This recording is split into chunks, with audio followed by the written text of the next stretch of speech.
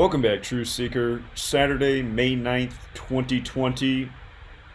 As I said a couple days ago, May 9th would be a date full of 59 headlines, and it started off with a bang. You'll notice Barack Obama was front and center this morning, the man who had the Secret Service name that was Renegade. In Gematria, Renegade sums to 59, like Negro, like slave, like blues, like Rasta. And also today on the front page you have the death of Little Richard, the pioneer of rock and roll. And he's dead at 87. His birth name, Richard Penniman, in Gematria sums to 87, plus a whole lot more. This news also of Obama comes 87 days before his birthday. I'm going to show you how these stories, both front page news today, it's not an accident that they're up there together. Before I go any further, if you have not read my book, I highly suggest you do so. The 18th chapter of the book, Letters and Numbers, is about how 59 and 42 are stamped all over Black history.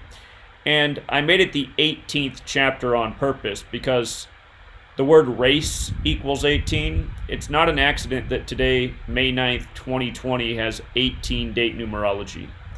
Again, these same numbers are used very repetitively, and that's what I explained in the book. And since I released that book in the spring of 2018, there's countless more documented examples of Black people, Black celebrities dying by these same numerical patterns, being shamed in the headlines by these same numerical patterns, divisive stories being made in the news by these same numerical patterns. Again, when you learn this code of letters and numbers that is Gematria, you can see through the mainstream headlines every single day, and you can often predict the headlines before they happen. Case in point, my man Darrell in Houston, who used to be on the radio station down there, Magic FM. He told me that Little Richard was going to die at age 87. And he said this months ago, and the reason he said that is because Richard Penniman equals 87. And Darrell's been following me for, I've lost track of time, 4 or 5 years now. He's called out a number of these deaths before they've happened. He's a very knowledgeable man about music because he used to work in the music industry in show business. And when he started to see how dark and creepy things got, he got right on out of there. So shout out to Darrell. Darrell's right again. He did say that Little Richard would die at 87, and he's absolutely correct. And like so many of us, Darrell's in the same boat for sharing this knowledge, for speaking out. A lot of friends and family now won't communicate with him. So we'll start with the Obama headline. We'll talk about Little Richard, and then we'll also talk about the death of Andre Harrell, who the news broke about him dying at age 59 late last night.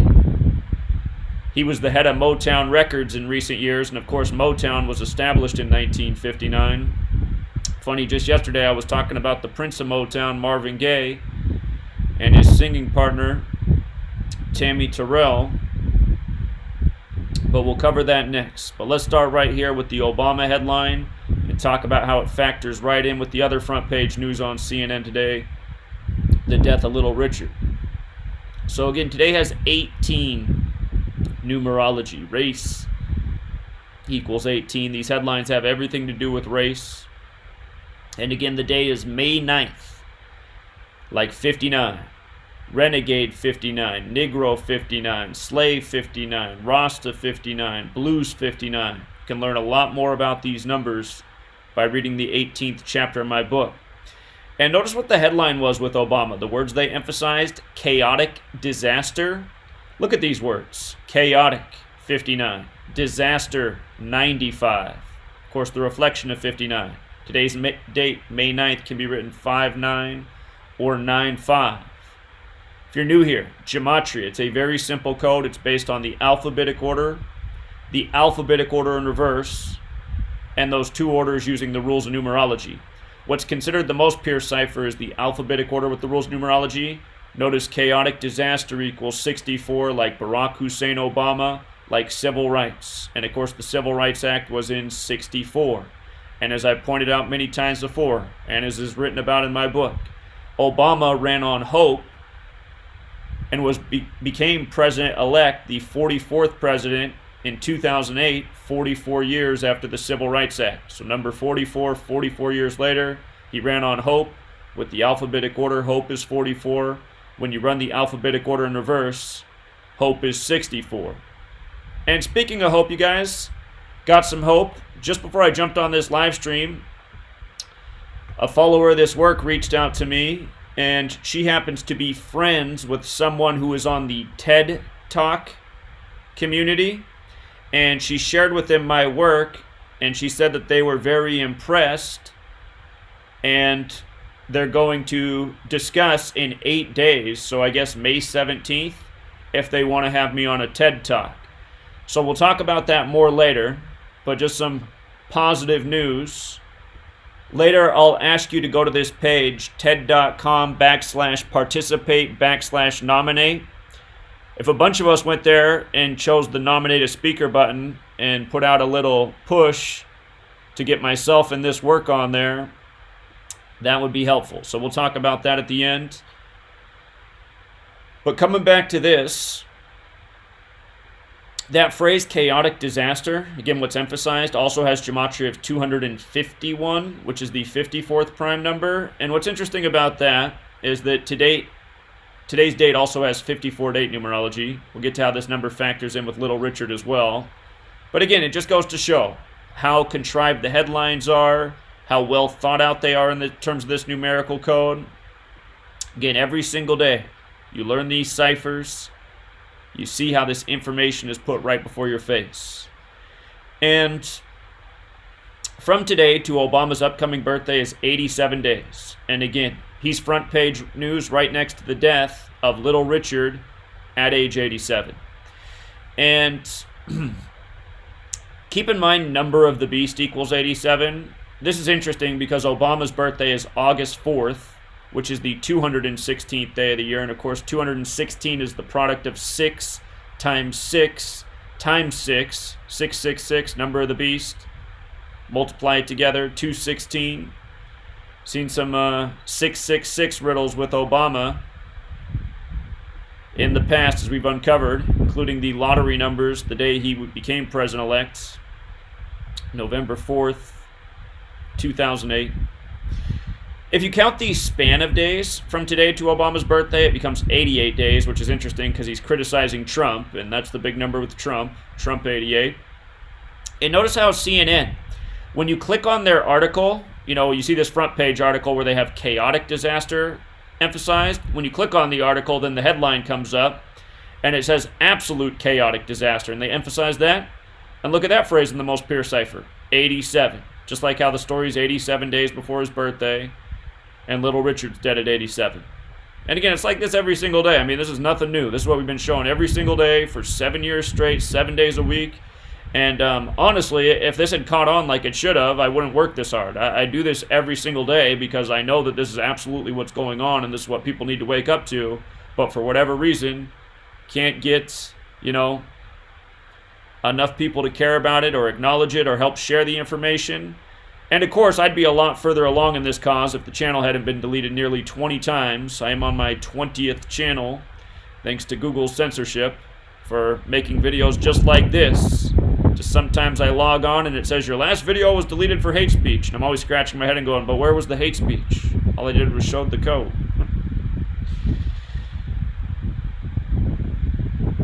If anyone saw that recent interview done with the Google CEO, she talked about how Google has an intelligence department that actively monitors all content being posted and takes down what could be detrimental.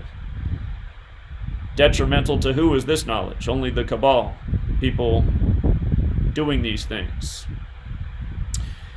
Now, I want you to notice in these paragraphs, I'm not even going to read it because it doesn't matter. It's just all propaganda. It's all just meant to divide, keep you in that left-right paradigm, that black-white paradigm, that Democrat-Republican paradigm. But I just want you to see that they mention the 30-minute conversation. We're going to come back to this number 30, another number that has a racial connection. We're going to talk about it a little bit later with the death of Little Richard's parents. His father died 38 days after his birthday on a 30-date numerology. number that has a lot of not so nice connections. And his mother died on his 38th day of his age later in history. If you're new here, 38 is an important number because death, murder, killing, and RIP, they all sum to 38. That's just ahead. Okay, so also in the article, even though the news is today, May 9th, they're saying that Obama made these remarks in a conversation yesterday that was recorded. So yesterday would have been 88 days before his upcoming birthday. And of course, again, Trump is 88. So. News by the numbers. Just like the other day, it was Al Gore criticizing Trump by the numbers. Okay, so now coming into Little Richard, who was always accused of playing the devil's music. And CNN, right in their own story, where did I put it at? Where's it at? Not too far into their own reporting. Right here. Born Richard Penniman in Georgia in 1932, the rock pioneer would have stood out in any era, but in the 1950s, when he came to prominence, he was like no other. A flamboyant, makeup-wearing, piano-playing black man who personified the devil's music. And this was always said about Little Richard because he could have went the way of the church, but instead he went the way of rock and roll. And again, this matters because he's dead at 87. His birth name, Richard Penniman's 87. And notice Richard Penniman also sums to 258 and 87, just like the phrase number of the beast. Number of the beast also sums to 66, like rock and roll. We'll talk about that in a moment. We were just talking about the dead rock and roll frontman for Bad Company at age 66 yesterday. Go to bed and wake up and Little Richard's dead. So, some other things about Little Richard. His music artist name, Little Richard, has gematria of 67 and 86, like blood sacrifice is 67 and 86, like human sacrifice is 67 and 86. This cabal probably debated on offing him at age 86, but they're like, we'll let him go to 87. So notice his surname, Penniman, also has the gematria of 86 and 130. This year, because it's a leap year, May 9th is the 130th day of the year. So perfect day for Richard Penniman to die. The 130th day of 2020. And in light of them saying he made the devil's music, again, Satanic has that gematria of 67, like blood sacrifice, like Little Richard, the artist name given to him. And with regards to, the devil's music and Satan, his career really took off in 1955 when he signed with Specialty Records. Satan equals 55. And what's interesting is he began recording with Specialty Records on February 9th, 1955. That was his 67th day of his age.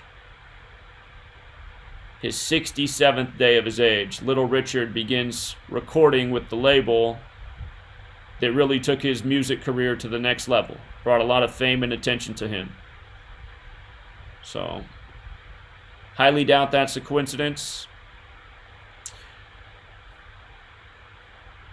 In the Bible, it says the false Jews are the synagogue of Satan, and I'll show you something else about the synagogue of Satan in light of the date that he began recording,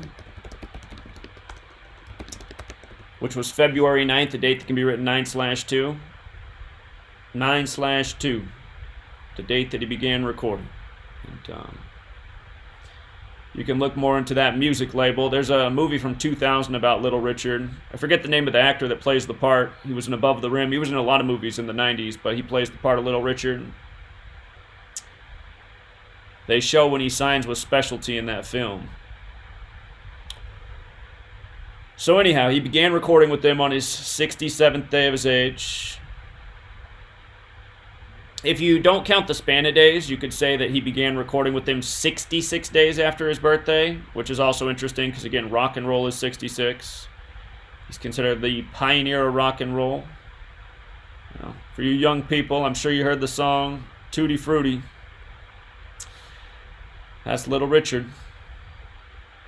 And also, with regards to his career blowing up in 1955, the death was confirmed by his agent, Dick Allen. I'll just let it go. It's not that important. He's dead 5 months and 4 days after his birthday on a date with 54 numerology. The thing that about the number 54 is it has a relationship with Saturn. Saturn is the keeper of time connected to death and judgment. And the orbital period for Saturn and Earth makes it so that every 54 weeks you get the best view of Saturn from Earth. So a little bit more than every year. And that might be the reason that it comes together this way. It's mostly about the May 9th in the 130th day of the year, though. So looking back at Little Richard's music career, his father died January 12th, 1952. This was 5 years after he began recording music in 1947. And from his birthday, December 5th, to his father's death, was 38 days after his birthday. The date January 12th can also be written 12/1 like 121. Blood sacrifice is 121. Again, 38 days after the birthday. Death, 38. And in the movie about Little Richard, they show how it was a random killing. We see this all the time with celebrities, that the friends, the family, the parents, they're randomly killed in a shooting. This is not what's going on. These people are being sacrificed for these people's careers. And again, that movie poster, Murder by Numbers, only 2 letters changed to numbers. The E is changed to a 3. The B is changed to an 8. Murder's 38. Killing's 38. Death's 38. RIP's 38. Kabbalah's 38. Gematria's 38. English is 38. Again, Gematria is the practice of coding numbers into words. Comes from Jewish mysticism, Kabbalah. Kabbalah's Book of Formation states that God created the world with numbers, letters, and words at the very beginning of the book, letting you know it's the most important concept in the book. It's how it begins. So.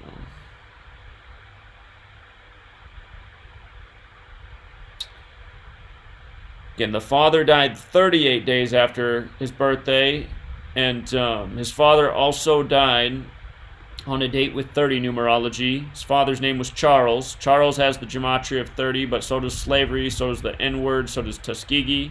And you'll notice all those words are 30 and 42. His mother, her name, Leva Mae Stewart, has gematria of 87, like his age of death. This kind of reminds me of Prince. If you go back and look at Prince's death and Vanity's death and his father's death and his mother's death, they're all very closely connected. And you can read my book. It's all covered in there. But his mother died January 11th. Father died January 12th. The mother dies January 11th, later in history. And January 11th was his 38th day of his age. So you could say 37 days after his birthday, or his 38th day of his age. And notice she was 71 years old, the 20th prime. Death's 20. Here we are in 2020.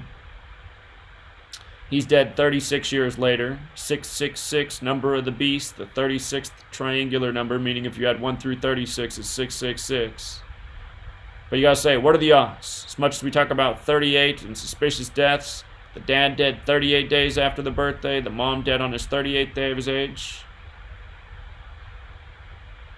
Keep in mind his mother died in 1984.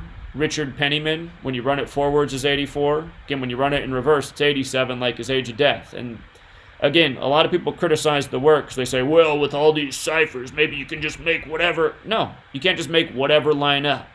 It's a system. And when you know the system forwards and backwards, you see how these riddles line up perfectly with these people's career. Like him losing his mom by the numbers in 84, and now him being dead at 87. And by the way, his nickname, Little, 84. Nickname that doesn't really make a lot of sense because he wasn't a little guy. So keep in mind, Masonry's 84, Jesuits 84, Zionism 84. All entities that have a lot of influence and control in the world of entertainment. And of course over this nation. His name, Little Richard, also has gematria of 139, like Freemasonry, like America. Freemasonry has that 59 connection as well, and here we are on 5-9.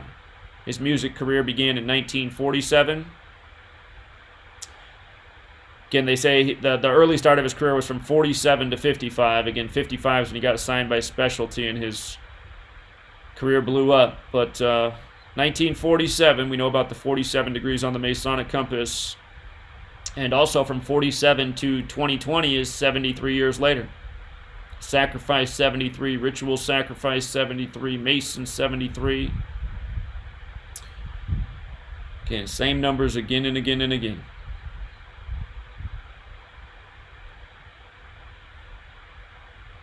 All right, so now, after the news of Little Richard dead on May 9th, other news that's popular today, the death of Andre Harrell, who created Uptown Records and brought Puff Daddy to fame, and then later became the head of Motown, established in 1959. He's now dead at age 59.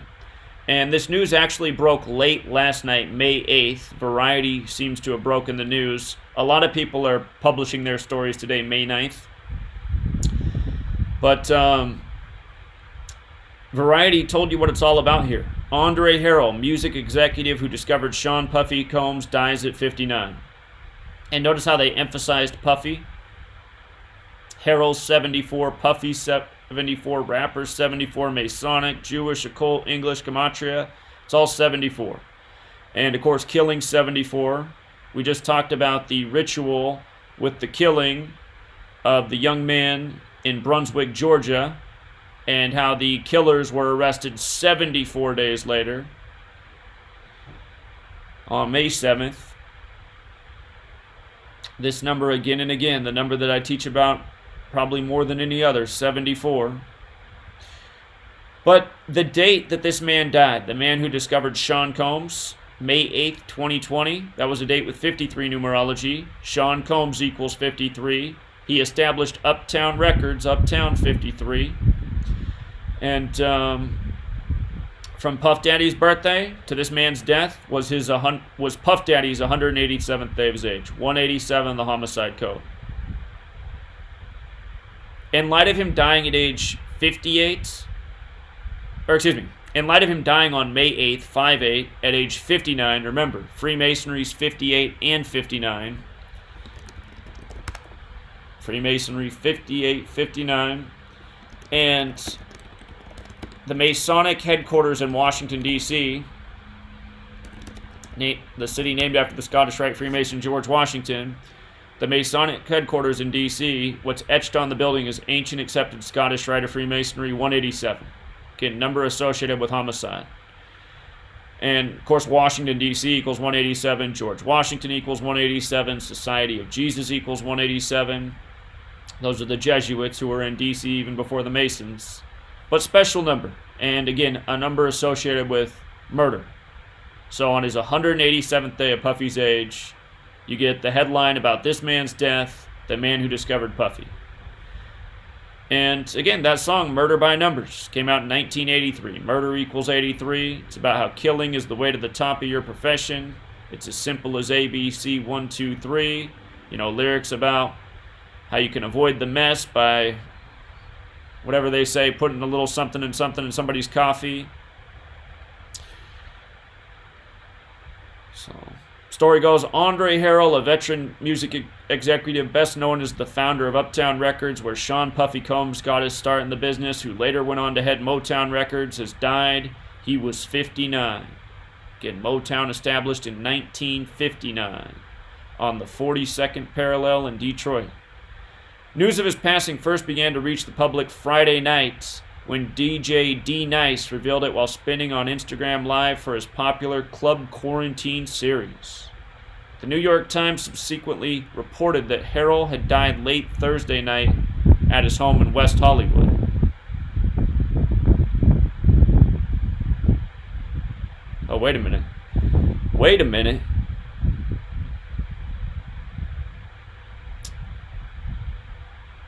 If he died Thursday night, if that's true, then he would have died on May 7th. and then the news breaks May 8th, and then a lot of people publishing it today, May 9th. I'm going to have to check that out. The story I looked at earlier said he died on May 8th. So a lot of times when these celebrities first die, they have different dates, and then eventually they'll settle on one date. If he did die on 5/7, though, remember, Scottish Rite 57, just like we were talking about with the 187.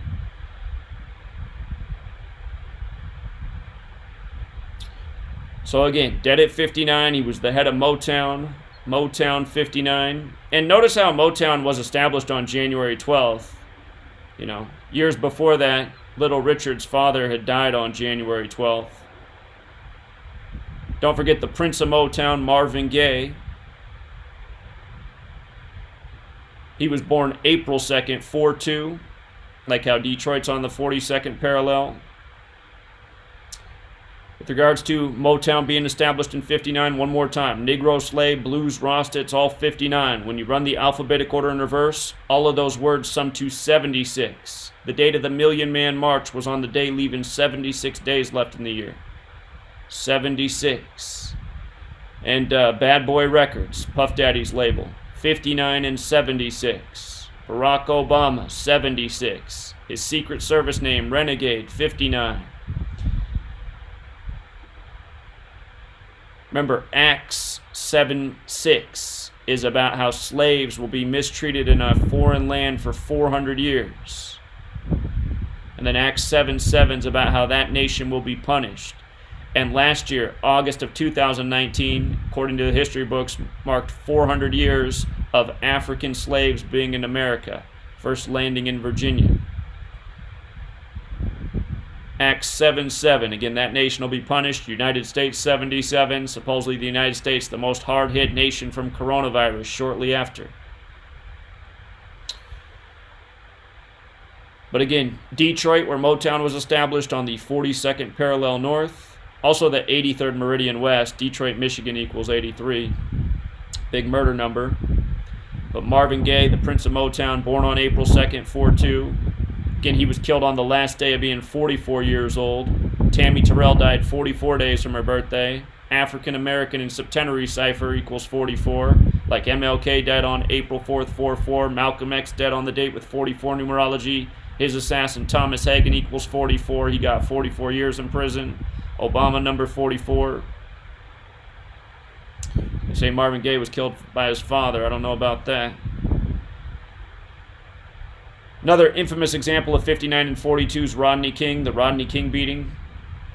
Created the LA riots. Rodney King, 59, born on April 2nd, 4/2. Dead at age 47, supposedly by drowning. You know, a racial stereotype. Black people can't swim. Rodney King drowns to death at age 47 on the date that would later become the Charleston church shooting with storm shooter Dylan Stormroof.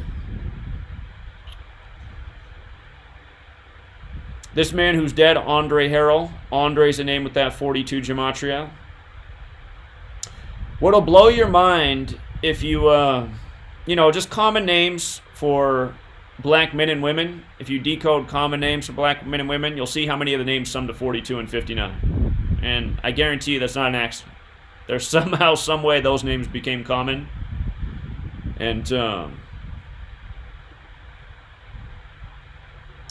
again, it's this code. But Andre's got that 4230, like slavery's 3042, like the N-word's 4230, like Tuskegee's 3042. Getting that Tyson Fury fight earlier this year, before the fight happened, we said, look how easy this is to see. Deontay Wilder will stay on 42 wins. Tyson Fury will get his 30th win. Deontay also equals 30. And that's exactly what happened. And everybody said it didn't even look like Deontay Wilder was trying to fight. Because it's all fixed. This man, Andre Harrell, Gematria 62 and 73, like Sacrifice is 73 and 62, like how we just talked about Little Richard dying 73 years after his music career began.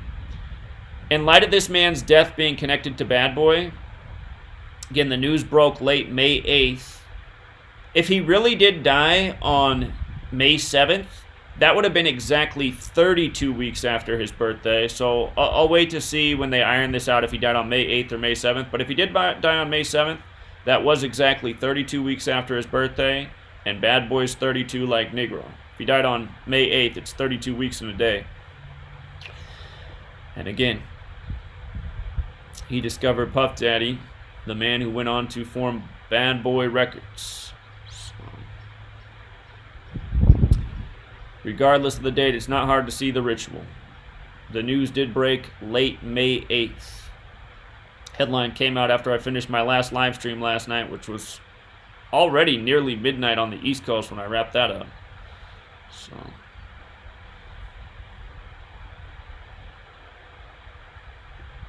again, if you have not read my book, I highly suggest you do so. All of the information in this book is important. You could argue that maybe the 18th chapter is the most important because these sick rituals that they do again and again with black people, shaming them, murdering them by the same repetitive numbers. It's all explained very clearly, and why they use these numbers in that chapter. Again, these numbers, they go way back. They go to ancient Egypt. They go to the Bible. 42 laws of Ma'at and more. And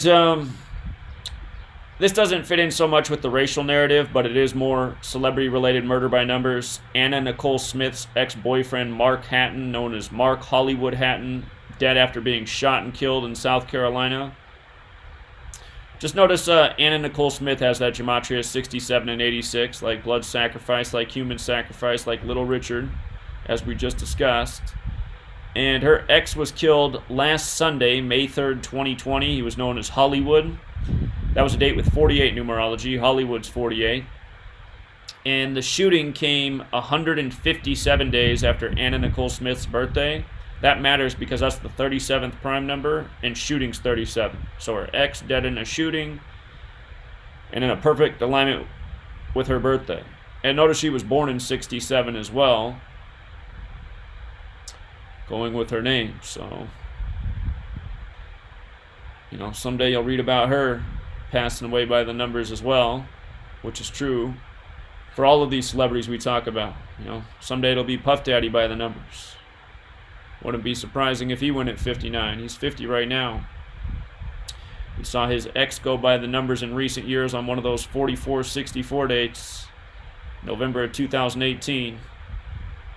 Must have been November 15th, 2018 that his ex died. That was the 44-64 date that month. And I remember when she first died, the date was fluctuating that she died on. It's like, well, what day did she really die? But again, just before I got on here, you guys, somebody reached out and they said they had good news. They said they have contacts with somebody who's part of the TED Talks thing, and they showed them my work and they thought it was very interesting. And in 8 days, I guess, May 17th, they're going to put my work up for discussion and see if it's worthy of the TED Talk stage. So we'll see. I'm not going to hold my breath because I know there's a lot of people in this world who really don't want this information out there, including Google. And Ted's kind of connected to the world of technology. So that said, if you guys want to help give us a greater shot at reaching the stage, Ted has this page, ted.com/participate/nominate. I can link it in the live stream chat. But if you go here and you click the nominate a speaker position or button, you can fill this out. You got to put in, it looks like your first and last name, your email address, and your phone number. So some of you won't want to do it because you're not comfortable with putting information out there. But if you don't let fear rule you, you can fill that out. And then the nominee, I guess, is where you would plug in my information. And if you don't know my first name, it's Zachary, and my last name's Hubbard. And you should have my email address. It's GematriaEffectNews@gmail.com. And a lot of you even have a phone number you can put out there, the 509 number. So,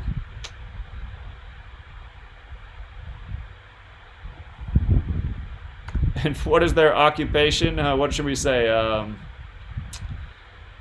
What should we say for their occupation? What would be the best way to sum up what I do?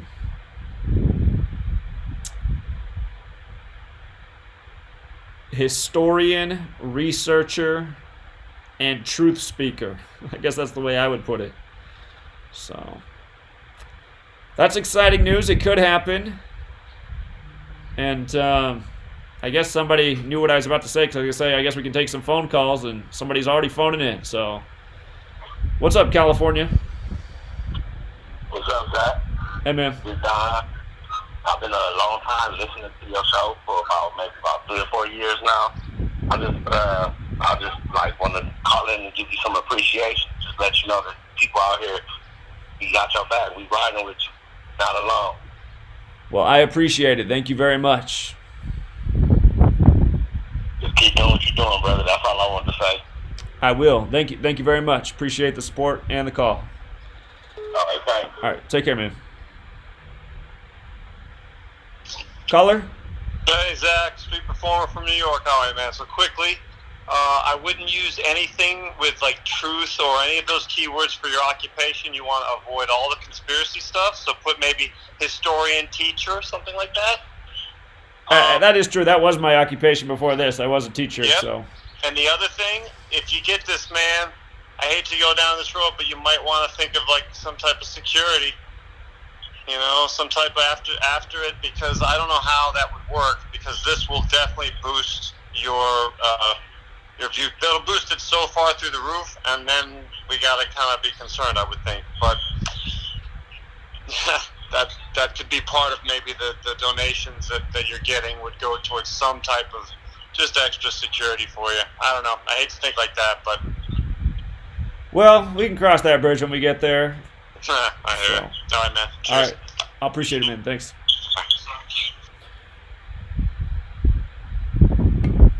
All right. If anybody does want to call in, the number is 509-731-0567. And I think I did cover all the pieces I wanted to present. But one more undeniable proof of what's really going on in this world. You know, not that we needed it, but...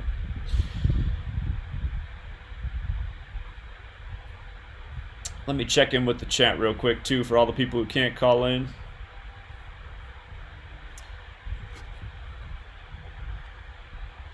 What's up, Michael? Hey, Zach. How's it going, man? Hey. Hey, real quick, I wanted to... I didn't know if you knew this or not, but you know how we were talking about... man, this is totally off topic, but with Elvis Presley, you know, being Jewish and all that. Oh, right. Well... When he first buried his mother, he had I don't know if you know this, but when he buried his mom, he had the Star of David on his mother's grave.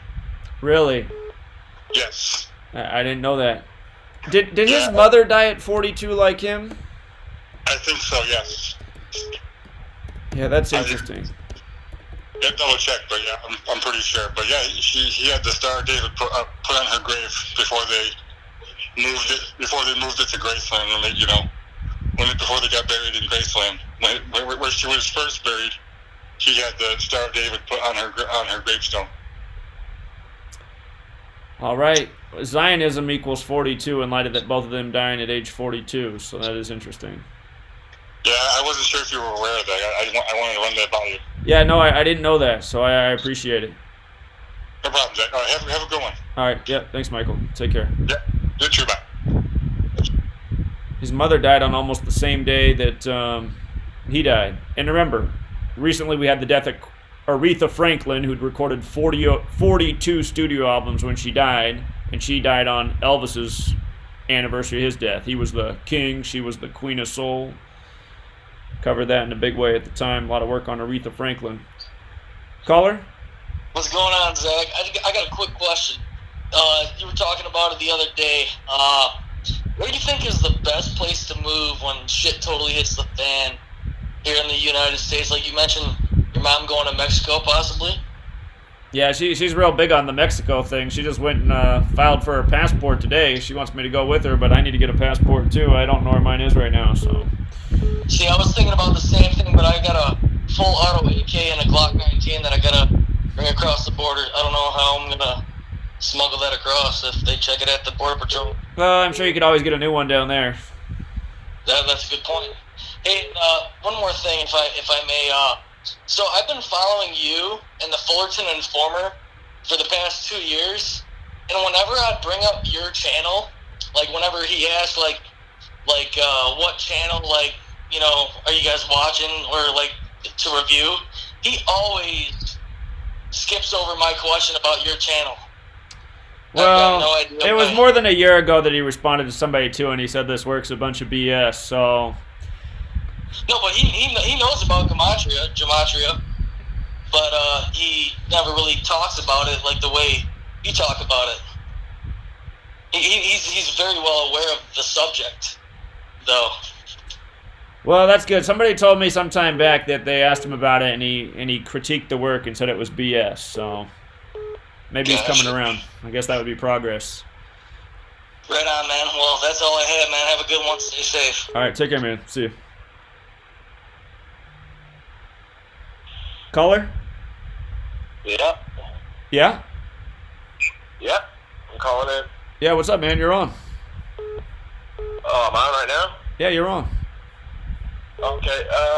Yeah, I'm just trying to, cover some of the, in my mind, there's a lot more warning going on about something bigger going on after this COVID-19 thing. There's a lot of different coding going on around an earthquake through the whole Midwest. Looking at Wisconsin and Chicago area. I mean, I'm seeing it everywhere. You can look at 121 of 2020. 115 days after that is 515. 515 is the day of Nakba. Is Nakba Day, which is the day of the catastrophe, and that's exactly 119 days before 9/11. I've been seeing this stuff for months, and everything in Wisconsin area is just coded up and down with 119s, 156s, and if anyone knows anything about 156, it's directly tied to 666. I mean, we can look at WrestleMania 36. There's a lot of showing of a flood or, tsunami waves. I've been seeing a lot of coding around that. I think people need to really, open up their mind and see what's going on. Well, I agree. I mean, I wouldn't be sweating the earthquake in the Midwest so much. I mean, if there's going to be some big devastating earthquake, it's going to be where the big fault lines are, probably somewhere out on the West Coast. Well, the New Hampshire fault line. You've got the New Hampshire fault line, and it's right connected to the other fault line on the Indiana-Illinois border. Sure, I know there's some fault lines out there, but I mean, I don't think the earthquakes are typically too devastating in the Midwest, are they? Yeah, I understand that, but it kind of seems like, when you look at everything with Iran and everything that's going on here, it very much seems like even an attack could activate one of these fault lines or something like that. Did you see what I said yesterday about the Seattle headline with how they emphasized epicenter? What was that? You probably didn't see the video I did yesterday on CNN's headline about Seattle and the epicenter. I might have missed it. Yeah, so I was pointing out that yesterday CNN had this headline talking about how Seattle was originally the epicenter of the outbreak, and epicenter... Yeah, that's why I'm so, I look at that number 121. That number's been the foreshadow of a lot of things. I mean, when I look at the Lake Superior, when you look at the word Superior, it equals 121. I find that very suspicious. I have, dabbled in the idea of these, I've seen a lot of maps and a lot of stuff that's leaked over the last decade of, flooding through the, middle of the United States. I'm sure you've seen stuff like that online. But it just seems like that's the way we're going, and I don't see how, how do you destroy America? You know what I mean? You got to think about that. You got to destroy the Midwest. You got to destroy the old ideology. You got to, get rid of the farmers, get rid of the transportation. You know what I mean? And we know that Chicago is just, probably one of the most satanic cities in the whole country. Well, the way to destroy the farmers isn't with an earthquake. It's with controlling the weather and doing things like what they're doing right now, making it all freeze after everyone... Absolutely. So. Absolutely. I mean, you can see that, the whole East Coast is in a 20-degree drop to what it normally is. Wisconsin alone has been 10 degrees lower for the last month, and it's been getting hit with rain. It's saturating the ground. I mean, the trees aren't even blooming any leaves or anything. And quite honestly, it doesn't even look like there's cops out here, man. It doesn't even look like there's cops out here anymore. They say that there's cops everywhere, that they're going to give you fines and stuff. Honestly, before this whole coronavirus thing, there was more cops on the street than there is now. And it kind of seems like if the inner circle, if there's cops in the inner circle and hierarchy, they're probably evacuated. They know something. I mean, look at how the warning, they just put up the warning sign in Milwaukee, Wisconsin. They just put that up. You can look that up. And it's like Warner itself equals, I think 56 or something like that. I don't remember. Hold on. Let's see here. Warner sign. Warner sign equals 56. I'm seeing this everywhere, especially with the Milwaukee Tool Company. You know what I'm saying? They're all doing it. And it's just like, like I said about Chicago, look at the Willis Tower. It's an area code 60606. There's just a lot of stuff that I think that people need to wake up and see. I'm seeing thumbnails, timestamps from YouTube, comments from YouTube. Some of these YouTube commenters don't even seem like they're real. Their names add up to things. You know what I mean? It's like it's AI. I think a lot of the trolling is AI. So I'm not trying to be, I'm not trying to, brand anybody here or anything, but even some of the moderators on your channel, man, their names are questionable. When I enter in their names, they equal 33, almost all of them. And I don't understand why. I find it very weird. I mean, even, it's just, yeah. I mean, I plan on, I have stuff in storage on the other side of the country, so I plan on getting out of here as fast as possible. I'm not sitting around anymore. Regardless of what rules or whatever is being made, I recommend people get up and get out. I don't know how to be any more serious. I think a lot of your callers, they call in and they're newbies. They don't know what's going on. They haven't been seeing these things. And I've been following you for 7 years. I literally found you in 2013, and I was sitting in Denver. And, Denver and Colorado Springs, they're coded up and down too, but you guys can do that yourself. I just find it is like there's something going on. There's a reason why they want us to stay home. And it's not because of, this fake coronavirus scare. We're getting ready for something bigger. Even the movies are showing it. I mean, that stupid Trolls movie came out, right? World tour, right? They're doing a world tour with this coronavirus. There's a scene where it shows two waves come in between with a tiger that jumps behind a rising sun. We know all the tiger symbology with Jesus and all that. And, look at the Tiger King on Netflix, all of this stuff, man. It's just getting pounded in your face, and no one is paying attention to the real stuff that's going on. And I recommend that, I'm not trying to fearmonger. I'm not. I just really recommend that people need to open up their minds, stop worrying about sports. No offense, Zach. I'm just saying stop worrying about any of that. Because quite honestly, even the governors, look at the governors of Wisconsin. Look at their dates of like how old they are and when they got put in office. Look at how many terms they've served. It's almost like it's counting down to an ending, and no one's seeing it. Almost every governor that's across the whole United States, they're all added up to something. You know what I mean? They all have significant numbers, and when they were born or when they were, things like that. And I just think that people really need to wake up. I find it weird that, there's no. Let me say it like this too. What famous people live in the Midwest? Like other than Donnie Wahlberg, right? Blue Bloods. Do the Gematria on Blue Bloods, the TV show. Bob Dylan. It really looks like stuff was going down. Bob Dylan. Bob Dylan. I mean, we could say Warren Buffett lives in Omaha, but does anyone really believe that Warren Buffett lives in Omaha? Come on, guys. You know what I'm saying? This is all.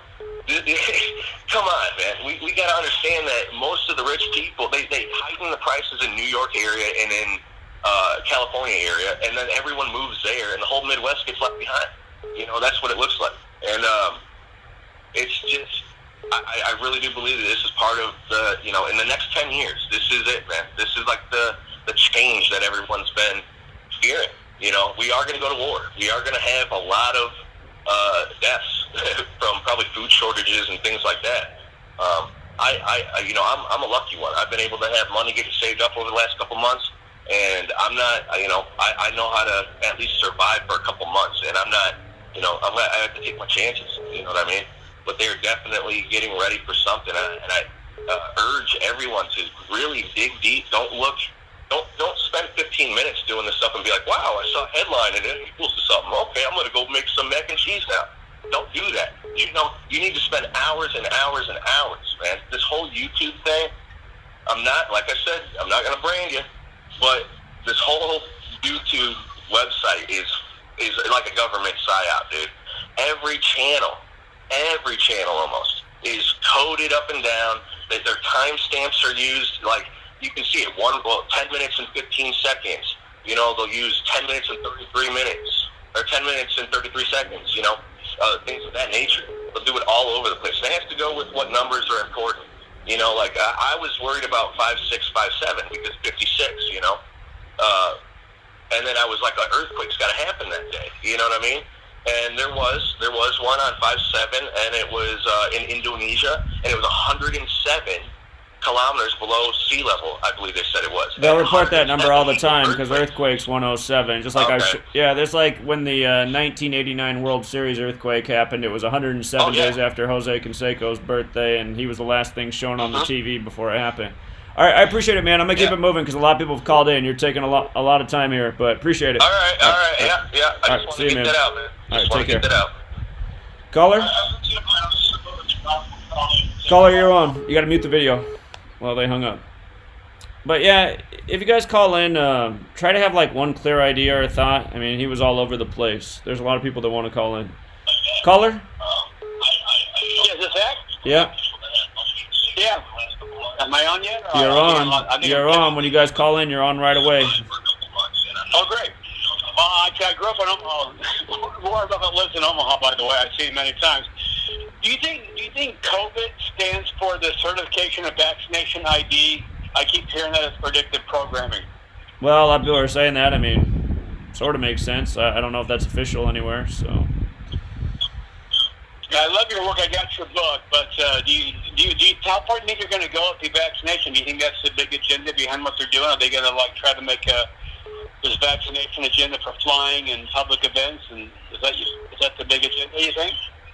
Well, I think that's part of the big agenda. I think the end game is total control over humanity. So, total surveillance, full-time surveillance everything about you, your location, what's going on with your body, what's going on in your bank account. So, I think that's what it's all about. Have you heard of the show called The Newsbenders by chance? It came out in 1968. Has that come across your radar? What is it? It's called The Newsbenders. It was a TV show in 1968 about a guy that interviews to run the news in 1974. And they talk about in this 28-minute show that they implanted him with something in a routine medical operation. They tracked everything he did for 8 years. It's pretty amazing. It's pretty much in your face saying that everything in the news is fake, and then they take him to a back room and show him like a fake lunar lander, a fake ICBM. It's pretty amazing. It's called The News. You can just Google it on YouTube, Newsbenders 1968, but it's pretty amazing. Newsbenders 1968? Yeah, Newsbenders 1968 on YouTube. And it pretty much tells you that all the news is planned. It isn't talking about Gematria, but it basically says everything we know is a script. Well, that makes sense. 1968, it's funny, it's that year. So, I'll go back and check that out. Another good movie to check out is the film Network, which is about essentially making the news like story-oriented and having it focused on, just stuff that grabs people's attention, terrorism, all this type of stuff. That's an important movie to watch, Network, which came out in the early 70s. Oh, yeah, I got it. That's a classic scene. The world is a business, right? Yeah. I mean, they pretty much tell us the entire thing. The Newsbenders really get to the fact that the news is really completely planned out ahead of time. You'll love it. I hope you can watch it. Maybe you can analyze it. I don't know your skill like you do, but the Newsbenders, I don't know why I just found it about a few months ago, but it's been around. I'm 53. It came out when I was 2 years old, but I think if you get a chance to watch and do a show on it, it's pretty telling. I'll check it out. I mean, that fits in with what I've been saying. That's what I'm saying. All your time. Sure. Yeah, I'll check it out. I appreciate it. But that fits in with what I've been saying. I've been saying for years that the news is just scripted theater, no different than a sitcom or a movie. They already have tomorrow's headlines all planned out. So.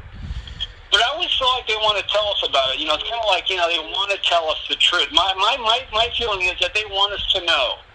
I don't feel like they're the bad guys. They say, if you can figure it out, you're okay. Because if you avoid the news and a bad diet and debt, you can live a pretty good life anywhere in the world, right? You got to choose to be in their system for the most part. So I always feel like they kind of give us some choices, Obviously, they're closing down the world right now. But otherwise, you don't got to partake into it, in my opinion. Sure. I agree. They do put the truth out there for people with eyes to see. So. Well, keep up the great work. I know you got a lot of callers, but thanks for your time. All right, appreciate it, man. Take care. Bye-bye. Caller? Yeah, just wanted to see what your thoughts were if you had seen the Plandemic movie where it talks about this doctor who worked with Dr. Fauci and how he has a patent on the coronavirus vaccine. Any thoughts on that? Yeah, I just talked about it briefly in the video I did with Fauci and Plandemic in the title the other day, and to me the video, the information's mostly good. There's a lot of stuff that's said in there that I can't verify one way or the next, but I found it to be more truthful than the mainstream narrative. What's suspicious to me, though, is the official title of the film, Doctors in Black equals 56 like coronavirus, the number that's coded everywhere, and the director of it, because they're bringing out a bigger movie of this later this year. The director's name, Mickey Willis, is also 56, so I'm just like, what are the odds that the title and the director are 56, the number that's coded all over this thing? And again, like I said the other day, the old phrase is, the best way to lead the opposition is to control it. And as good as the information seemingly is in the movie or the short documentary that was put out that Google's now heavily censoring, like I mentioned, they still don't talk about the things that people really need to know about, and that is that this nation's controlled by secret societies and the occult. And I feel like when people don't share that information, they're always missing out on the biggest thing. So I would still say that people should watch it. I think it's a lot of good information, and I appreciate how at the end they show Anthony Fauci speaking at Georgetown, January 10th, 2017, the Jesuit University, saying that the upcoming administration is going to have to deal with a surprise outbreak, and he guarantees it. So it's like, well, how can he speak so confidently about there being this big coming pandemic and guarantee it and say that the next administration is going to have to deal with it if it's not all planned out? So, to me, that's the most important thing showing. Right. And, but the other thing I'd say is, again, Event 201, part of the simulation was what they're going to do about all this misinformation put out on the web, and they talk about all these different strategies, censoring it, flooding it out. And again, this thing got 1.5 million views in one day. So to get 1.5 million views in one day in Google's kind of got to let that happen. So even though they censored it, they let it get out there first, and now it's created this big buzz that everybody knows about it. And later this summer in July, it's going to release as a full-length movie. You can guarantee all this hype and censorship is going to bring more sales when the movie comes out in the for-profit form. So, right. Good points. Appreciate all your work, Zach. All right, thanks, man. Thank you. All right, take care. Bye. Caller? What's going on? Hey, what's up? Not much. I want to give you some things here. Have you seen Joe Rogan and Elon Musk's video 2 days ago? No, what happened? Come again? I didn't hear it. I didn't see it. What happened?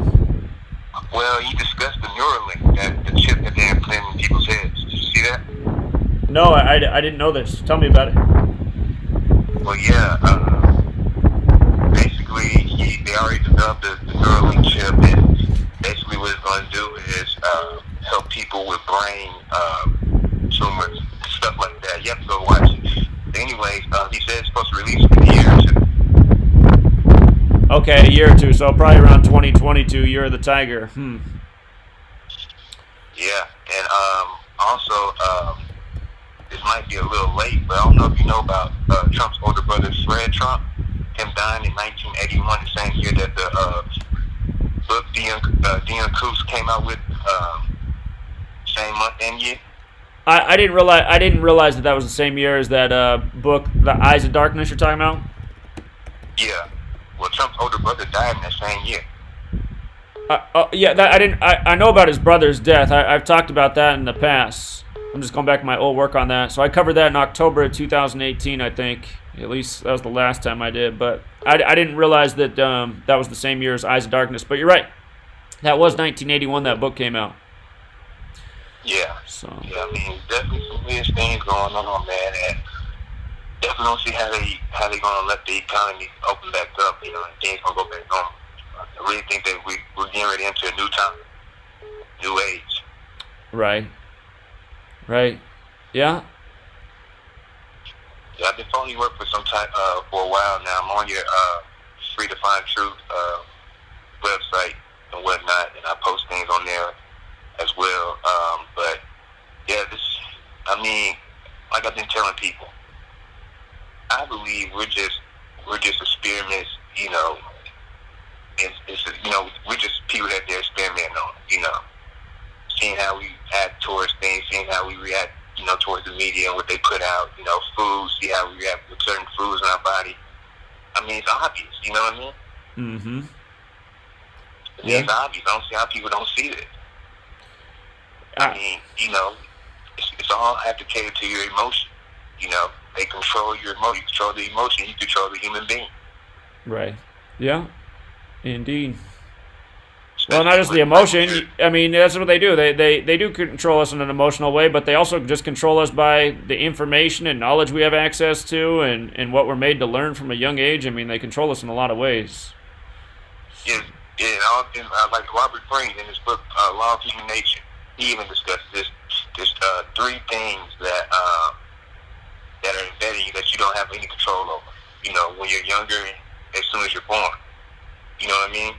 And as you can see in the media, they tap into those things by putting little words here and there, the way they say them, the way they have people react to each other, especially through music as well. Right. But, Yeah.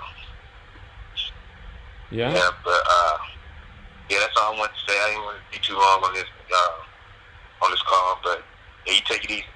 All right, man. I appreciate it. Thank you. All right. All right. Take care.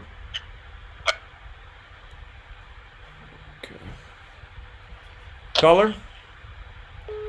Hello? Hello? Hey, Yeah, I hear you. You're quiet. hey, what's up, brother? What's up, man? I wanted to mention, man, I think you missed it, that the first UFC fighter to test positive for coronavirus, his nickname is actually Cyborg. Cyborg? Well, I saw that, what's his name, Souza? Ronaldo Souza? I saw Souza's, just like, COVID. No, that's a different. That's recent. We're talking about before the very first that tested positive. That Souza's wife tested positive, but the actual very first UFC fighter, and he trains at Tiger MMA, which is another interesting detail. Oh, this Souza guy trains at Tiger MMA? No, not Souza. No, there was another guy. I believe his name is Santos, but his nickname is Cyborg, and he trains at Tiger MMA. And one other thing I really wanted to mention, man, if you're making money, I'm actually a professional athlete. And if you're actually making money, do not gamble online because they will actually say no action. From my experience, the offshore gambling accounts, they can just deny your bets once you crack the code. So I wanted to say that. Well, I just know that a lot of people who follow me make good money on the online gambling, so I'm sure they could cut you off, but there's plenty of people that are getting paid. So. Okay. Well, I wanted to mention though, if anybody else has experience, I've gotten no action experience, and I actually have the proof of it. But great if people have, but I wanted to get that out there. Well, I think in person is great too, but thank you, man. All right, you're welcome. All right, God bless. All right, take care. Caller? You're welcome. How you doing, man? Hey, what's up? Got one for you. Have you run Inquisition through Gematria? Inquisition? Yes. Should come up 156, 66, 141, and 89. Okay, where are we going with this right now? Well, with HR 6666 and some of the other implementing legislation and the lockdown, this is all about and track and trace. tag, track, and trace. It's a medical inquisition. Basically. I see. Yeah, for people who aren't aware, the House Resolution 6666 is the Contact Tracing Act, which is surveillance over you, and we've been talking about all the... Sponsored by one Bobby Rush out of Chicago. Yeah, and they did it on May 1st, which in non-leap years is the 121st day of the year, and Revelations 121, like 666, right. Number of the Beast, and Computer and Internet 666. We've been talking about this theme going on, so yeah, here's just one more. They just gave you a bonus 6. Yep, so encoded in the first two ciphers, I mean, you got 156, but if you got 1 plus 5, you have 6, you have 4 6s in a row right there. I mean, this is beyond any level or normalcy of what you could call coincidence. I know, man. It just gets worse and worse. It just makes me wonder how much more they're going to put it in people's face. And you know historically who are masters at inquisitions? The Spanish? Oh. Jesuits. Oh, sure, yeah. They were on. It's called the Spanish Inquisition historically. Right. It was run by the Dominican order became subject to the Jesuit order in the Roman Catholic Church, and the Jesuits took over all inquisitions from there. Right. Yeah, it all makes too much sense. Corona, Spanish word compared to Spanish flu. It's just those who don't know history are doomed to repeat it. So. Yep, or doomed to scratching their head. Yeah. I meant to do a video. I'm glad you brought this up. I meant to do a video on this the other day when I put it on here, and somehow I forgot. But yeah, it's basically a medical inquisition. I mean, if you're turning your whole society into a snitch society, the only promise is that we can wake enough people up to the fact that this is one giant farce. Not that people haven't died, not that the coronavirus isn't real, but it's being used for implementing a totalitarian police state, top to bottom. What's your solution? What's your solution for this? Well, I mean, you're going about it the right way. It's a lot of awareness, but you have to temper that awareness with dropping the emotionality out of it, because once you got the emotionality, you lose your head. Get the facts, understand what's going on from a big picture level. Take personal responsibility for what you know. Always check your resources and plan ahead what you would do. I mean, it's knowledge. I mean, you can't do things right now. It's person to person. But what I've done is, my friends, I share everything I can with people who I'm close with, people who will listen. Okay, and I've turned a lot of people onto your work, because it's solid. It stands on its own. I mean, I don't. Sometimes I listen to you. You get all bent out of shape. And people don't get it, and I'm like, dude, your work stands on its own. Okay, all right, it's there. It's pretty much chiseled. I mean, even if you were to quit today, you would have a body of work. A lot of people don't have a body of work. Okay, so you should be very proud of yourself and what you're doing. Well, it hasn't had the impact, but I mean, my frustration is it hasn't had anywhere near the impact that I thought it would have when I started. So that's my frustration. I'll put it to you this way. Many years ago, I came across what I would call the rulers of evil, the people behind the scenes, and and you've had a brush with them too. But my situation was I came across some ultra secret information that was just lying out there in public. Okay. And they wanted to see how I'd react to it, what I would say, what I would do. Now, I didn't really give a fuck, okay? Excuse my French.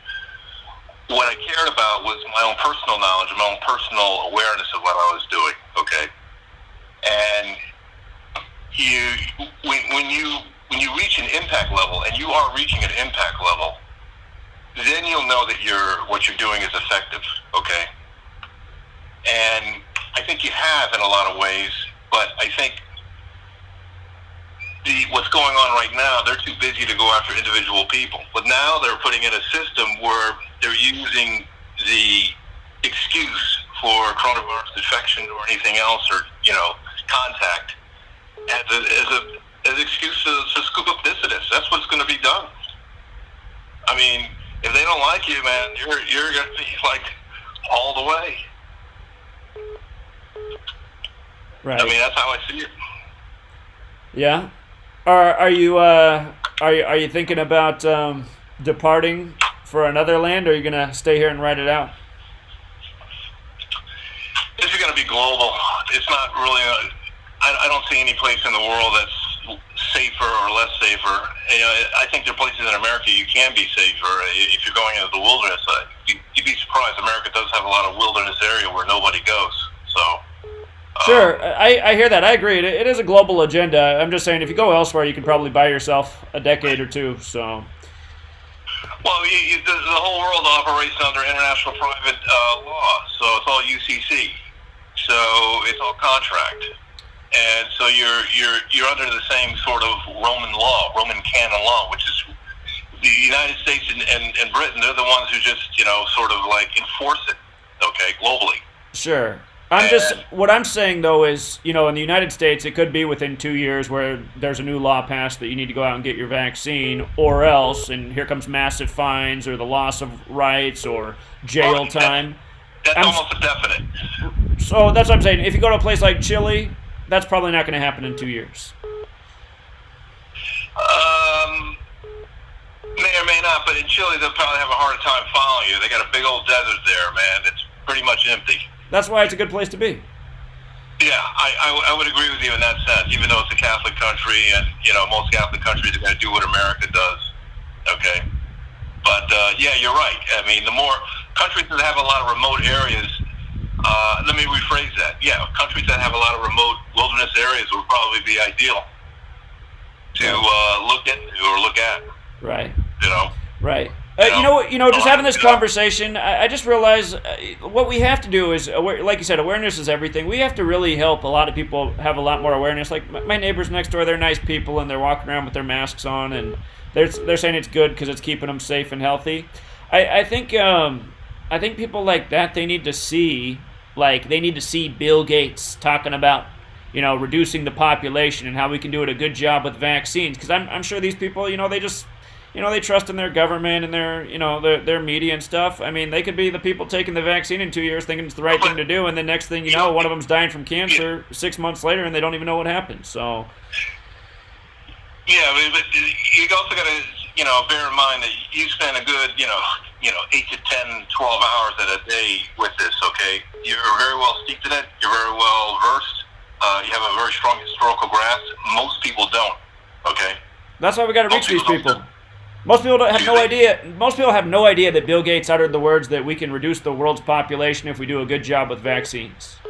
Yeah, I mean, he's on record as saying he wants to reduce the population through vaccines. And if you tell people that straight out, like I just said, they'll look at you like, you're lying. But you're saying the right things, okay?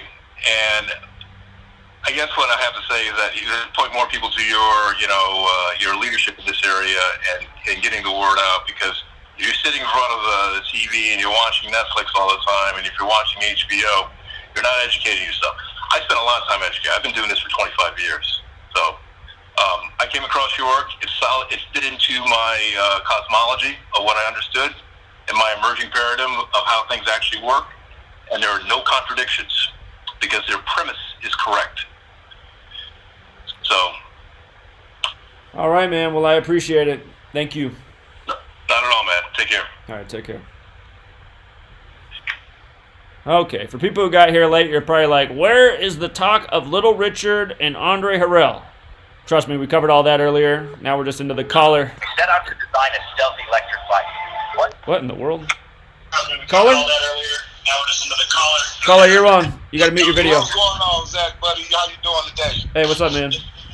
Not much. Hey, about that last caller before you too, man. He's dead right. And man, for 1 minute, don't you ever think not enough people, man. You have to think about one thing, Zach.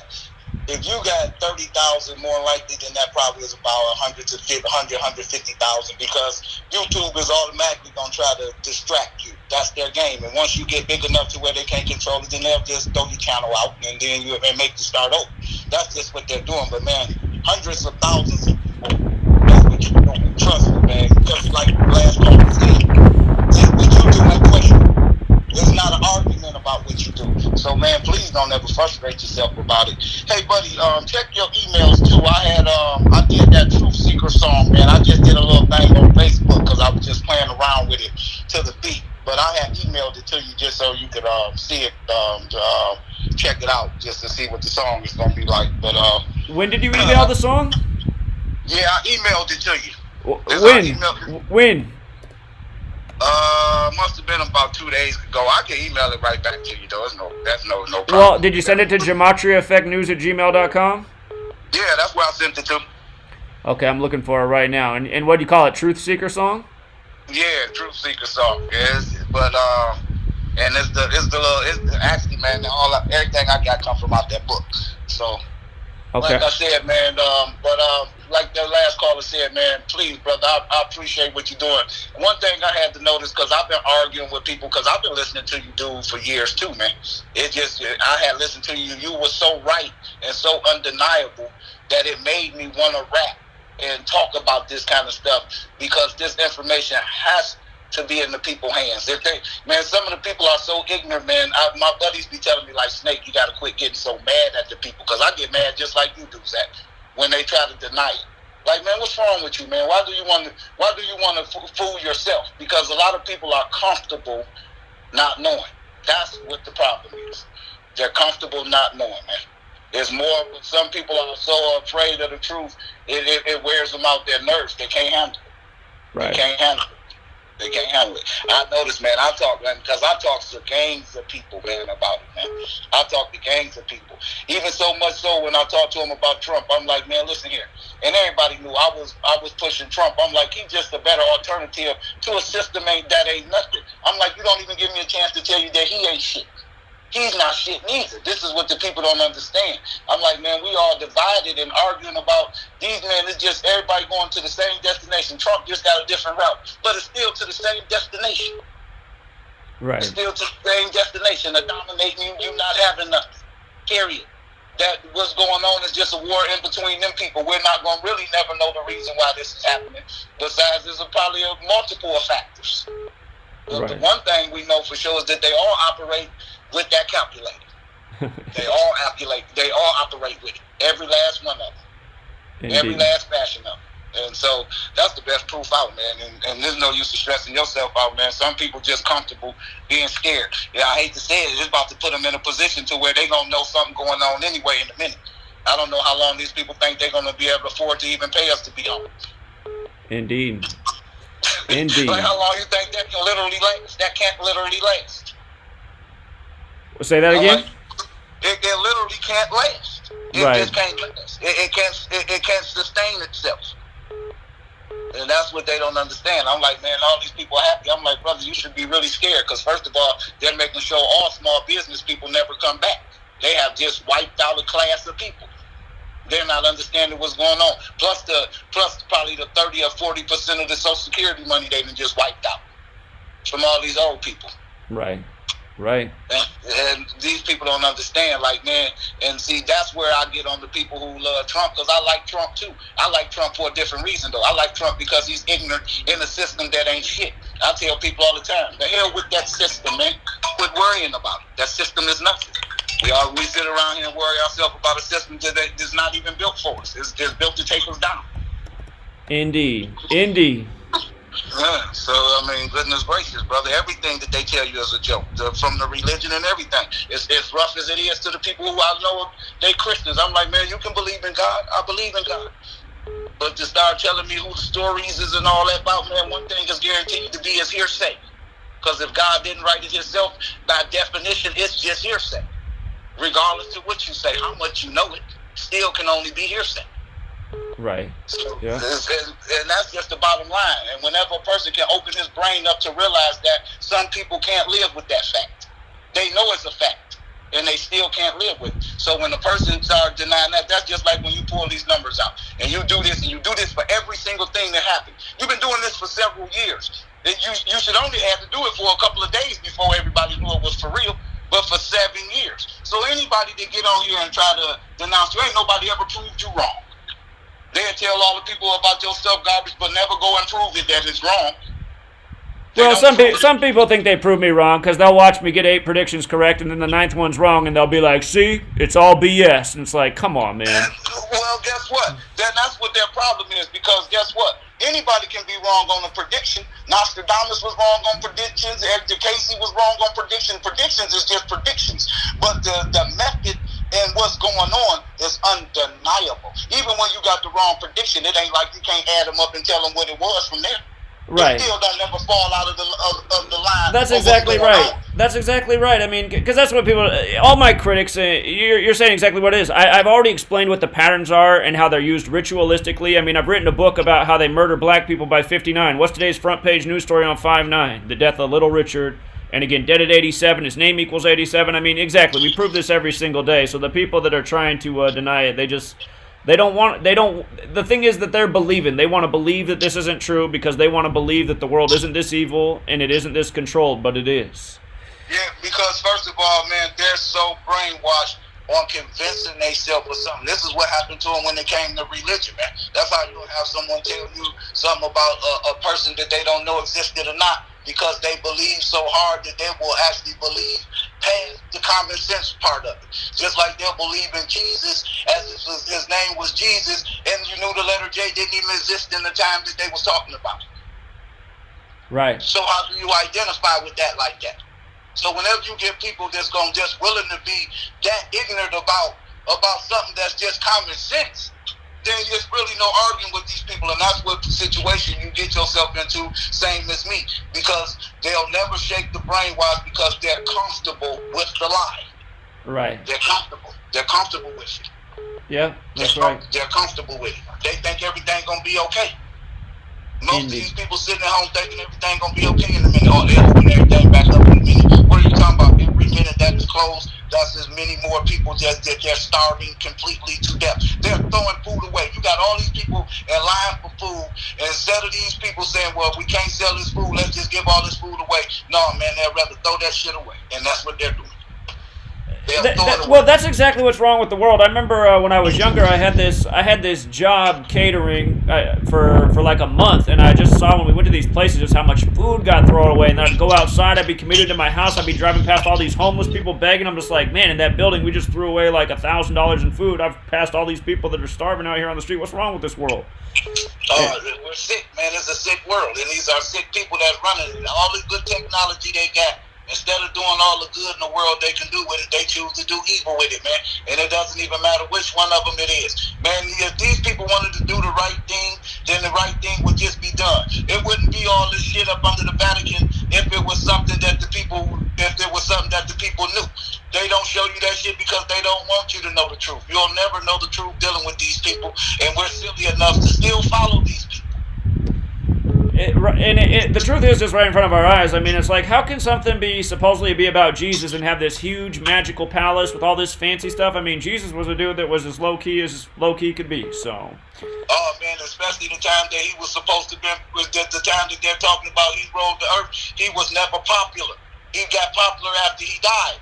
He had to do that in caves and hide and do that. It was not a popular thing to do.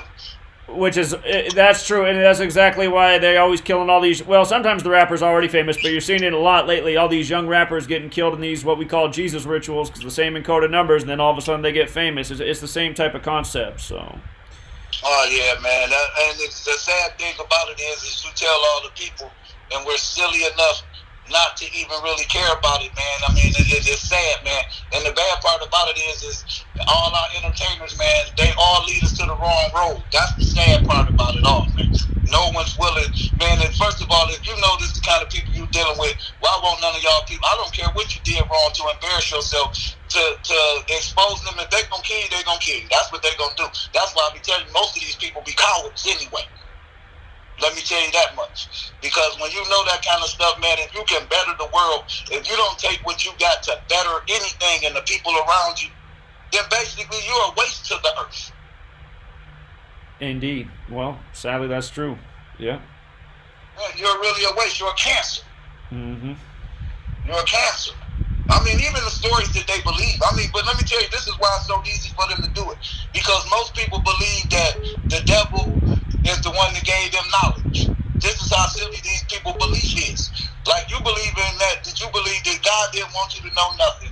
Because that's what it's telling you. God punished you from learning something. So basically, He wanted you to be naked and not know nothing. Right. That's what they both believe. Right. That is what it says in the beginning of the book. Yeah. So if you was to tell somebody who believe in that, they'd tell you that ain't what God did, that ain't what happened. I'm like, that is what happened, man. Right. That's exactly how the story starts. So. Like, goodness gracious, man. But the average person, when you tell them that, man, like I tell them, man, these people will tell you like religion had to start there. I'm like, man, they've been tricking the people like this for eons, man. Since first civilization has started, man. The people have been tricked with religion, man. Anytime somebody can tell you something about the unknown, man, they're really playing with you anyway. Well, and again, the reason that is because these people are interested in control. If they have the knowledge and information, how are they going to stay on top? By keeping the people not knowing those things. So. Yep.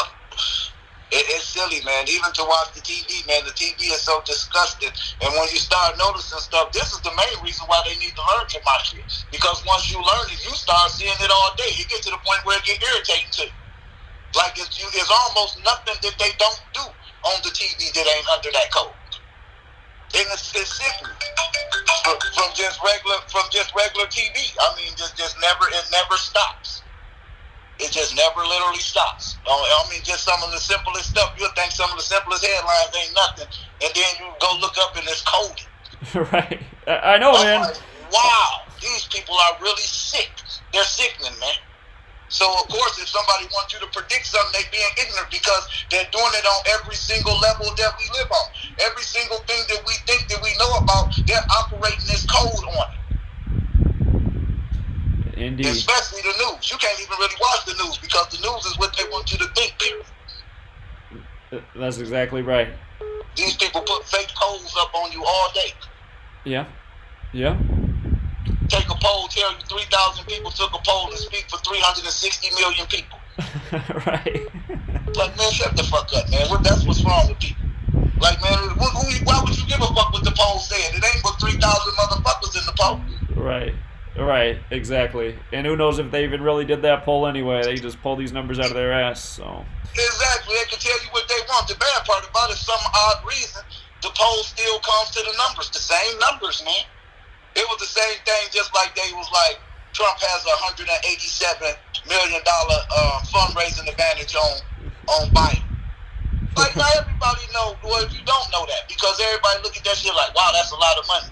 But you ain't really paying attention. If you know this shit, then you knew that Trump was the $187 million. Right.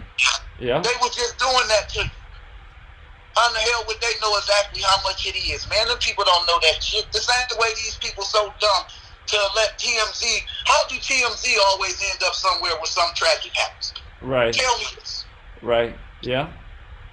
TMZ, out of all the people to get the videotape some shit, TMZ actually got the murder hornet killing a mouse. TMZ got it. Yeah, I know that murder hornet's a joke. Oh man, yeah, that shit's some joke. Like if you like, so the average person to look at it like, damn, that beat just fucked that rat up. Like, man, we know y'all that probably paralyzed the damn mouse or something and put him down and all. Because if anything, he would have ran once the motherfucker stung him.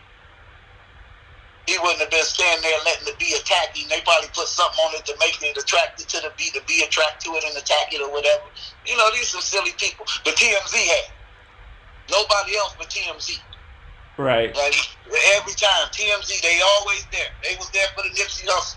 All the surveillance cameras couldn't get it, but TMZ could. There's a movie, I forget what it's called. It's got Jake Gyllenhaal in it, and he's like out killing people to make the news story. And people don't know he's doing the killing, but he's like, because he kills the person, so he's right there to cover it right away and break the news. I can't remember that. Nightcrawler, maybe that's what it's called, Nightcrawler. But that's what TMZ reminds me of. Well, they're just part of it, man. Like what they do, get ready to do something, then call them, y'all come meet us right here. Right. That's how it is, man. Exactly. I've told people to think about that with TMZ before. They're always breaking celebrity deaths.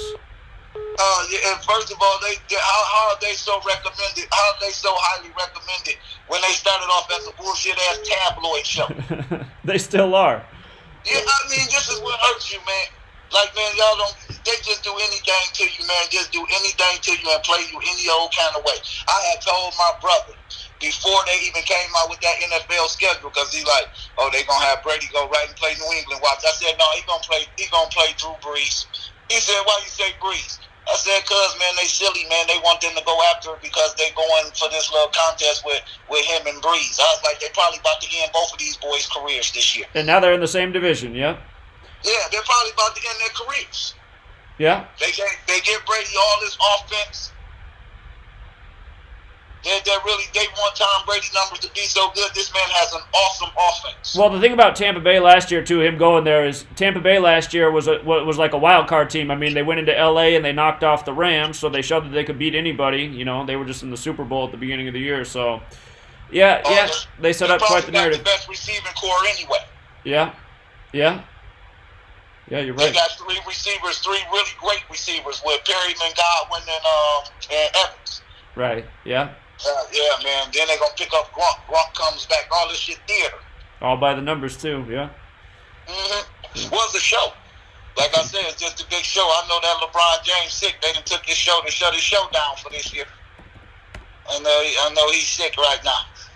I think they're going to bring back this NBA season, man. I think they're going to bring it back still and finish it up. We'll see. Yeah, well, first of all, if they sacrificed all them billions of dollars, like I told everybody, if they sacrificed all them billions of dollars, man, there's something dangerous going on, and people have to realize. Well, we already know that. Yeah, exactly, man.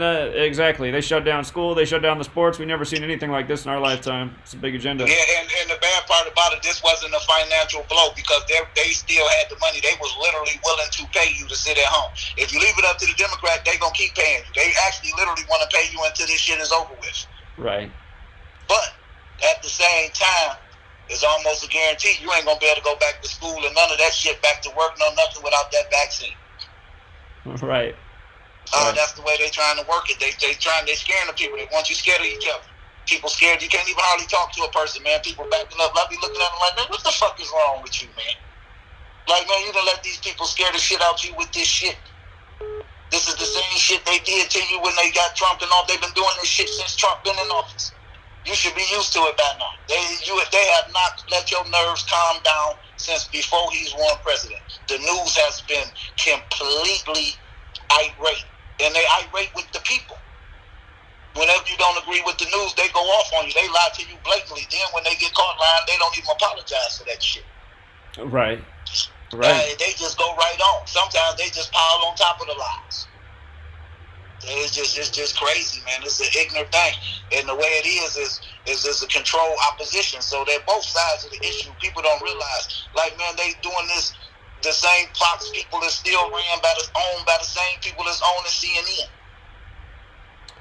The narrative is that means they just gonna be heavy Trump on Fox and heavy against Trump on everything else. Right. But it's just the plan. The plan ain't. They don't really care who wins. The plan is to drive you crazy. The system is what it is. That shit's in place. Right. Yeah. Indeed. People don't realize that shit, man. The system in place, man. Now, you can let these people drive you crazy on TV if you want to, man. You just better watch out. With this coronavirus, you got to watch out because they're literally telling you how many people going to die.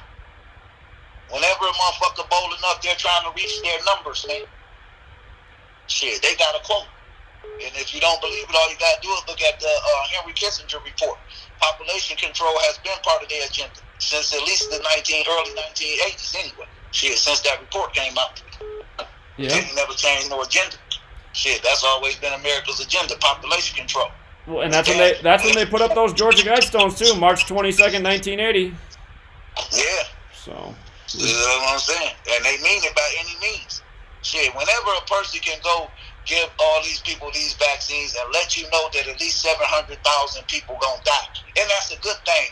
That's a sick person talking to you. Indeed.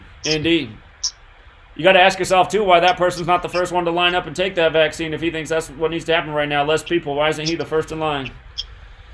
Exactly. Why, man? It's almost to the point you almost think, why have we ever took any vaccines? It's only made the people dumber. I'm pretty sure that's exactly what's going on. So all these chemicals in our body that we don't need, that Big Brother told us we did. So. Yeah, well, one thing it is for sure is what they doing is keep pushing us. Because how long they say every year of technology that you're behind in technology is what, like 10 years. So you just imagine if somebody was to hold technology back from you for 100 years. Well, the CIA claims their technology is 50 years ahead of the public. So if that's true, I mean, yeah, so can't even that's imagine probably that. damn near 1,000 years. Right. Yeah. So you just think about that or a normal person just even coming up with that. And they hide that kind of stuff. And basically that's what all this shit is about. You never getting to learn what these real technologies about. They could really make this world an easy place to live in, man. And they refuse to. They'll rather tear the earth up.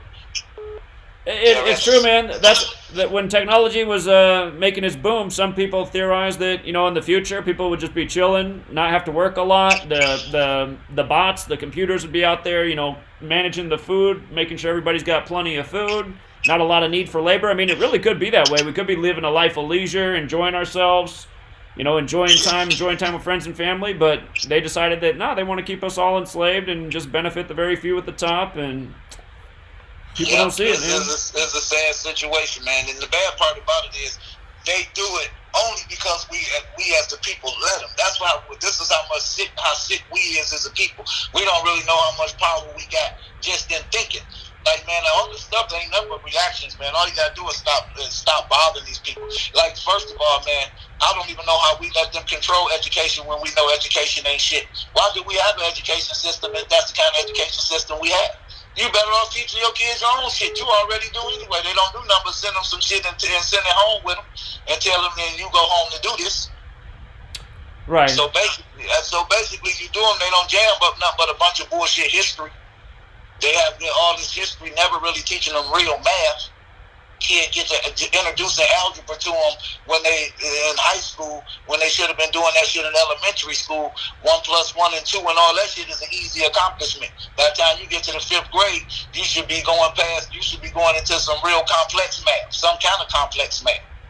Shit, we don't do it, man. What we do is we powder them with drugs and entertainment. Right. Yeah. Tell them they don't have to go to school. Make it illegal for you to make them go to school. Can't even make them though. Yeah. The kind of shit is, you try to discipline them, they're gonna lock you up for that. Indeed, man. I appreciate it. Yeah, man, let somebody else get on here, man. I'll talk to you to death. I'm sorry about that. Appreciate it, man. Good to talk to you, brother. But yeah, man, don't keep it up, man. Be honest with you, it's millions of people that know who you is. And only reason your numbers ain't big as they supposed to be is because they stopping them from being that. Zach, don't ever let these people fool you. You got the most solid information, period. There's nobody, bar none, period. Nowhere around. I don't care what they talk about. They don't offer proof, man. They always offer opinion, man. Well, proof. I appreciate that. Thank you very much. All right, brother. Have a good one, man. All right, man. You take care. Yep. Caller? Hey, what's up? Hey, what's Got up? through. Hey, did you happen to see that new Frito-Lay commercial? I haven't. What is it? Chester the Cheeto? No. It's their COVID-19 commercial. Really? It's all serious and stuff. It goes through and tells you everything that it's not about. It's not about brands. It's not about blah, blah, blah, money. I can't even remember everything. But then at the end, it ends with, it's about people.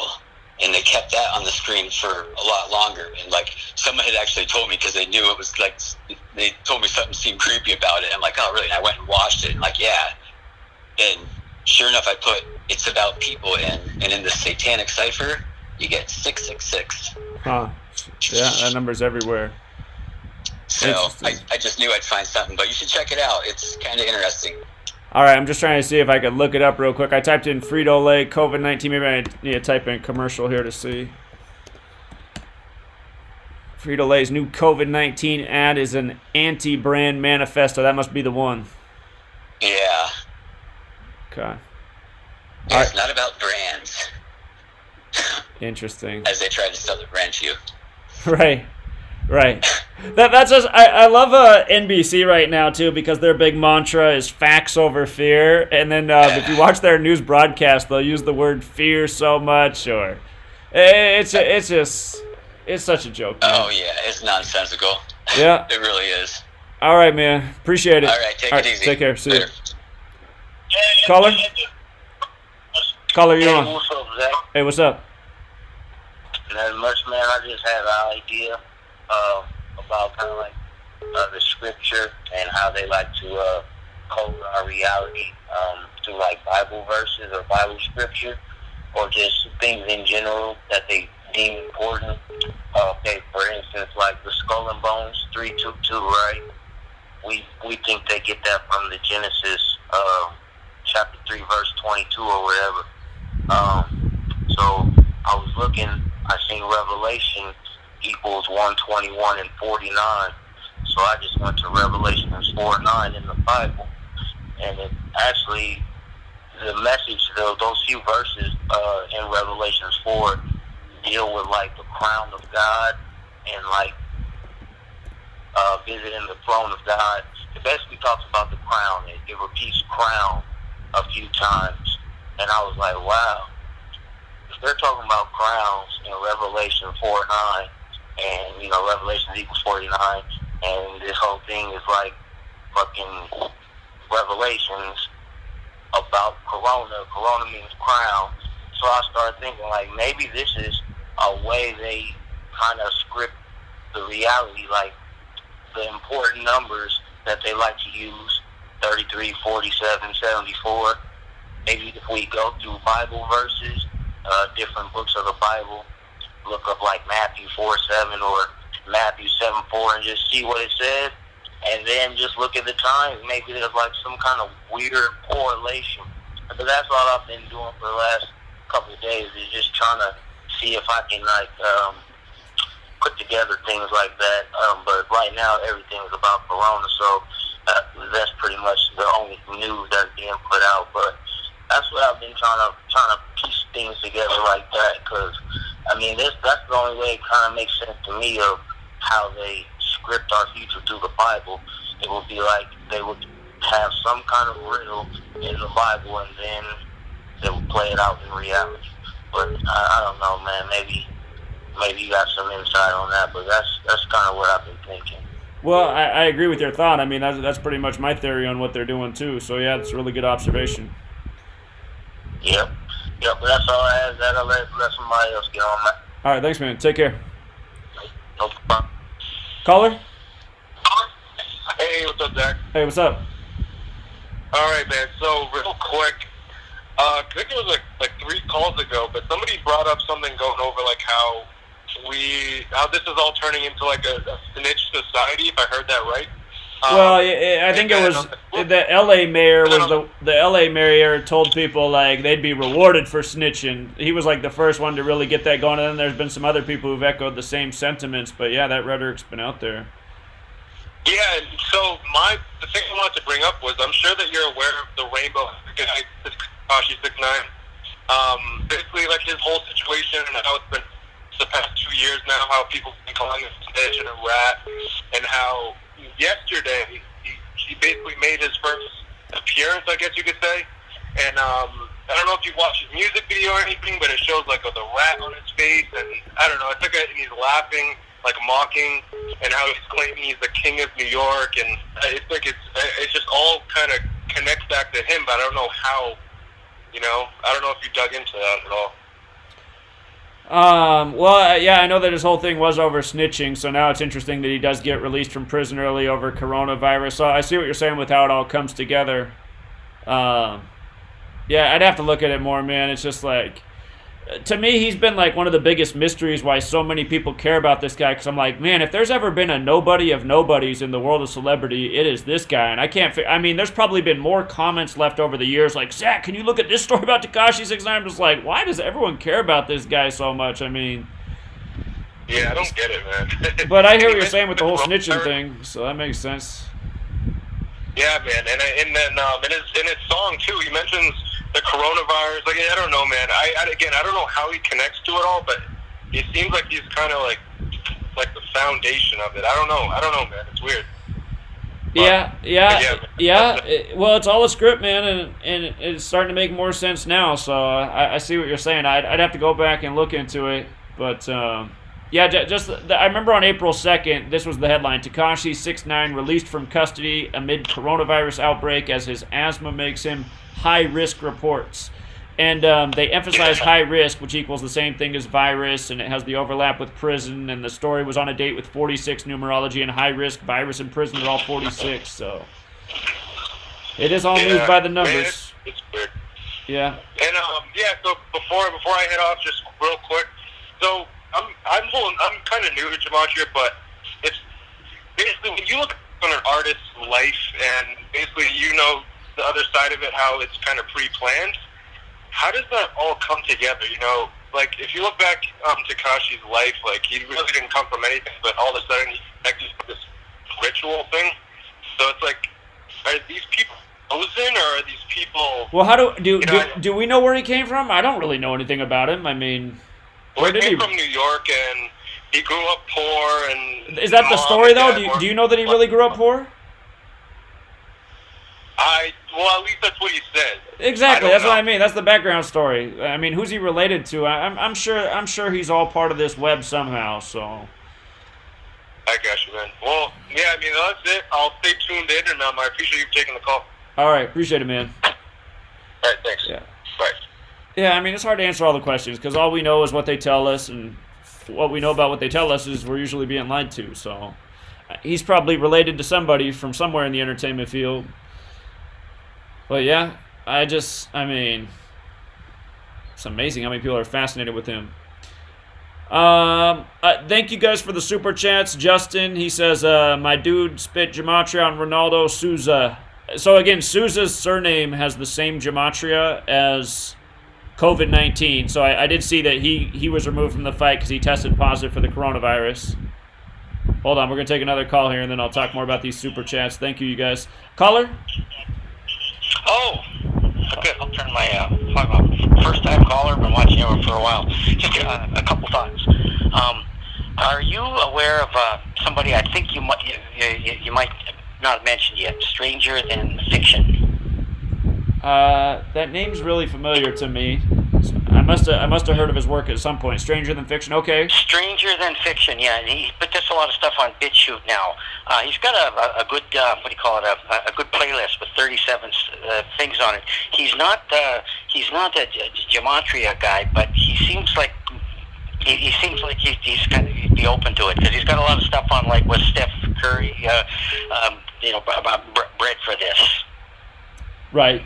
That kind of thing, and he did one on Michael Jordan. But there's he's got some real fascinating stuff on there, especially from the Black Israelite point of view. He's got he basically just posts a lot of them, and it's some pretty fascinating stuff. So just take a look at it, and that's one that I'd like to have you plus at least one other guy that would be together. The other thing, are you familiar with this Eastern European pop group? And they have these big, massive concerts at soccer stadiums, and it's really sick. It's sick, satanic, very antichrist stuff. And the name of the group is Zero Live. Zero the name Live? Of the concert they package. Zero, Z-E-R-O, Live. With an exclamation mark. The best place to see them is Stranger Than Fiction does a kind of an analysis of their show, and that's kind of got me into Stranger Than Fiction. But if you look at that, you'll realize that the best way to figure out what the powers that be are doing is what they're trying to encourage in us and what they're trying to discourage. And I've noticed that they don't try to discourage anybody from yoga, meditation, anything New Age, from Zoroastrianism, anything. But they go out of their way to mock Christianity in general, Jesus Christ in particular. And if you look at this show, it's put together. It's like a rock show, and it's really, really sick. And you see that there's 40,000-50,000 people, like at a soccer stadium, just all mindlessly sort of enjoying it. So anyhow, I just thought that. So it's what I'm noticing is that as far as the the people that are Christian that push that angle, they got one tick on their side is that the powers that be, they always, if they're going to slag religion, it's always. They don't really care if you're, like, for example, you go into advertising and go to Shoppers Drug Mart. You always show people, it's okay to show people sitting in a yoga position meditating, and that's all good, healthy lifestyle. They'll never show anybody cracking a Bible, for example. So just a thought. You can see the spirit of the age by what they're trying to discourage. And Stranger Than Fiction, I picked up. It is a Christian website, but he doesn't hit you over the head with it at all. It's just a lot of analysis. So just take a look at it. In particular, do Stranger Than Fiction, Zero Live. I tried that out. I'm not finding anything with the Zero Live part.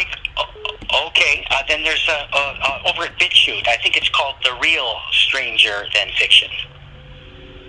The Real Stranger Than Fiction. Okay. And one of the let me see. It's over in the BitChute one. Give me a second. Maybe now. Let's see. Stranger Than Fiction. Here it is. Here's the. It's the Eastern European Zero Live show. That's this would be how Eastern European Zero Live Show, in quotation marks, Zero Live Show. So it's Eastern European Zero Live Show. Bizarre Satanic Performance. So just watch that. It's only about a 15-minute video, and you kill two birds with one stone as far as my phone call goes. You'll see what Stranger Than Fiction's like. And he also has a playlist that you can link to from there. The playlist is in YouTube. But it's just one of those things. This is like a weird time, and it's kind of scary to me that that plus the video games now are just so wicked. Well, he features video games, and they're just so violent and so sick. It's like to desensitize the players to, beating people over the head with baseball bats and the like. So basically, this is what's Stranger Than Fiction. If you watch this video, you get an idea. But his playlist, which you can link to from the information under this one. Did you find this one? The Real Stranger Than Fiction? No. Do me a favor and just email it to me later. I'm not finding anything. I'm searching for it. It's in BitChute. Okay, maybe I'll didn't find it there either. Yeah, just send me the email and I'll check it out. But just everything's just getting way darker and darker. Just everything. Yeah, way over the top and dark. Yeah, video games, and music, cartoons. Just everything, man. It's movies, everything. So. Yeah, if you watch this concert, and I think it's like 4 or 5 years old too, and it's really sick. And the thing is, I can't imagine like people actually enjoying this, But people have lost all perspective now.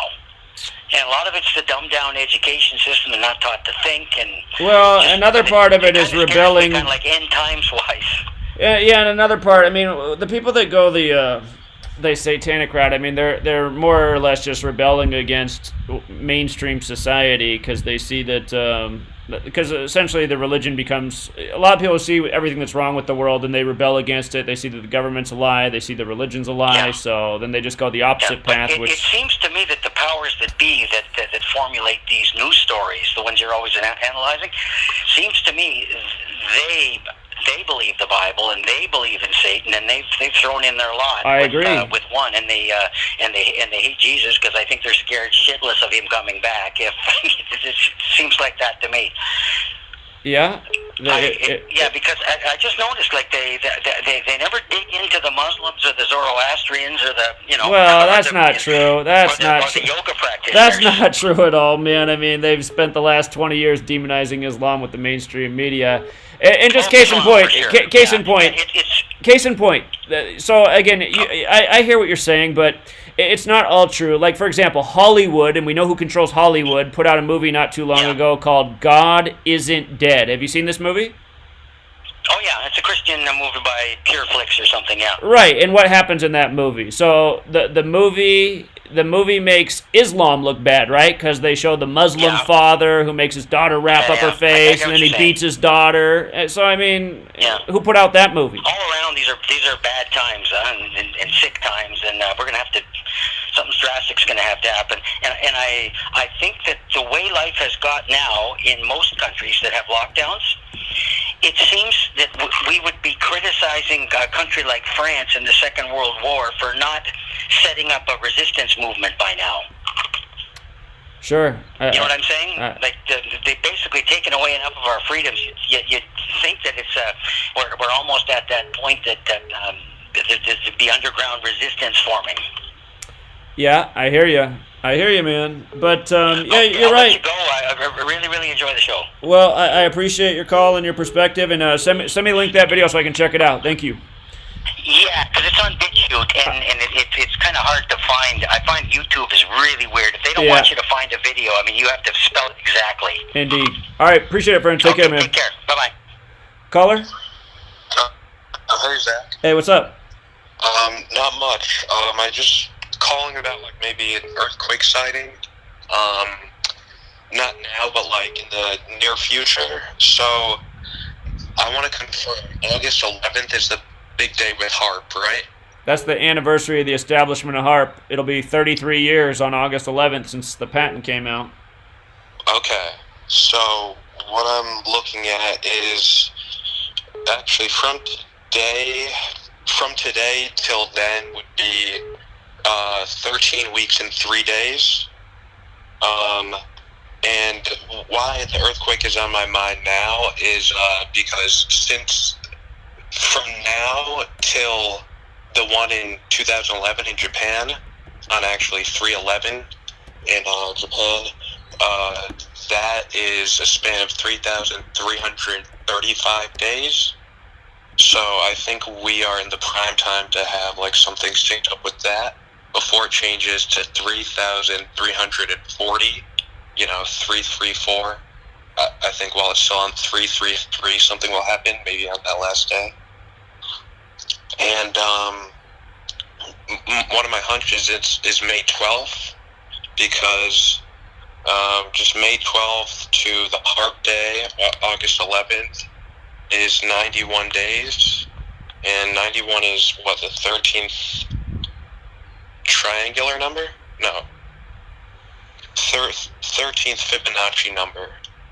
But what's special about May 12th is it is the 133rd day of the year, and it leaves 233 days left in the year, and 233 is the 13th Fibonacci number.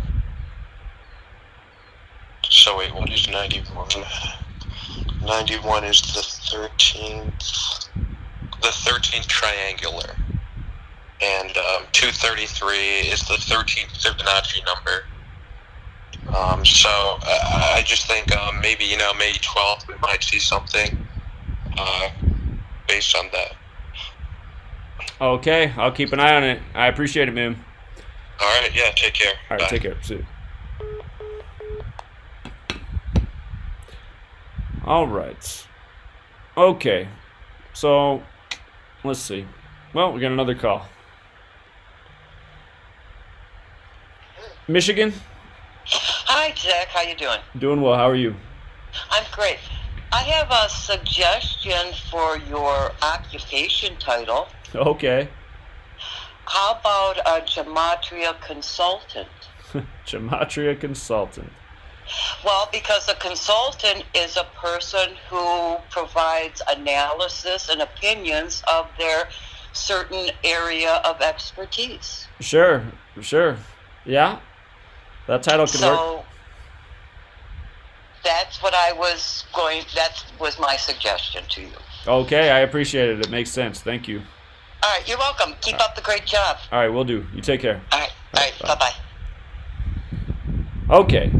So, again, thank you, Justin. Justin wanted to know about Ronaldo Souza being kicked out of the UFC for testing positive for coronavirus. Again, his name Souza has overlap with coronavirus in 3 ciphers.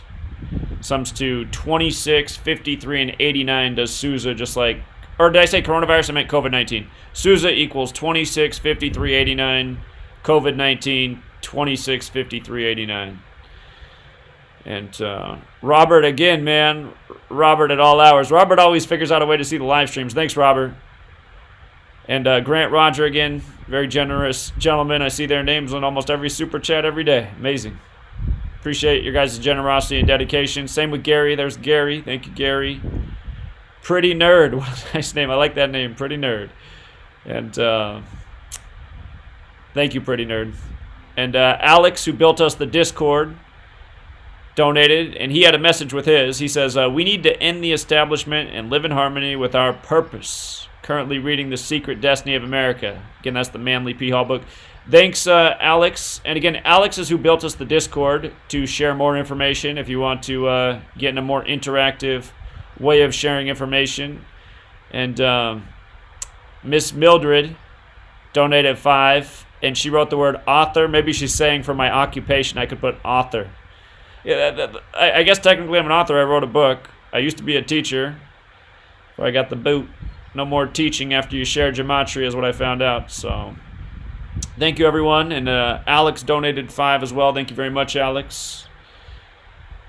Let's go out to Boston. Zach? Yes. Oh my goodness, that's so crazy that I got through. Hi, how are you? I'm doing well. How are you? Good. I'm going to keep this brief. Thank you for everything that you do. I appreciate it. I watch all of your videos. Okay. So I have a bunch of free time on my hands, being just laid off, and I was wondering if you would maybe like do another, I don't know if it was called a rally or like a get together or something. I don't know. I just feel so motivated to do something nowadays. I'm scared, honestly. Thank you. So I guess that's all I'm wondering, if you had anything planned to do like another rally or are you in Massachusetts? No, I'm actually in Los Angeles, so I can drive down to wherever you are. Okay, well, again, my goal here in the near future is to get on the road and pound some pavement and drive a lap around the country getting the word out. And the big obstacle right now is Sweet Lady. She's not too keen on that idea, but she does have 2 weeks coming up where she has to be in a different location than me doing her internship. And maybe in those 2 weeks I can do at least a little partial tour, if not a whole lap around the country, maybe around the West Coast, western states. How can I join? I really want to be a part of it. Well, when this does happen, I'll definitely be letting people know where I'm going to be. So LA area is definitely somewhere I would pass through for sure. So I'd be saying, okay, LA people, I'm going to be here on this day. And since LA's huge, I imagine I'd be there for a few days. So, you know, that's how it'll happen. But I'll definitely let people know where I'm going to be, the date, and so we can all meet up and help get the word out. Okay, all right. I'll be on the lookout for that because I haven't felt so motivated to join. I post all your stuff. I try to spread the word, but, I mean, people look at me like I'm crazy, and I'm struggling with it a little bit. Well, just realize you're not alone. I mean, that's pretty much what all of us go through because that's how people treat us, even though we're not crazy. It's like they just don't want to see the truth. But, yeah, hang in there, and I really appreciate that you're sharing the work and want to do this because it is going to happen. So as soon as I got the date set, I will let everyone know, and I will be there. I appreciate it, Zach. Thank you so much. All right, you take care. Stay strong. You too. Thank you. Okay, you're welcome. Bye. Bye-bye. Bye. Caller? Hello? Hello? Hey, man, what's up? Doing the stream. What's going on? Hey, it's Truth does not exist again. I bet we got some more from the Lego movie. I actually finished with my decoding of the Lego movie. Oh, okay. Yeah, if there's anyone listening now with the super chat, give $6.66 so Zach can buy the Lego movie and watch it because that movie's pretty important. Is that really the price of the movie? $6.66? No, I don't think it is. I'm just saying that. Okay. You know, one of the streaming things. I have a question for you. I have a question for. Hold on. Can you hear me? Hold on, real quick. On my streaming thing, I have Lego Movie Part 2 for free. Is there any reason to watch that movie? Part 2. I haven't watched it, but it does.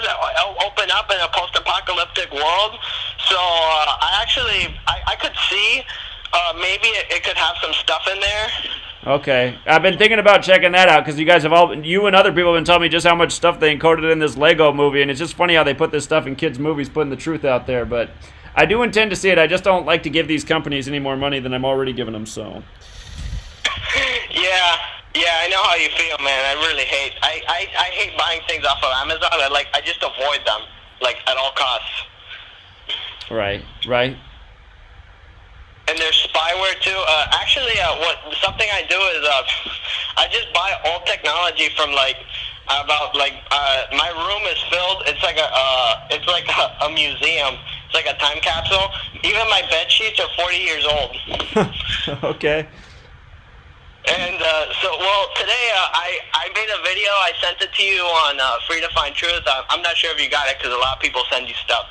So it's actually that Anthony Fauci is actually a Jesuit. Right. Yeah, he is. And so I know I'm not sure if you decoded it, but Anthony Fauci is 56, which I'm sure you know. Like Society of Jesus. Right. And it's I misspelled his name. But yeah, he is a Jesuit, and he went to Holy Cross Jesuit University. He's been in his office since 1984. Jesuits 84. His name, Anthony Fauci's 56, like Society of Jesus and coronavirus, and like how 56 years ago Trump attended Fordham University, the Jesuit school. So yeah, the Jesuit fingerprints are everywhere. Yeah, and he actually talks about it. You can look up like young Anthony Fauci, and then there's this picture of him now and then a picture of him before with like these Jesuits. So I clicked on there, and then I clicked on another picture that, it's by Lens, an article, and it actually said, it's a quote from him. It's not like a conspiracy or anything, it's just a quote from him. So he said, the Jesuit order of the Roman Catholic Church is driven by intellectual curiosity, rigorous academic pursuits, openness and honesty without having any intellectual constraints put on you, Fauci explains. The training prepared him well for life in Washington, where you only have a very short time to express what it is that you need to express and to make it very clear. So he's saying there that he was raised a Jesuit, and not just anybody can go into that school. You got to have like connections. You know. And you could say, in a way, it's kind of true, because, I mean, he did say on January 10th, 2017 at Georgetown, the Jesuit University, that the next administration, and he was talking about Trump, is going to deal with a surprise outbreak and a pandemic, and he guarantees it. So, I mean, he couldn't have been any more honest. Yeah. Yeah, and yesterday I was rushing to make the video before 12 o'clock because I noticed that Trump's sick is 59 and 113, and also, what was it? I think novel coronavirus was 113? Or was it It's coronavirus pandemic. Coronavirus pandemic's 113. Yeah, so I saw that Trump's sick was 5'9", so I was like, oh, maybe he'll get sick. They'll say he got sick today, you know? Yeah. And that guy that got shot, the guy, the black guy, the Ahmed, I forgot what his name was, but they just had in the news that the people ran, that people did like a run for him, and the run was 2 miles and 2.23 miles. 2.23, because he got shot on February 23rd. And Ahmaud Arbery. Yeah. Yeah, and did you ever get a chance to see my video about the pug that got coronavirus? No, I still need to check that out. I appreciate that you brought it back up. So the pug got it, and the pug, there's a secret society, Order of the Pug, that's a Masonic society for women. Really? Yeah, and so I in the video I was talking about that, and something I noticed on my videos is that what I try and do is, since I know that Google, they try and censor conspiracy stuff, I actually make my videos look like news media. How do you do that? Like in the titles, I always put like CNN exclusive and NBC nightly news. And I don't put anything like conspiracy in the title. Right. And for thumbnails, I try and use news media as much as I can and just make it look like a news media thumbnail. Okay. Well, that's a good idea, man. I hope they don't one day delete your channel and say like you're imitating a platform that's not you. But I like the strategy. I mean, is it working out? Yeah, it's just a title and the thumbnail, and that's it. So, and actually, I was looking at my what's it called, like the charts, and it's saying that it's recommending my video to people. So I think I kind of tricked the algorithm. Smart. Okay, maybe I gotta try it out. So yeah, that really worked for me. And I noticed you were talking about the farms, that they're like the stuff that they're doing to farmers, and I just realized this yesterday. But here in Florida, and I noticed like here on like the East Coast, they've shut down like almost all the local farms. Yeah, I know, man. Within the past 10 years. They're going to cause a huge catastrophe here with food. Remember, food shortage equals 56 like there was coronavirus. this strawberry farm that we used to go to, that got shut down. There was this place we used to get duck eggs, that got shut down, and all the other local farms in that area got shut down. Here in Florida, there was a big thing, like maybe 20 years ago, and they would shut down all the orange tree farms. So like now there's like fields of dead orange trees that they all got shut down. So all these dead orange trees. And so like the past 10 years they've like tried to destroy like all the farms and shut down like a ton of farms and made a lot of stuff for farms illegal. Yeah, crazy times. Like in my city, if you have a farm animal, that's illegal. You can't have a farm animal. Huh. Like a chicken or anything like that, I think that they'll either fine you or put you in jail or something. Yeah, it's out of control, man, and for me it's frustrating. Yeah. In 2015, I said we didn't want to make it to 2020 and not be organized and be growing our own food, and here we are. And sadly, I'm not doing any of that my own self. So. Yeah. I noticed here in Florida, they closed down the beaches, and when we went back, I noticed all the buildings had 5G towers on them. Yeah, they sure are popping up everywhere. They even have them out here. I was thinking this little small community wouldn't have them, but we got them. So. Yeah, and I mean, I still rock a cassette player, and I was using my Walkman, and when I went by the 5G towers, my Walkman, it was like going, I like couldn't listen to the cassette. Huh. How old are you? Oh, how what? How old are you? 15. The cassette player, man, amazing. So. Yeah, I have like 200 or 300 cassettes I listen to. I don't like downloading stuff or buying music. Are they from your parents or what? No, I just go around mostly just thrift stores. Okay. Huh, cool. So I get like my room is bug free. The government can't listen to me inside my room because my TV is from 1983. My alarm clock's from the 70s. So is my lamp. All my audio stuff is all from the 70s. The newest thing I have is like I think about 20 years old. You're like Mel Gibson in the movie Conspiracy Theory. You're the real deal. Yeah. And I try and keep computers out of my room too. Like any phone or anything like that. I don't like that stuff in my room. Well, good for you. You're doing it right, I would say. So we can all learn from you. So the only way they can get me though is if they go and like actually physically put a bug in there, which has happened like twice, but. All right, man. Well, keep us posted with the good information. I appreciate it. Yeah, and I noticed something recently because I've on my channel. I haven't I have said it, but I think that coronavirus is maybe radiation poisoning, not from 5G, but actually nuclear radiation poisoning. And there was this video. I said, oh, what's next? They're gonna start saying that people are having burns, and actually, that's exactly what happened. Huh. So they're saying that children are getting like these burns on them, and they look just like those radiation poisoning burns. And also, I kind of got radiation poisoning like a few weeks ago, and so did my friends and my family and like a bunch of people in my city. And where are you at?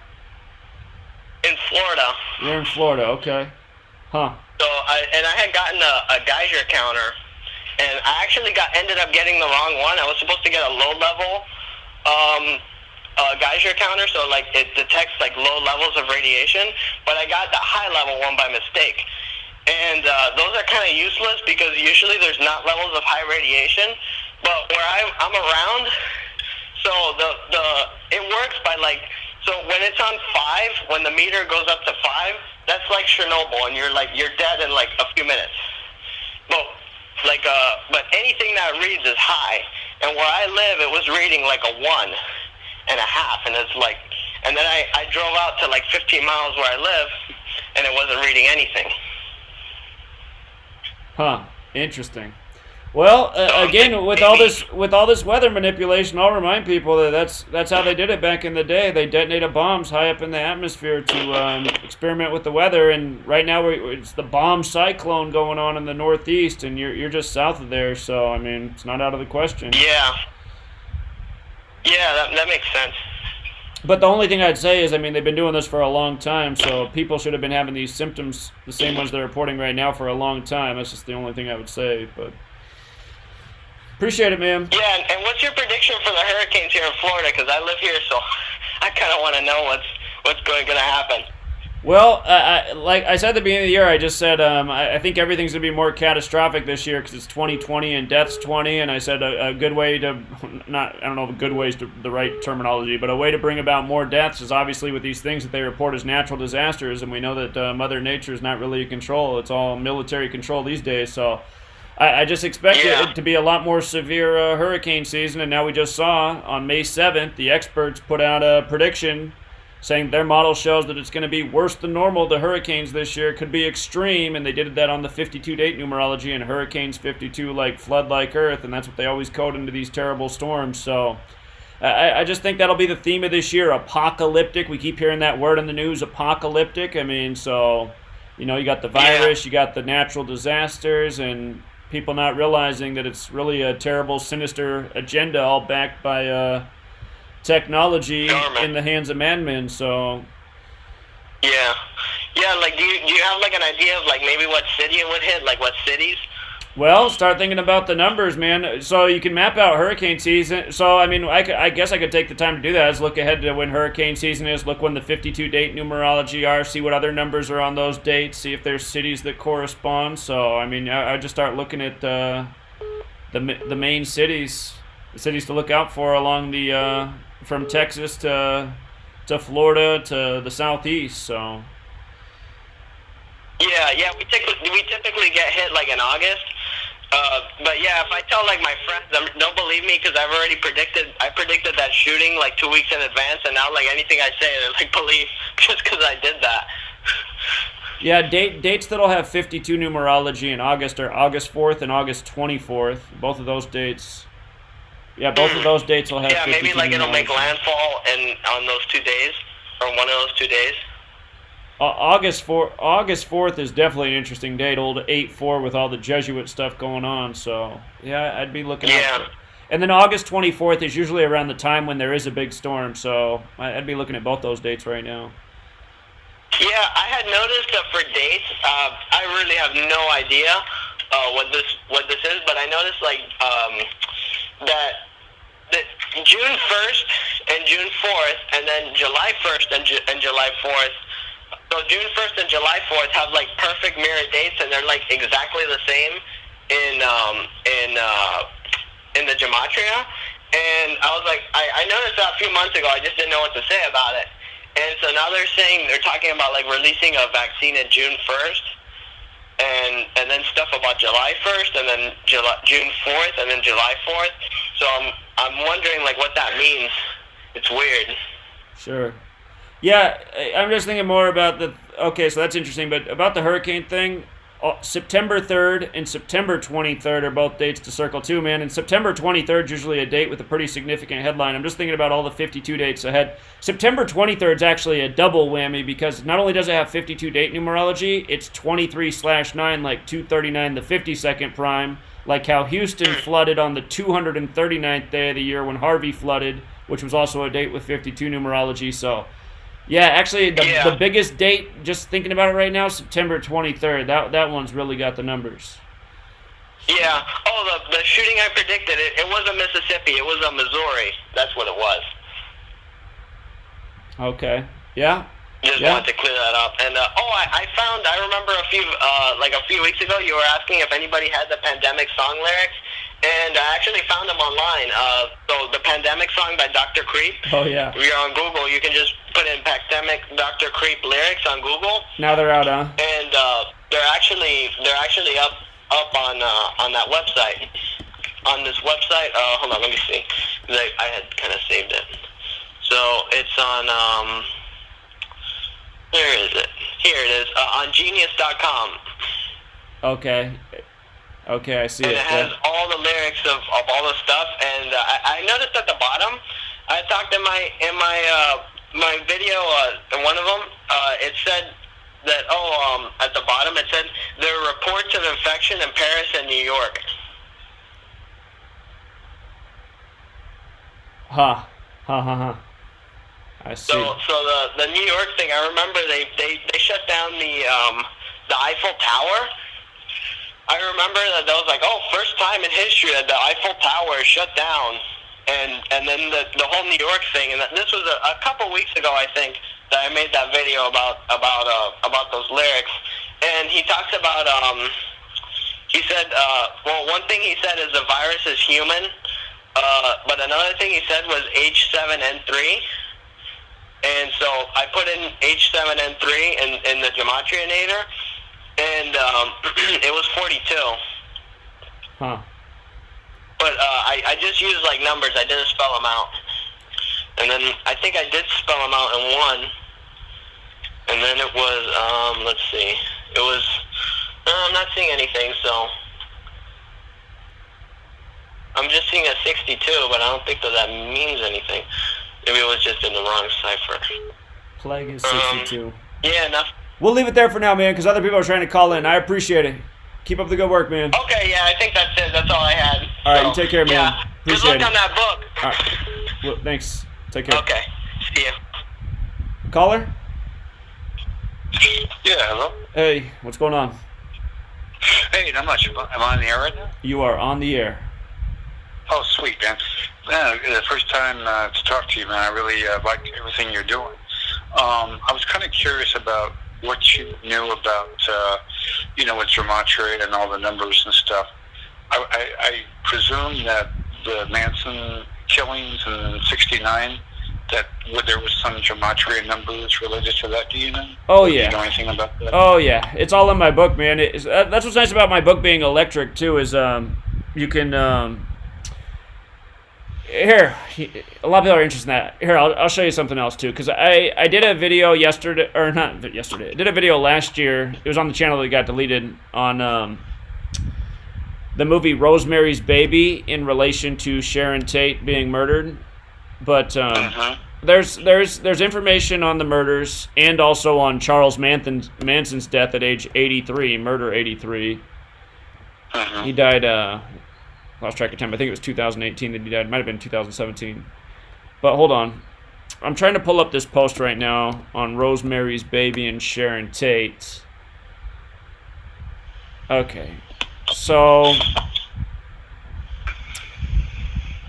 let me see. Rosemary's Baby, let me see. I heard some information that, I don't know if it was true or not, but they said that Manson had connection to like some of the Beach Boys. And he was actually... Right.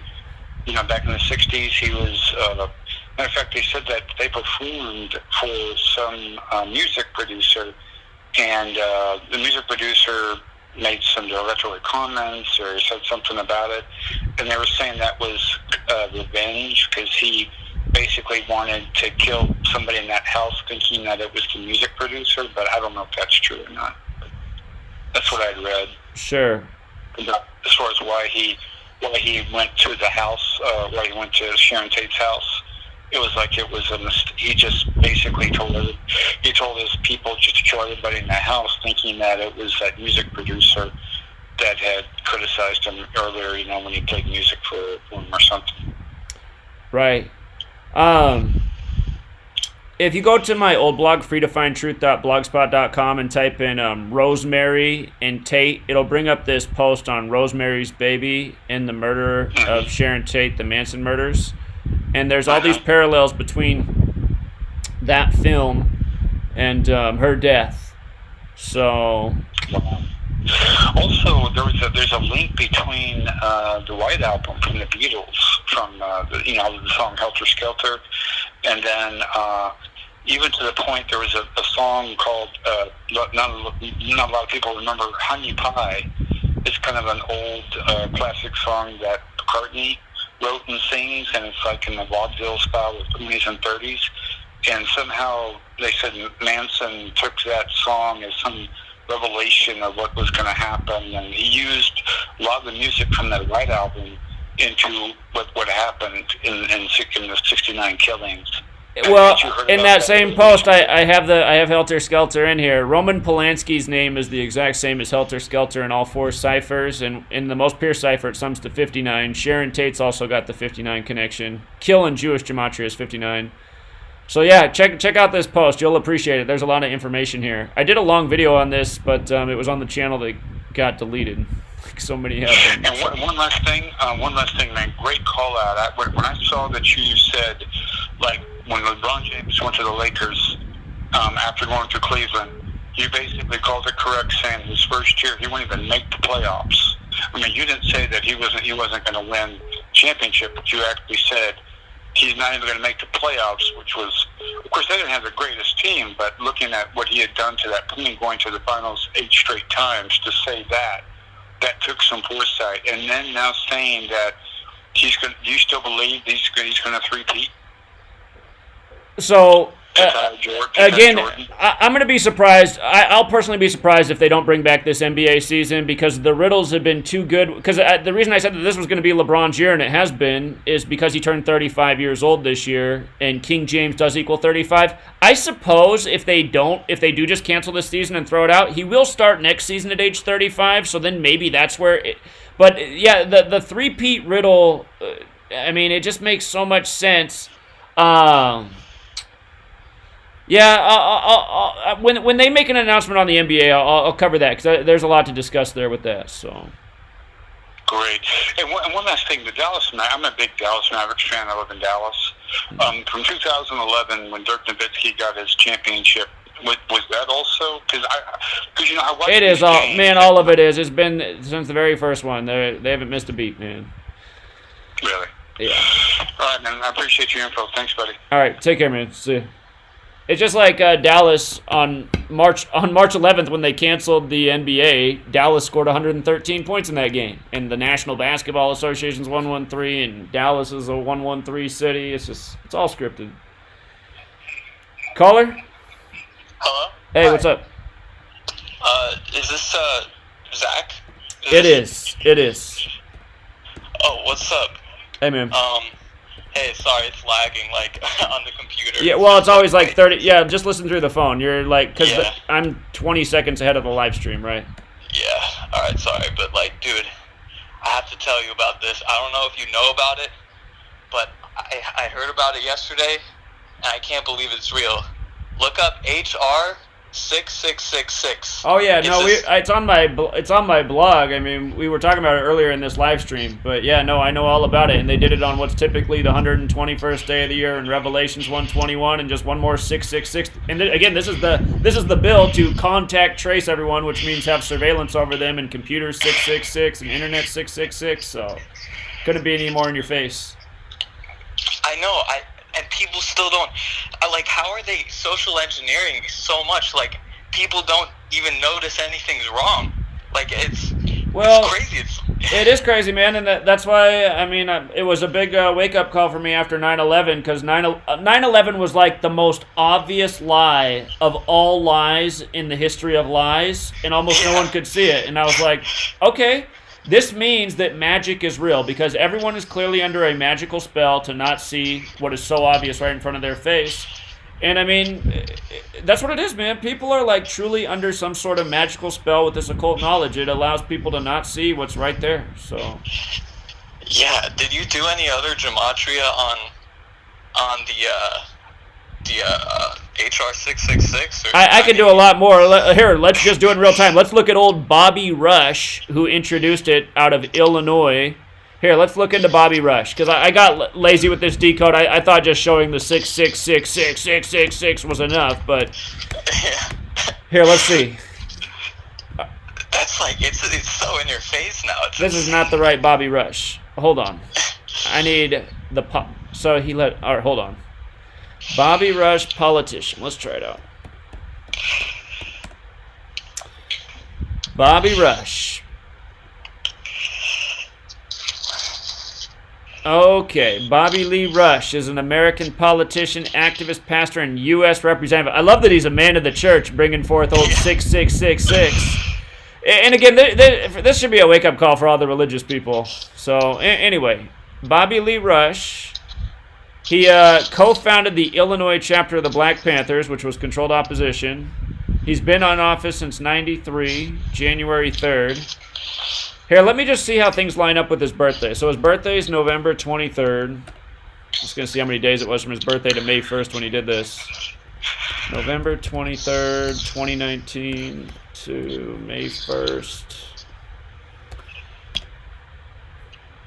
Okay, so he did it 160 days after his birthday, or his 161st day of his age. 161 relates to phi, the golden ratio. I'm not sure that that's the riddle.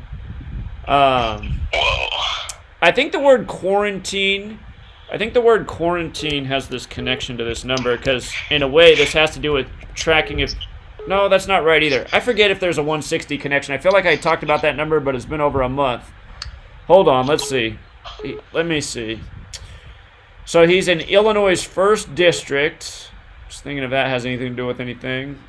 He's 73 years old. He'll turn 74 later this year. He's from Albany, Georgia. Let me see. Yeah, honestly, the 666 is what jumps out. I guess I haven't looked at the man's name. Let me check his name real quick too. Bobby Rush and Bobby Lee Rush. It's insane. It's just crazy. And the other thing I wanted to ask you about is, did you hear that Elon Musk? I didn't even watch the clip, but he went on Joe Rogan and he said that he wants to put chips in people's brains, and like no one is saying anything about how fucked up that's gonna get. It's just like, it's insane. Like, is there even, like, do people just not value their life anymore? Well, I think some people think it sounds awesome. They're like, "Oh, what do you mean? Like, so I can put a chip in there and know how to speak all the languages of the world? Where can I sign up?" But this guy, probably the thing with this Bobby Rush, just to go back, is his name Rush does equal 66, like number of the beast, like how Revelation's the 66th book of the Bible. So that's probably the reason he was chosen, because his name Rush is 66. But I was thinking there'd be more to it. Okay. Yeah. What do you think is going to happen, like, overall? Like, I feel like it has to come to a head, right? Like, people eventually have to realize, right? They have to fight back. Or do you think it's just... like, they're going to start, because, I mean, with this new 666... It's like this, man. It's like, you know how the U.S. military, they don't really fight big wars anymore? They send, like, a covert team to, like, take out whoever they need to take out, the key person, so that they can overthrow whatever agenda's there to put their agenda in place. That's what we need to do, man. We need to get some, like, covert truth seekers. I mean, you probably shouldn't say this online, but that's what we have to do. We have to, like, go take out these people, literally, and take over the media. Because the media, I'm telling you, until we can control the media ourselves, we'll never wake up the masses. They need the message to come through the TV. It's the only message that resonates with them. It's like you know, like software. Only software, it can only interact with certain things that it's programmed to interact with. It's like the populace is programmed. Their mind only interacts with the mainstream media. So if the mainstream media is telling it to them, it's like all fine and it's acceptable.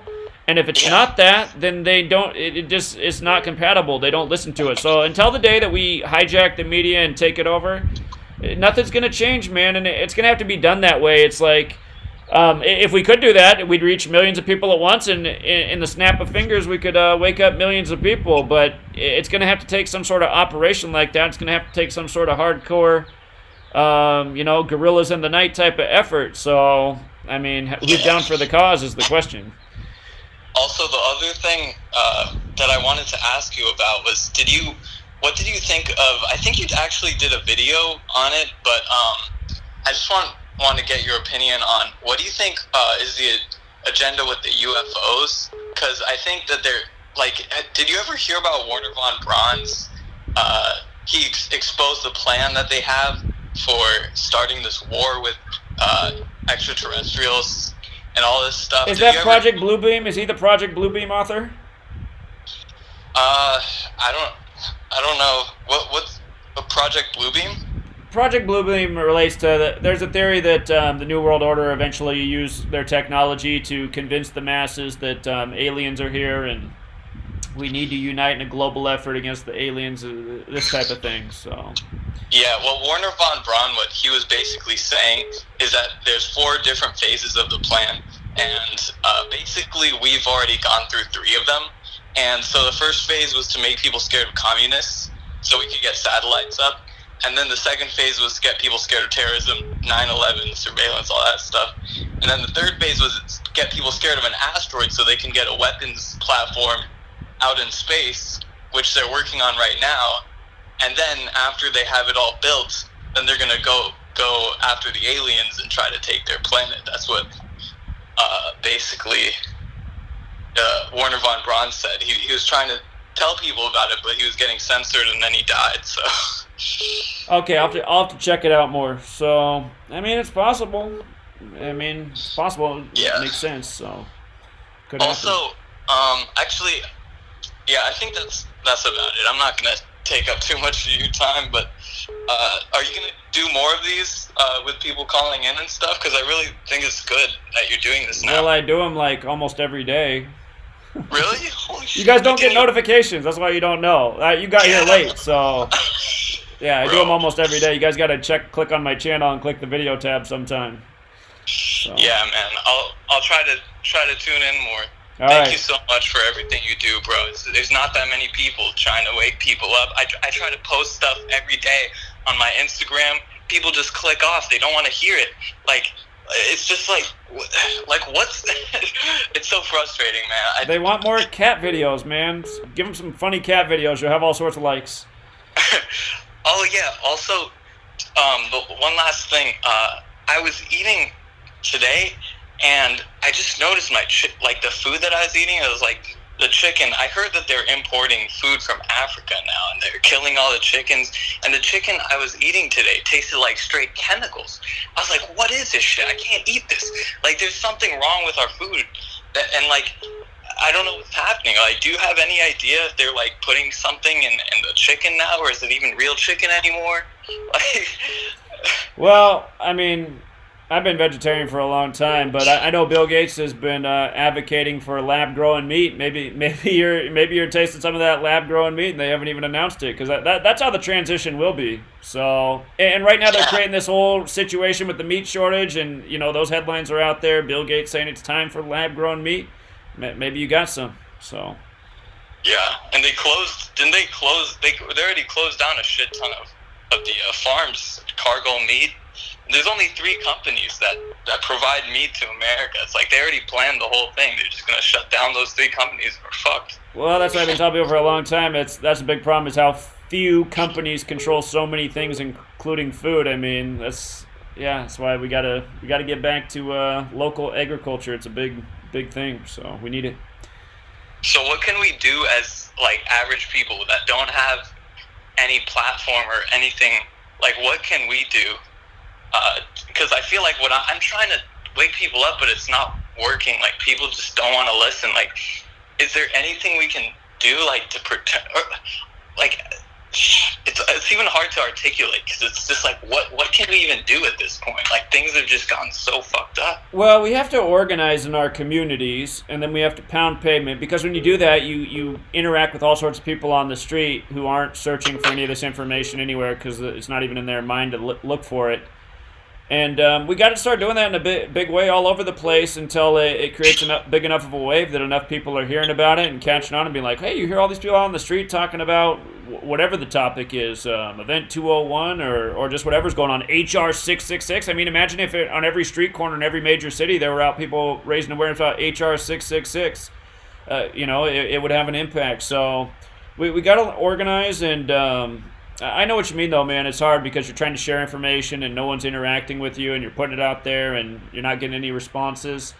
I know all about it, man. But so again, I mean, all we can do right now is do what you're doing. And here's some words of encouragement. I bet there are some people that you're sharing it with and they're reading about it and maybe they find it interesting, but they're not responding. Because the thing is, like, if on Facebook, if you click like, that means that somebody else can see that you like the post, right, on Facebook. And if you comment, then somebody else can see your name. A lot of people are just so afraid. So maybe, people are reading and seeing, but they're too cowardly to even hit the like or comment because they don't want anyone else to see that, like, oh, maybe they're into this truth-related thing. And I don't know if you ever seen the movie They Live, but the way the movie ends, if you haven't, for anyone who hasn't seen They Live, it's about this guy. He finds glasses, and then when he puts the glasses on, he realizes he can see things that he doesn't normally see. Like when he looks at a billboard, instead of the advertisement, he sees something like obey or submit to government or money is your god.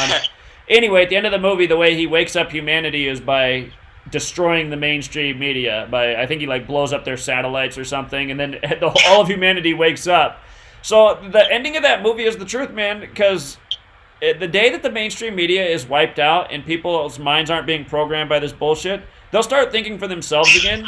So, again, we have to just see it as a progression that we have to get to. We have to wake up and organize enough people so that we can do things like go into CNN in big enough numbers and blow up their news network. Like, maybe not literally like an explosion, but just like walk in like 1,000 of us, and we're just going into CNN. You're not stopping us. There's 1,000 of us, and we're going in right to interrupt Anderson Cooper and Don Lemon. The nation's not going to hear from them tonight. Either you guys are shutting off your signal, or we're getting on the TV.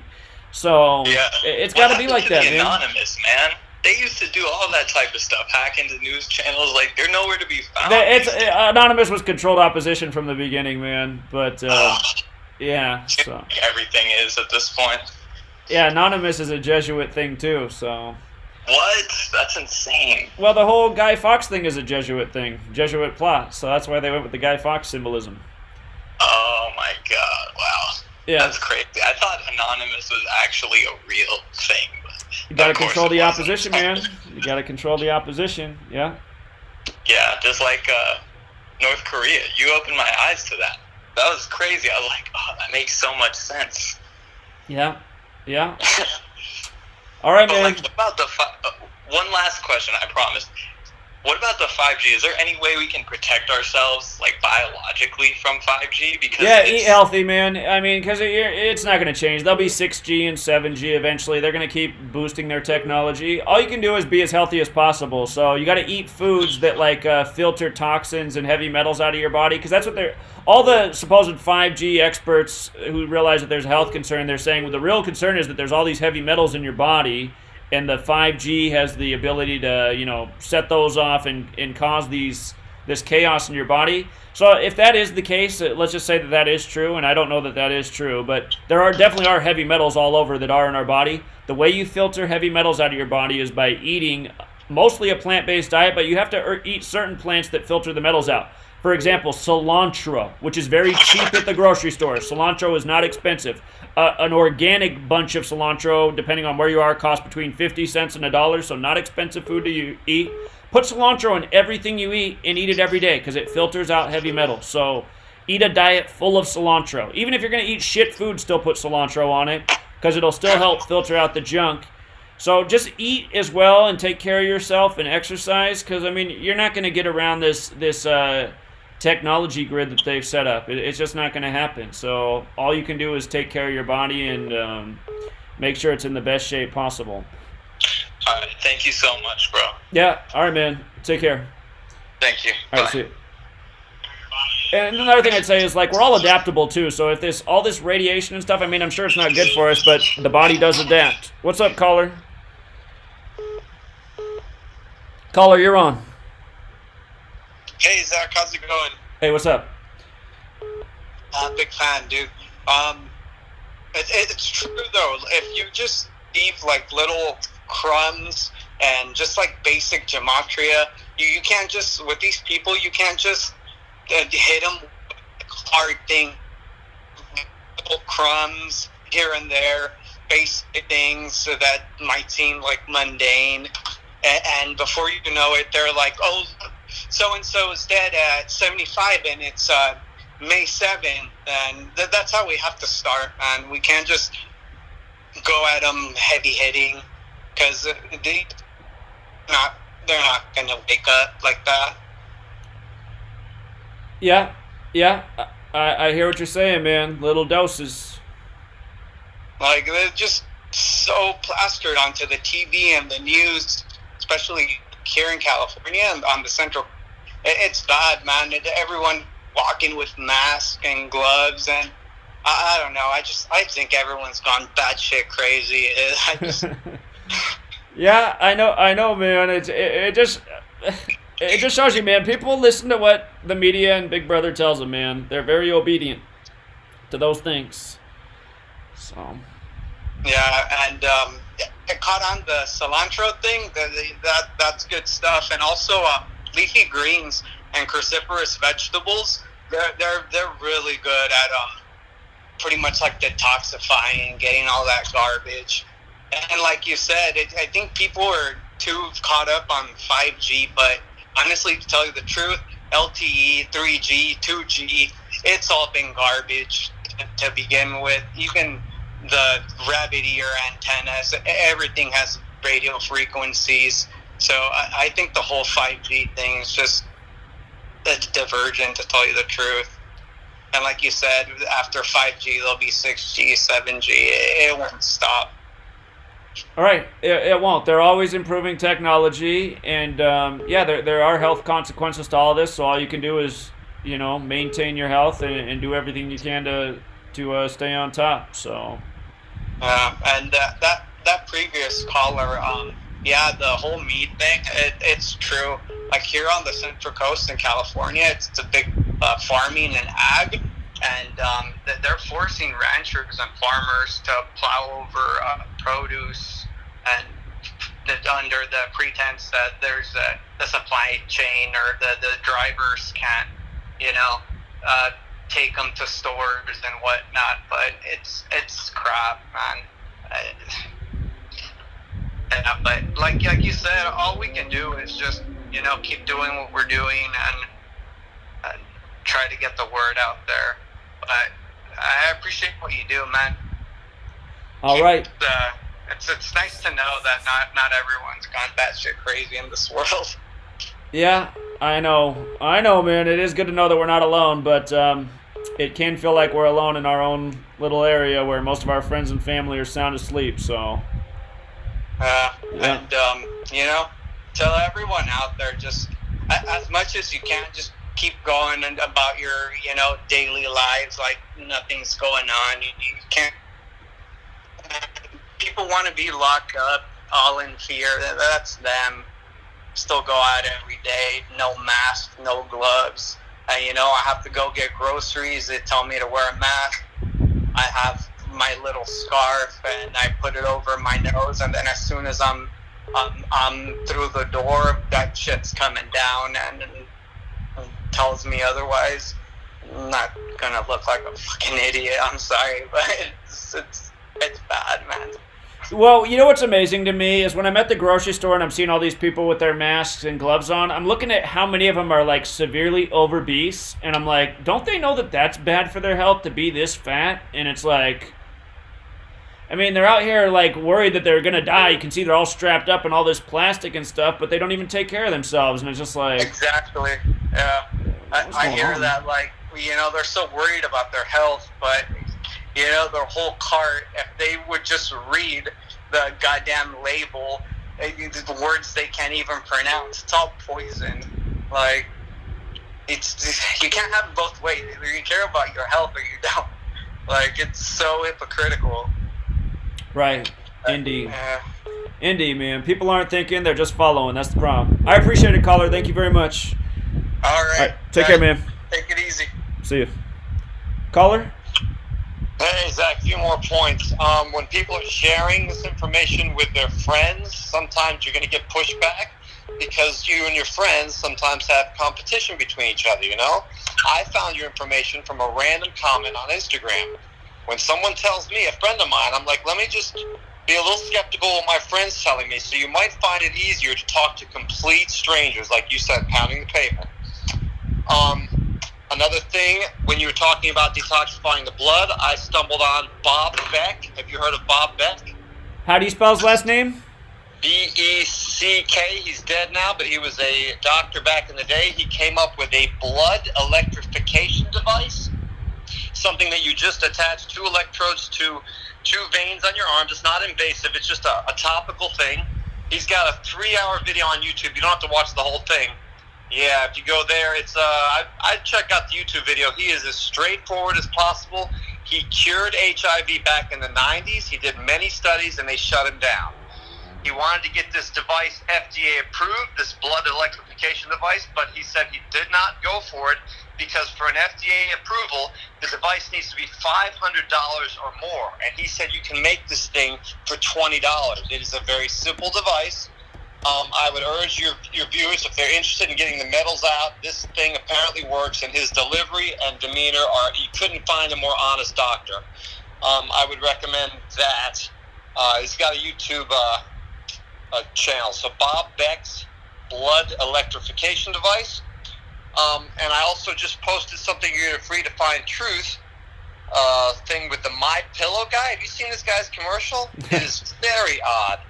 He starts off saying, I've used math my whole life to prove God exists, and he wrote a book called What Are the Odds? Huh.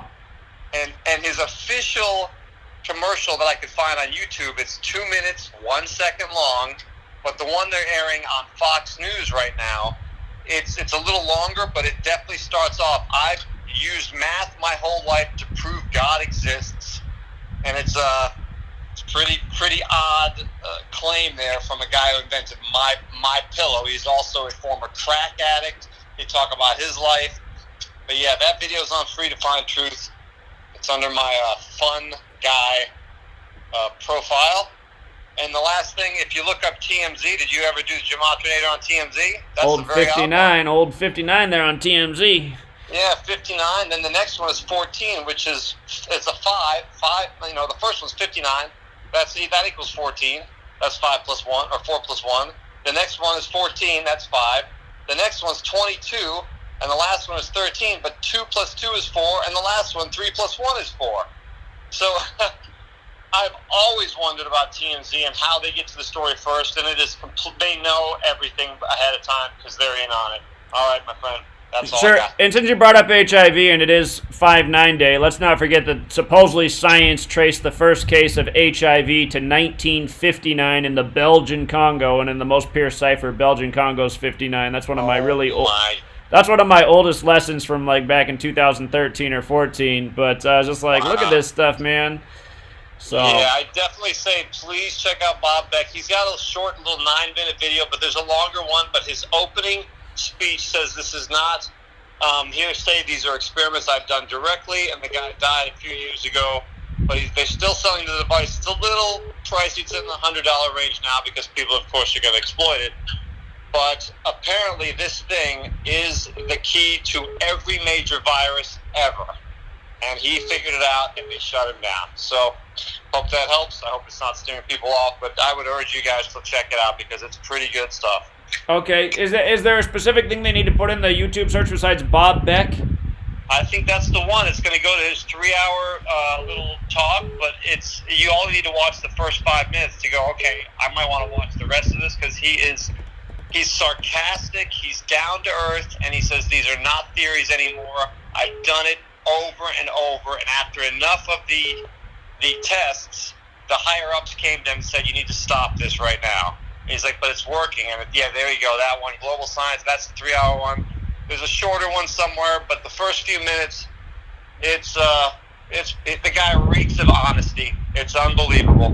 So I'll leave you to that, my friend. I'll check it out. I appreciate it. Thank you. Cheers. All right, take care.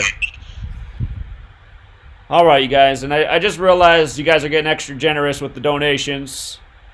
Really appreciate it. I will read off all these super chats right after this call. What's up, man? Yeah. Hey. Hey, let me turn my other phone down. You're on here. Real quick. I won't ramble, I promise. Remember I told you, Zach, there was a show called Numbers? Right. Yeah, well, I kept forgetting, and I looked today because I was listening and trying to call in. And while I was looking, in 2005, there's a freaking TV show. I remember watching some episodes, but I didn't know this stuff. There's 118 episodes. The thing ran from 2005 through 2010. And Numbers, the E at the end, they flip it, just like Murder by Numbers on your movie poster that you always talk about. Okay. and it's a brother of an FBI, like a cop. They solve murders, and the brother's a mathematical wizard. So I've never watched it yet. I can't wait to start watching it.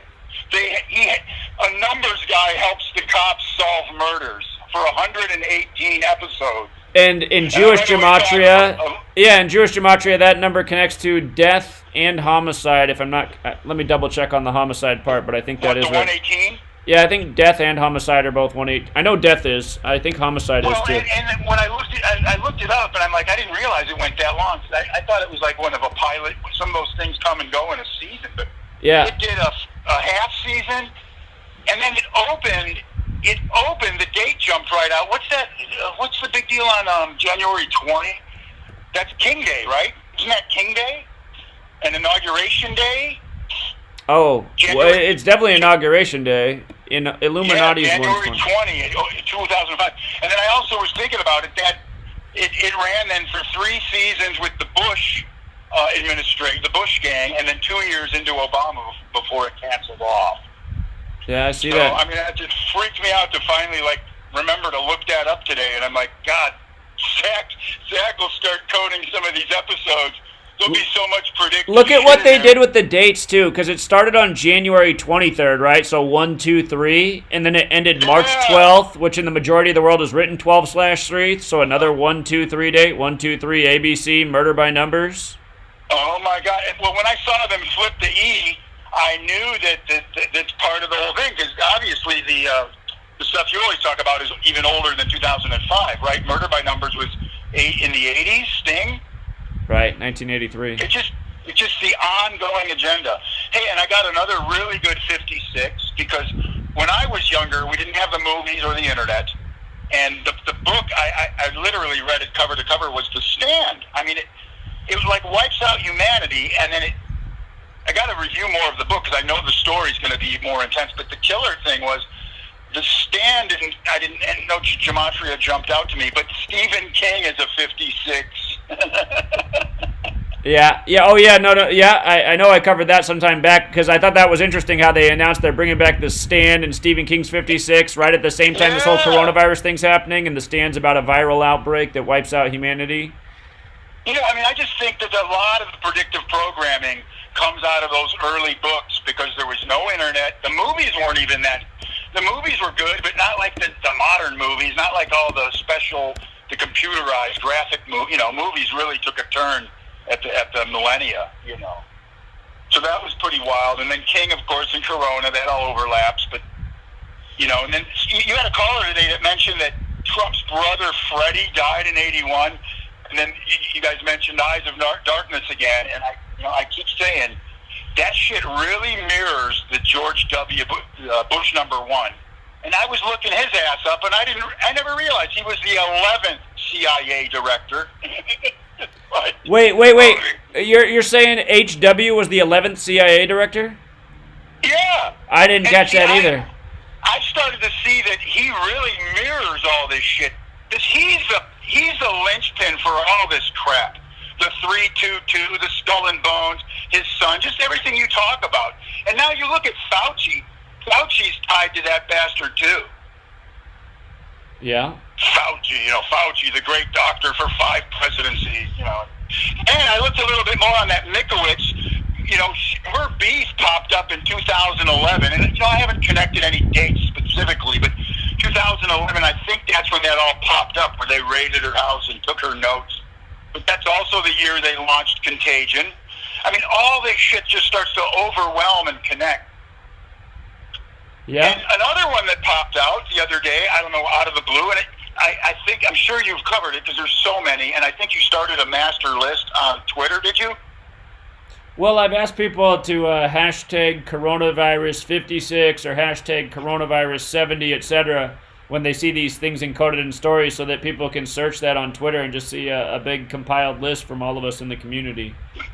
That'd be cool to have a list on Free to Find Truth where we could actually just post it in almost, or comment it in. Because this one popped out the other day. You spotted, I remember when you found the World Economic Forum, you're like, whoa, I can't believe I missed this. Well, then I'm looking. Trump signed the freaking China trade deal on 56. Wait, on... What? on 56. 1/15/2020, he signed the trade deal, and then a few days later it was out to the Davos Economic Forum making those deals, you know. It's also sick. Say the date one more time. Say the date one more time. 1/15 is when he actually signed. Remember, they were hashing out the trade deal all year, and on 1/15, which is 16 plus 20 plus 20, 56. Oh, and you know what? That was the day that supposedly the first case of coronavirus arrived in the U.S. from Wuhan, and then it was confirmed January 21st. Well, there you go. I mean, signs the fucking trade deal. Well, that's what's funny, because then he was at the World Economic Forum on January 21st, the day that he confirmed it, gloating about this trade deal. This is exactly what he was talking about on January 21st. It's just sick, and it's also sick. And then I'm talking to a guy in Seattle the other day, and he goes, a local cover-up, and you might know this because you're over that way in Yakima. But that first nursing home was apparently very Asian, and they didn't want to start the whole xenophobic narrative. But there were some Asian kids that traveled from Wuhan, and then, you know, so it just marched, it went like Ebola into that nursing home because they were like all Asians, and it had a handful of visitors from Wuhan. But there was no worry in January because Trump didn't get the vials until he inked the trade deal. Yeah, this is I'm surprised I didn't catch this before, because, yeah, this is exactly what he's gloating about on January 21st, the Chinese-U.S. trade deal, and then this virus from China. I mean, this thing is just such a joke, man, so. It's such a joke. And so that freaked me out. And then I just like, my mind's all over the place, and I make notes, and I got stacks of notes, and I don't condense them. Like you need an assistant just to condense your 500 emails a day. There's probably just troves of information in there. But so then I heard them talking about Walter Reed and making that a COVID hospital. I don't know, like the original Walter Reed is closed. I don't know all the specifics, but I Googled Walter Reed. And the day of his death jumped right out. The Kennedy Day, November 22nd he died, 51 years old. 1 year after, because he's the yellow fever guy. Right. And, you know, they always make such a big deal about Walter Reed Army Hospital and all this. And so, you know, obviously this Walter Reed died by the numbers way back when, and it was right around World War I, right around Spanish flu, all this shit, man. People don't realize this shit's in the works for 100 fucking years. Sorry to be swearing so much. Well, he died on a date with 54 numerology, too. Jesuit Order 54. That's been another number, so. There you go. I know if there's just so much, it never stops. And then Fauci, I was looking at Fauci, he was like, I guess he went through Yale, his education, but he was up at Cornell. And I went to Cornell College in Iowa, and we had sweatshirts that said not in Ithaca. But the Cornell University in Ithaca, New York is very famous. And sure enough, I'm reading the Wikipedia on that. 2 guys founded that university. And the one guy, you know, has got, he went to Yale. Fauci went to Cornell, but then the founder of Cornell went to Yale. And, you know, I didn't officially confirm he's skull and bones, but it's just all the same shit, you know? Right. John Hopkins, Yale, Ivy League, blah, blah, blah. I'm noticing Walter Reed, there's just so many things about his death that, because it had 54 date numerology, like Jesuit Order 54. It also had 35 date numerology, like Catholic, and it looks like he died on his 71st day of his age, which is also Catholic. I'm going to have to go back and revisit this one. Well, yeah, and you haven't even punched his name in, you know. That's just his date, and you figured all that out in 2 minutes. I just look at the dates. Like the other day when I saw the Klan, I didn't even notice, Zach, you know, I told you this. I have 3 Ks in my last name, but the real spelling at the end, it's a German-Hungarian name. The real spelling is a C, CK, Necker, Kalten Necker. But my grandpa changed it to KK. So either way, I have these 3 Ks. It's really weird looking because it shouldn't be that way. If I Google my last name, it comes up with the C, the German spelling. Anyway, 33 was my favorite number because of, I think it was Wilt or Jabbar or whatever. I've told you that. And then I never realized I had 3 Ks in my name, 3 times 11, and that's the 33. And that's the, you know, like you just said the other day, you said, Trump doesn't want to change the election. He likes that number. Right. You know, and it just goes on and on. And I'm like, and my brother loved the hockey number 11. And then, you know, all this really boils into, too, I'm noticing more and more how, then the Klan jumped out the other day. That guy was in the supermarket with a Klan, and right away, I just, KKK, 333, 11, 11, 11, you know? Right, right. And people don't see this, and it's just so in our face day after day. And for the listeners that don't get this yet, what you have to do is it's all or nothing. There's no half. This isn't halfway. You either believe this or you don't. And if you believe it, turn off your TV. Zach even gave me a hard time for still listening to, like, Rush and Hannity. All of it's fake, you guys. It's all fake. And the biggest mockery, the more I see now, is Q. 1717, Q. The Q Kool-Aid drinkers will be like, it's not just Q, it's Q and Q plus. Like, yeah, and Q. And look at how often 17. It's in your face.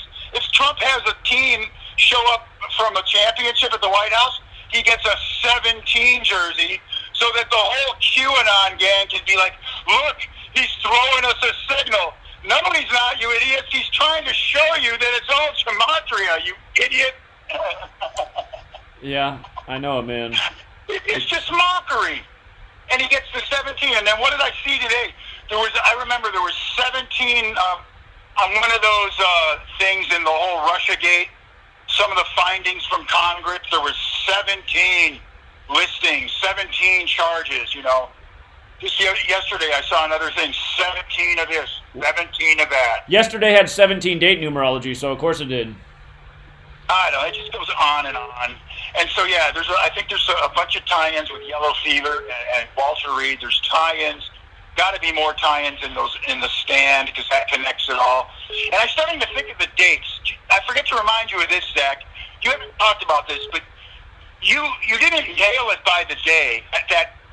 Remember the Bitcoin cover with the Phoenix and the money melting in 1988? Yeah, because it had the double 10 on it. 1010. Yeah, it was totally Economist magazine, all that shit. And so then it didn't hit like perfect, but if you think about it... No, it was that day. It ended up being on 1010, just like the cover was 1010.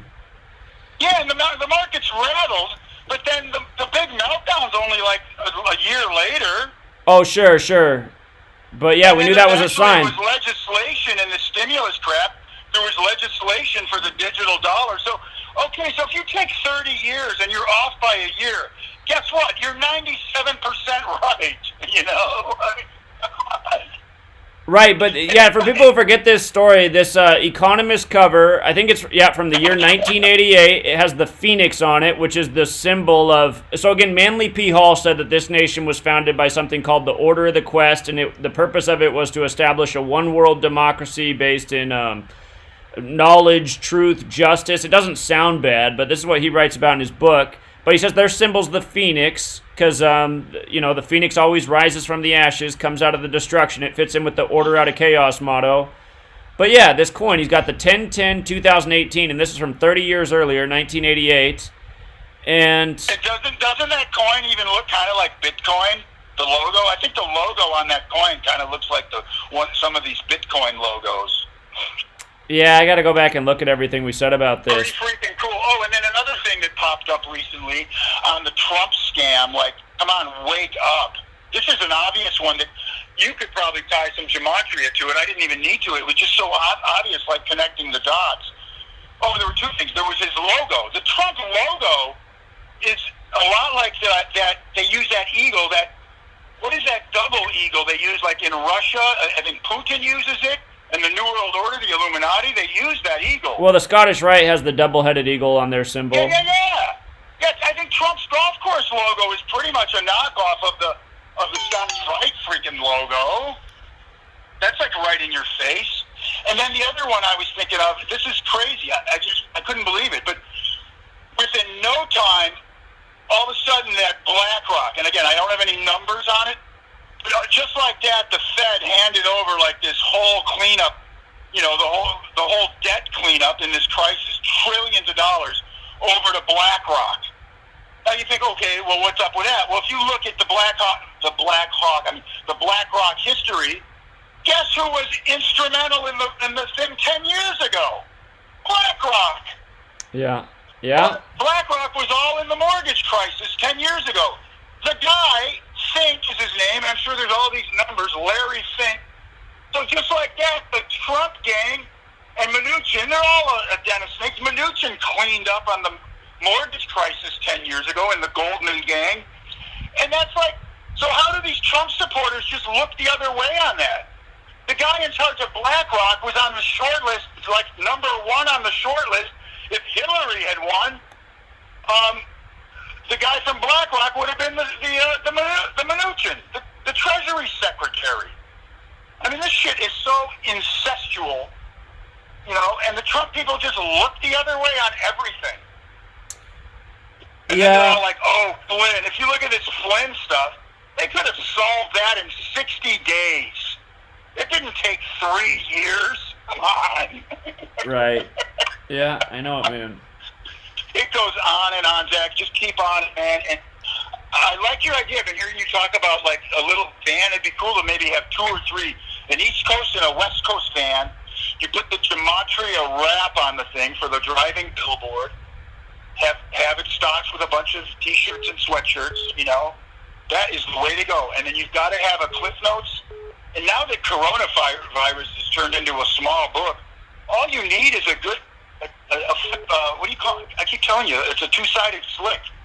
The same thing when you go on vacation and you pick out the thing that's 2-sided on, like, here's $39 for the cruise thing in Maui, you know, or the dive trip. Right. Right. Wherever you go, even in Seattle, there's a rack of those things to do in Seattle. And then there's a whole thing of those things, whether you go to the Space Needle or this museum or the whale watching boat ride. And then you make one of those as packed as you can without it being too packed, as just like, whoa, a list of all these things by the numbers. Right. It would be so powerful. Yeah. Yeah, we could do that in every city, really. So That, and then the Cliff Notes overview, and then, of course, you got your book and your new book, the sweatshirts, and then let's get 2 used vans, and then just put together the tour, man. And then you got enough people. I hear from the call-in, you'll get your 20, 30 people like you did out at the Needle every other weekend. Or just, it'd be cool to just do it monthly, because, you know, you can't get too crazy. You got your girl over there. And just do a monthly road show, and let's start doing it. Because, man, these bastards, they're getting too blatant and too rude, and people better wake up what's coming, too, because I'm in a busy area, and if they're just going to buy their way into keeping everything closed, and then they got this money coming, no one's going to want to go back to work. And they keep buzzing about $2,000 a month for 3 more months or something. Right. So that goes back to this whole pandemic. Remember, you keep saying it's going to ease off and get a little better just in time for the rebound. Yeah, and then they'll ramp it up. And then the rebound is also, I've been watching some of those doctors, like you say, their plants, their Trump plants or whatever, because, like, you know, yeah, Shiva talks a good game, but you're running for Congress? Why, dude? What are you going to do in Congress? Right. And I won't divert on a guy that I met after 9/11 running for Congress. And I only later, after knowing your knowledge years later, oh, that's why he was running. Because I'm like, why are you running, dude? This just seems like a really sick thing to want to run for this, you know? Because I didn't even know then how sick 9/11 was. But just like this Shiva guy, anyway. The guys are saying, we've been all in our homes, all these people, their immunities are getting beat down, no sunshine, no exercise, the gyms are closed, the beaches are closed, they closed my fucking skiing, I'm getting a little 10-pound beer gut in 2 months, you know, it's just pissing me off. But they're all going to come out and start getting sick more than normal because their immunities are beat down. And then keep them not going to work because they're going to pay them. Who's going to go to work if you're getting a check for more? Why would you go back to work? Half the people, you know, hate their jobs anyway. And so then right when flu season starts, people are getting sicker. And we don't even know what they're really doing. One of my theories, and it's just a theory by connecting the dots, y'all wonder why they spray. Notice how they haven't been spraying very much. I'm sure you've noticed that. They are spraying less right now. I mean, they're still doing it, but it's less. I mean, like unbelievable clear. I haven't seen. We have it right here. It has been less, but they're still doing it. But it has been less. I agree. Yeah, but it's way spread out. now, like I saw some the other day, and now rather than the clear sky looking weird, the sprayed sky is looking weird. And the reason they can't really spray is because when they do spray and it's real obnoxious, the phone starts ringing. So they realize there's no reason to spray because there's really no flights. So if there's normal flight traffic, they can just go, well, I don't know what you're talking about. You're probably seeing contrails, you know. Yeah, that's probably right. I've lived down here in Southern Cal. I've never seen it this clear for so long during this lockdown. Like the first part of the lockdown, they kept spraying, but remember they kept flying. And then the flights, as they built up the fear, they started flying way less, and then they quit the whole spraying altogether. Yeah. And also the fear is making a lot of people sick and paranoid. It's just.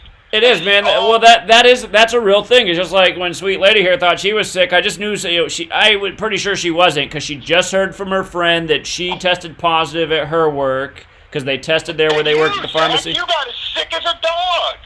Well, we both got sick. Her and I, she got sick first. We both got sick at the end of last year into the start of this year. And, you know, all this stuff that they're saying about coronavirus symptoms, I mean, that is kind of how I was. And I lost 15 pounds. I went from 165 to just under 150 when I got sick. I mean, and it was mostly because I lost all my water weight because I was sweating constantly. But, yeah, I was really sick there. Yeah. So you can't even keep down water when you're that sick. And I had a friend that was so sick, she goes, it's kind of like food poisoning. And for you listeners, I've had food poisoning twice.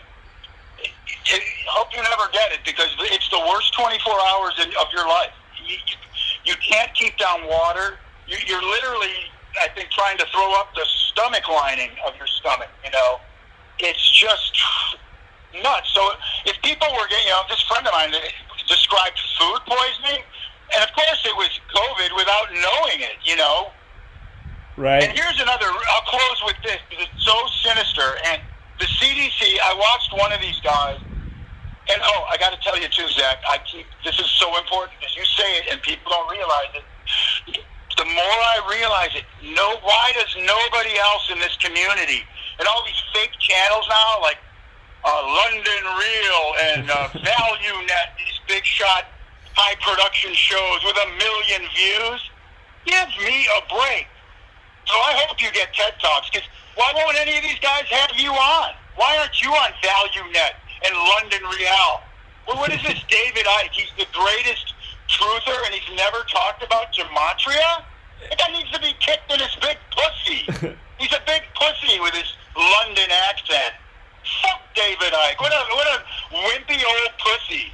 Well, the funny thing about David Icke is look at how David Icke keeps dressing up. He's wearing the exact same clothes that Bill Gates is wearing at the same time. Why are those two? Yeah, he's a tranny. They're wearing the exact same clothes. Somebody called the other day talking about Bill and Melinda being these reverse couples, and the more I look, maybe Trump and Melania are one of these reverse couples. He does have the little hands. Melania, man. He does have the little hands. You never know, man. Well, remember that was a big joke in the debates, the little hands, and he's got that bowling pin body and that weird neck. And another couple that, before that guy called the other day talking about Bill and Melinda, I swear, because Melinda Gates starts making the news more, and you just see pictures of her, him, whatever he is, and the hands and the face. You know, when you learn to, I sometimes look at, there's a channel called Transvestigation, you know. I start to see models that I thought were hot, and I'm telling you, man, they're not hot. They're dudes. Well, it is, man. It's dangerous territory. I know your theory until you see below the belt, like Big Mike. Right. No, but I get it, man. It's just like my girl. Sometimes her favorite game is to go look at the what do they call them, the he ladies in Thailand, the men that dress up like women, and it's hard to tell. So. Bro, I go to Tijuana to get a little, and I've had my own run-ins with a lady boy. Lady boy, there's the term, yeah. Face and boobs, and you are all over it. And all of a sudden, you're like, uh-oh, I'm out of here. The wrong thing just hit me in the leg. Right. All right, man. I appreciate it. Great call as always. Hey, well, Zach, so keep on it, and the plan's got to come together because you've come this far. You've come too far, man.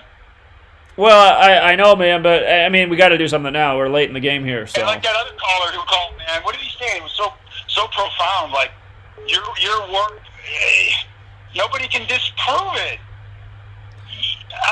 We need a statistician too, because what's the percentage? They had figured out, statistician, that for Bill and Hillary to know so many people that died of accidents is like statistically impossible. Right. All of this. I mean, you don't even need a statistician. It's not hard to do the math. I can do an episode just on the math if people want to do that sometime. Well, the other night you predicted that thing. You said, "Well, guys, tomorrow it's got to be something war related. It just has to be." Right off, like. Unless you're on some ticker tape from the CIA, Zach, and you're not telling us. Well, that could be it. But no, again, I mean, we've had a number of correct predictions in the coronavirus. I said like 2 weeks in advance. I said, just watch. March 18th, you'll get the headline about West Virginia being the 50th and final state to get the coronavirus. And that was the headline, March 18th. Why did we know that? Because it's the 78th day of the year. You nailed it. I mean, it was almost better when you predicted that. There was a game you predicted for the 44 points in one of the Saints games. You nailed the score. Well, we nailed the score so many times. I mean, for anyone who's on our daily Patreon when we were doing sports every day, we'd see a team put up 1 run in the first inning against the Astros, and we're like, now watch this. Watch the Astros put up 3 runs again, and the score will be 3-1 at the end of the first. And then sure enough, we're laughing 5 minutes later because the score is 3-1 because Houston's 31. Go back and look at Houston Astros box scores this year and see how many times the score was 3-1 after the first inning. Down a big chunk of money. Dude. And the one I'm really killing myself is I didn't throw 100 when you called the Tiger Woods 1,500 on 100. You know, you just God, and I get busy and miss shit like that. Well, you guys should have definitely been taking advantage of Tiger Woods winning the Masters last year because we put that out a year in advance. We were laser-sighted on that one. And then, you got that one caller. I'm with him. I'm, over it. I grew up idolizing all this fake shit, you know? Oh, and let's close with this. The reason people can't get over this, you got to turn all the shit off. You got to go with this, news by the numbers, know that you're going to watch some news or hear it or come across your phone. Then later, if Zach doesn't do it within a few hours, he'll do it by the next day. If it's any worthy news, Zach's going to decode it. And all the rest of it's crap. I finally had to block my brother because he, buys, into the numbers. And the next thing he's like, what do you think about Biden? I go, it doesn't matter, dude. Shut it off. It's all a show. Nancy Pelosi ripping up speeches. Oh, the other thing that happened that day, Chad, the day that Trump signed the China deal was the same day Nancy walked over the impeachment papers with their pens. You know, anyway, I could talk to you for hours. God bless you. All right, keep man. Rocking, appreciate it. Keep cracking. Knock it down. Hey, I'm going to start a numbers from those old shows, and I'm going to do it so that every, couple weeks, I'll have a feature, 15 minute, and you can help me decode those episodes. And it'll be cool on the Wednesday night. You know, it'll be a cool thing. All right, man. That's a lot of material, 118 episodes. You're right. This guy keeps calling over and over from Houston. Let me get him in here, man. But keep up the good work, man. All right, take care. What's up, caller? You're on. What's going on, Zach? I'm calling back. Did you see the thing about P. Diddy's friend who discovered P. Diddy dying today at age 59, Andre Harrell? Oh, yeah, that was part of this live stream. So. Okay. Yeah, I can bring it back up here. Hold on. Yeah, that was crazy.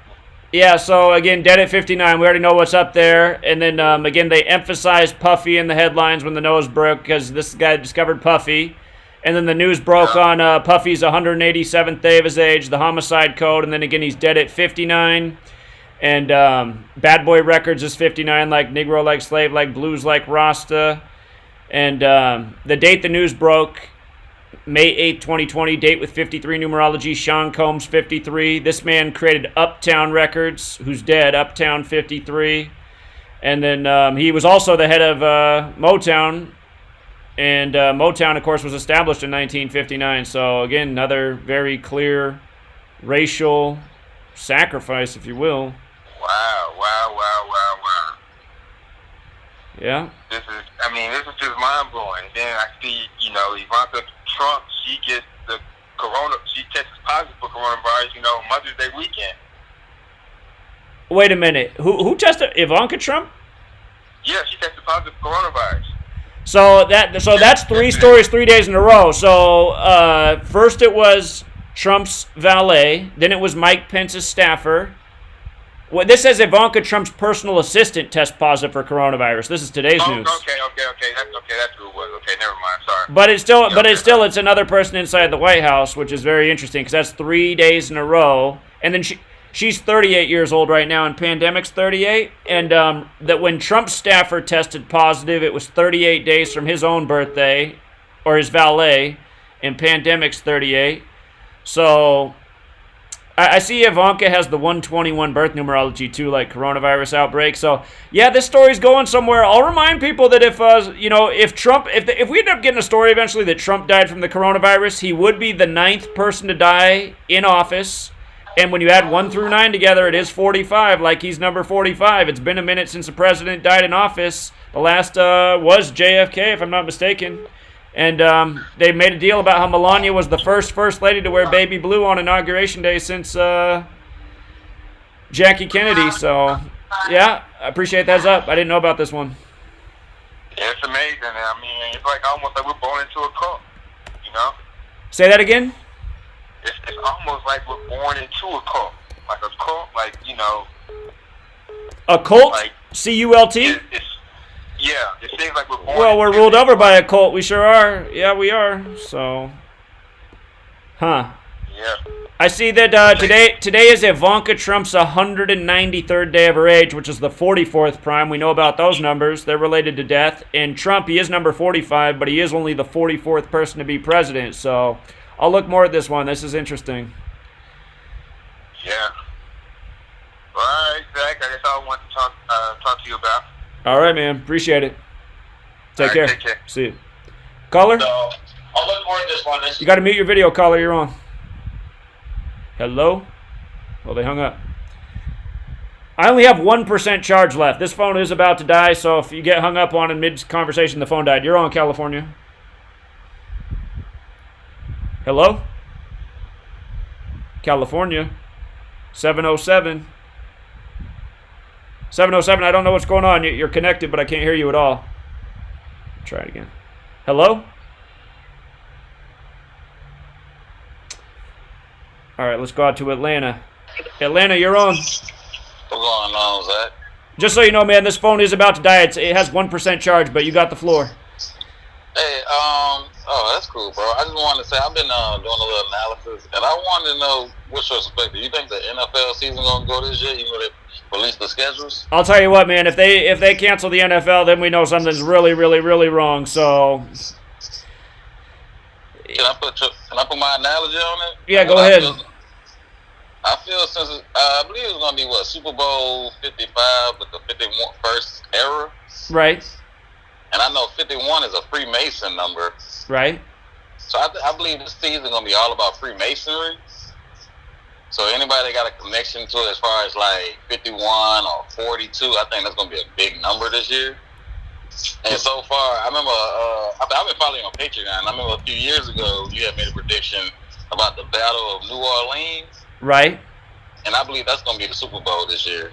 Tampa equals 51, where the Super Bowl is this year. So, yeah, that 51 is going to be big because Super Bowl 55, but the 51st of the modern era. Just like how the bigger number in last year's Super Bowl was 50 because it was the 50th of the modern era. So, And also I know they got the 51 connection as far as like, I believe, I think Minnesota had hosted Super Bowl 51. Houston Texans equals 51. They hosted Super Bowl 51. Yeah. There we go. I believe they're going to be in the playoffs. I'm not sure if they're going to go, but I believe they're going to be like a big team this year. And, yeah, I believe it's going to be the Battle of New Orleans, bro. I've been doing the numbers, and a lot of numbers add up. And I know it's going to be very symbolic this year, like I said, because of the Freemasonry. So I just wanted you to keep an eye on that, and that might play big. So I just wanted you to, I ain't gonna say that's your first thought, but just keep an eye on it, bro, because that might have a big factor in the season. All right, I would encourage people to go back and watch the video that I made public about why I like the Chiefs to win the Super Bowl, because I gave a big hint in there about why I thought the 49ers would lose and why that could be a real good sign for them for next year. And because remember, right after the Super Bowl, Donald Trump pardoned Eddie DeBartolo, and the Niners haven't won any Super Bowls since Eddie DeBartolo was a free man. So, yeah, but I hear you, man. We got some stuff to figure out between now and then. But I like the thought. I appreciate it. I'm about to say, can I tell you what I see about this as far as like with the 21? Uh-huh. I know it's gonna be a Super Bowl 2021. I know 21, if you write it out in Gematria, equals 42. Right. So that's why I said look out for the 42 number plus the 51, the 51st mighty ever Super Bowl. So just look out for them numbers. I just got a strange feeling them numbers gonna be big this year as far as the football. Well, I know you're right about that already. It is gonna be big. So, yeah. All right. Yeah. Appreciate it, Zach. All right. Take care, man. See you. Okay, the phone is almost dead. It won't last for too many more callers. All right, hold on. California's trying back one more time. California? California? Well, they call again, but same problem. Hello? Hello? I heard some noise this time. I heard like some shit. Yeah, now you're on. There you go. California, you're on. I can't hear you. Are you listening through your phone or the video? All right, he's not. Speaker? Yeah, I hear you. Can't hear you. I got to move on then. California, you're on. Hello? Yeah, you're up. Hey, so what's the deal with? I've called in before. I'm the 17-year-old. I just haven't called in a while. Do you remember? Yeah, I think I know who this is. What's up, man? Yeah, so I live in Bakersfield, California, right? And so I went to this school I go to this school called Liberty High School, and there is a quarterback who was just drafted in the NFL, Jordan Love, right? And my big brother used to play on the same team as Jordan Love. You know, he was the quarterback, so he's a hometown kid. I know. I've watched Jordan Love in high school and stuff, so I know exactly who he is. You know what I mean? I've seen him in person and stuff, so it's like, I just want to know what's going on with that shit, because I know Rodgers was drafted in the same circumstance as Brett Favre and all that bullshit, and they're all talking about that, so I just want to know if there's any gematria about Love, because his father died and stuff like that, so. I haven't done any research on it, so it's something I can look into. I'm sure it's all there, though. Yeah, it's hard to think, you know, he could be involved in this, you know, kind of shit, because, I don't know, he's like a hometown kid and shit, so I don't know how it all works, you know what I mean? I don't know if the players are in on it, or if they're being, or if there's like, you know, rituals being put upon them or something. I don't know. I don't know if the players are weary of this shit and they're just not telling anybody. Like, what do you think? Well, I think it might be some are and maybe some not. There might be some people that actually get to the league based on their ability, but then I have a feeling that once they're there, they get indoctrinated into it. Maybe not right off the bat. Maybe they're kind of kept in the dark at first, but maybe by the time they sign that big contract, if they get there, then they know. So I just don't understand, like, if these were sane people, if they were like actually real people. I mean, I'm sure they are. I don't know if they're real people or not. You know what I mean? So, like, just right away, what I see is he was the 26th pick, right? And Jordan's 26 in the most pure cipher, so that just jumps out right away. That Jordan goes 26. Well, Favre was 35 or 36 whenever Rodgers was drafted, and Rodgers is 36 currently. So, and they've both been in the league for 15, 16 years. So, it's just like, it's crazy to see someone that you knew from your hometown go, and he's all over SportsCenter and ESPN and NFL Network, and there's a possibility he could be involved in some gematria. Like, that's just crazy to me. Yeah, well, Yeah, just right away, just seeing he's the 26th pick jumps out. So I'll have to do some more research on it. I don't know a lot about his college career, so I'd have to do a little bit more homework. Played for Utah State. I see that. Yeah, I see that. So like 3 or 4 seasons, I think. He didn't really have a good year last year, but anyways, I just wanted to put that out there because I was wanting to kind of know. I've been wanting to call in for a couple of weeks now, but I really haven't had the opportunity. Been hella busy with, work and shit, but... All right, man. Well, I'll try and take a peek at it and see what else I come up with. But yeah, him being the 26th pick jumps out in a big way, being Jordan. So I appreciate it, man. all right, yep. Take care, have a good man. day. See. Oh, right as I went, the phone is dead, you guys. Right as I tried to go to the next call, it died. So it's been a long show, though. I mean, we've gotten our money's worth. How weird is that, man? It's 5:09 p.m. on May 9th, and the phone dies. That's that organic side that's just too much. Life is so strange. All right, so thank you again to all the generosity with the super chats, you guys. Again, shout out to Justin, Robert, Grant, Gary, Pretty Nerd, Alex the homie G who built the Discord for us, Miss Mildred, Alex Adema? That's an interesting name. Wow, very generous. I hope I'm not saying your name wrong. Adema? Interesting name. I've never seen that name before. Adam with an A at the end. But very generous, and I can pronounce the last name just fine. Hawkins, thank you very much. They donated a lot, and they said, I appreciate what you do. Thank you. You're very welcome. Thank you for your generosity. Jared Bailey said, second one has 515 plastered through it. I'm not sure what you're talking about. Jared, you have to remember, I'm going to look at these super chats later. Second one has 515 plastered through it. Maybe he's talking about the second Lego movie, since I asked about that second Lego movie. Could be it. All right. Ohm, thank you. Tell your listeners to hit like if they don't monetarily contribute. Yeah, it is helpful if you guys hit the like, because then more people find the video, but what YouTube does, if you guys have never noticed, or you guys probably have noticed that none of my videos ever have many likes, come look at my videos days after you've watched them and see if your like's still there. It probably is not. Your like will be taken away. It's why my videos always have so few likes. YouTube puts them on full censorship mode. They've been doing that since I started posting years ago, taking away people's likes. It's like, what kind of platform is that? You know, this YouTube lady that keeps doing interviews with creators. I would love to get on there and ask her my questions. So what's the point of taking away likes from a video? I'd love to hear a response to that. Well, our intelligence community doesn't want your video to be out there, so it's better for, like she'd ever answer that, but that's what it is.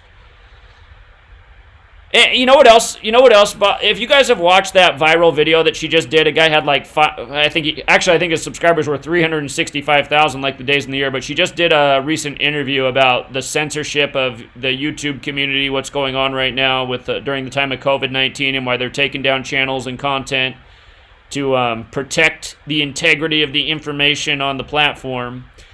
But they get into this conversation about how in the time of the censorship that the number of YouTube creators who make over $100,000 a year has increased by 40%, and they start saying how that's a good thing. And it got me thinking, like, so in the time of all the censorship, they've produced a lot more people who make a lot of money on this platform. But think about it. If you look at what's popular on YouTube, like how often, it's changed recently in the time of the whole coronavirus, but, prior to coronavirus, for like the last year, what was often like the top ranked videos, like you couldn't look at the top 10 video and not see 1 or 2 or 3 videos like this. It would be one of these gay guys putting makeup on. And it's like, really? This is like, out of all the information in the world, this is what people are most into each day? Gay men applying makeup to their face? And maybe they are. I mean, maybe it's real. But what it seems like to me is like how these agendas are pushed. Just like how in Hollywood... Have you guys noticed that in the last decade, there's way less sex in movies, but way more really gruesome violence? And a lot of this, if there is a sex scene, it's probably a homosexual sex scene. Like, Hollywood's definitely shifted in that way. From the time of Game of Thrones on, Less sex. If there is sex, it's homosexual sex, but also a lot more gruesome violence. Anyway, I just see all these like pushed videos, gay guys doing makeup. I mean, it's just like, this looks like pushed agenda. But the point I'm making is you'll look at these videos and they'll have like 10 million views. And you're like, really? That's what 10 million people on YouTube wanted to watch? This guy putting on makeup again? And, you know, these guys are making buku dollars, obviously, with all those views and ad revenue. Again, one time I got to benefit from YouTube ad revenue when the channel wasn't demonetized. It's when I did that George... Because for those of you who weren't here, I never monetized my channel until the 17th channel. And the reason I monetized it was as an experiment to see if it would keep the channel up, because between channels 1 and 16, they were... well, channel 1 lasted a long time, but then after it got deleted, I couldn't keep a channel up for like 2 weeks without it getting deleted again. So I was like, well, maybe if I monetize a channel, they'll let it stay up. Maybe that's what they want, ads on the thing. So the channel did stay up for over a year. But the video I did on George H.W. Bush's death, that video got 500,000 views in like 2 days. And if you get, and what's funny is once it hit 500,000 views, the views never like went up after that. They just stayed at like 500,000 views forever. And it's like, really? I got 500,000 views in 2 days and then the video just never got any more views? But I got a huge chunk of money for that video because I got paid like $3,000 in ad revenue. And that was for 500,000 views. So when you look at these channels, because that's what it is. Like if you get 1 million views, you get like between $5,000 and $6,000 for the video. So when you look at these videos that have like 10 million views, those people are making like $50,000 on their video. And it's like, God, the guy doing makeup on his face just made $50,000 for applying makeup.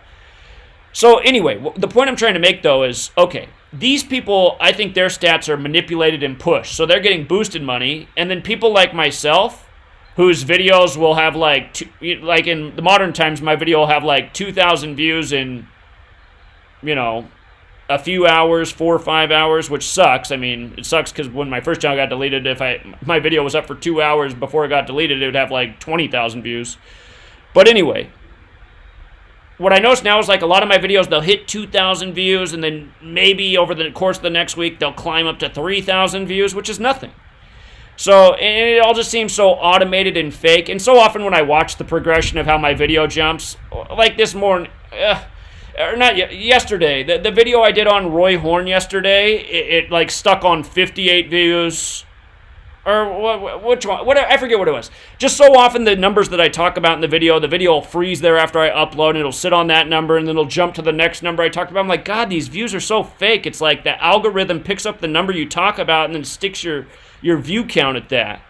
But anyway, when they were talking about how in the time of censorship, how it's made a certain group of YouTubers get wealthier, I'm like, well, that seems like they're faking the stats for everybody, so they're pushing the ad revenue wealth to the chosen ones, and then all the legitimate channels that aren't part of this chosen network, whose views are, you know, cut off and not authentically shown, it's like they're getting cheated. They're not getting the ad revenue that they should get because their view counts are being purposefully suppressed and limited, and then these other people who are getting their views, you know, boosted, they're the ones getting the ad revenue. It's just, but to watch them talk about this and how the censorship has brought more wealth to certain creators, I was just like, and then the guy who's going along with it, he's like, oh, that's a good thing. I was like, and he admits that he's one of those people.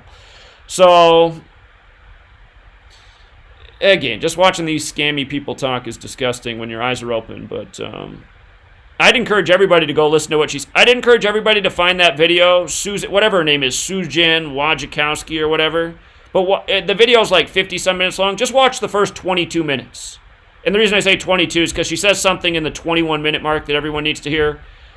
You can watch the whole thing if you have the time, but watch those first 22 minutes. She says something around the 13-minute mark and the 21-minute mark. Anyway. Going back to thanking these people...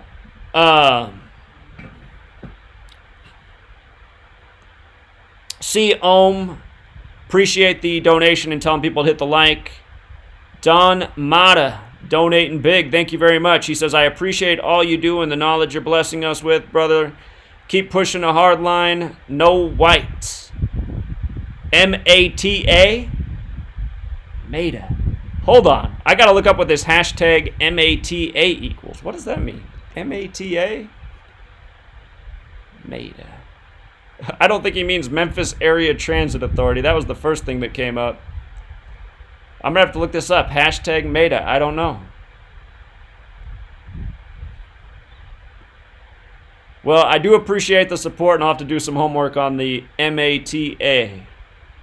And then Power to Live. Thank you. They write, really appreciate the information and time you spend to bring news to the people.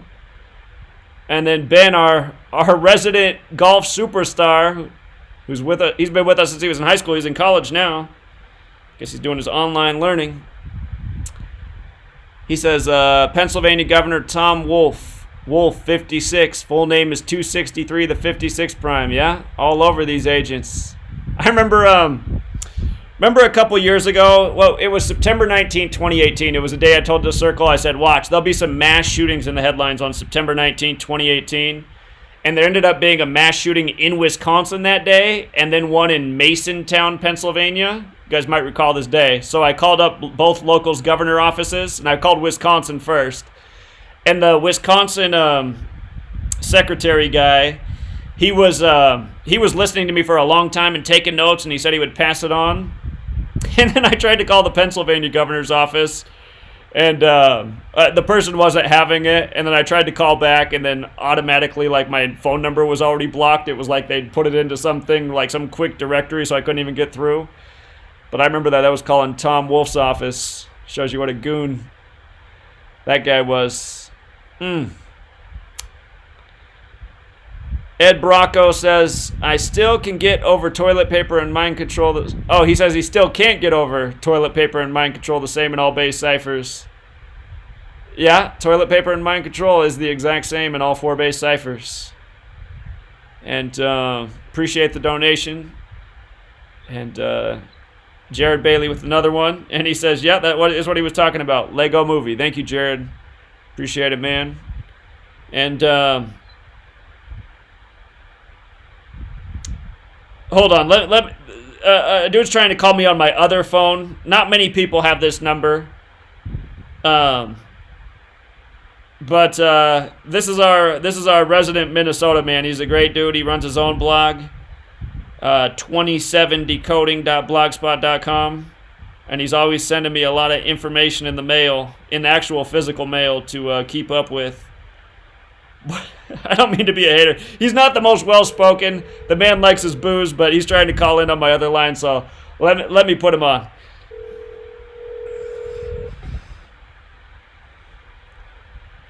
Hey, Zach. Hey, what's up, man? What's up, man? What are you up to, dude? Trying to figure out what the fuck. Oh my god. Your live stream right now is fucking insane. What's going on? It is weird as shit. And the only thing I was trying to hit you up for here is a couple movies, two movies here. The Running Man, everybody needs to see the movie The Running Man. Holy shit. If you do not watch The Running Man, there's something wrong with you. If you watch The Running Man, you're going to be fucking blown away. Everything that's going on nowadays is put out, and of course this movie came out in 87. Big number with everything else here too. And of course, the other movie in 87 that Arnold Schwarzenegger was in there was The Predator. And both those movies, The Predator and The Running Man, have Jesse Ventura, and of course Jesse Ventura and Arnold Schwarzenegger, that dipshit piece of shit there. Both of these contactors there, they became governors of states with 52 Gematria. Minnesota 52, California 52. Right. But, oh God, of course, I'm trying to snap back through here. Jason Dribble, he's also in the movie Demolition Man. Huh. I gotta check that one out too, Demolition Man. He plays a small part in there. He plays one of the bad guys in there that gets brought back, cryogenic freezing stuff there from Wesley Snipes. Yeah, but God, I hate talking about it because I hate Sylvester Stallone so much you wouldn't believe it. But well, Jesus Christ, I actually do like a lot of Sylvester Stallone's movies. Not many of them, but God, as a person, I don't think I hate him more than anybody else. It's hard to even talk. Oh my God. Anyway,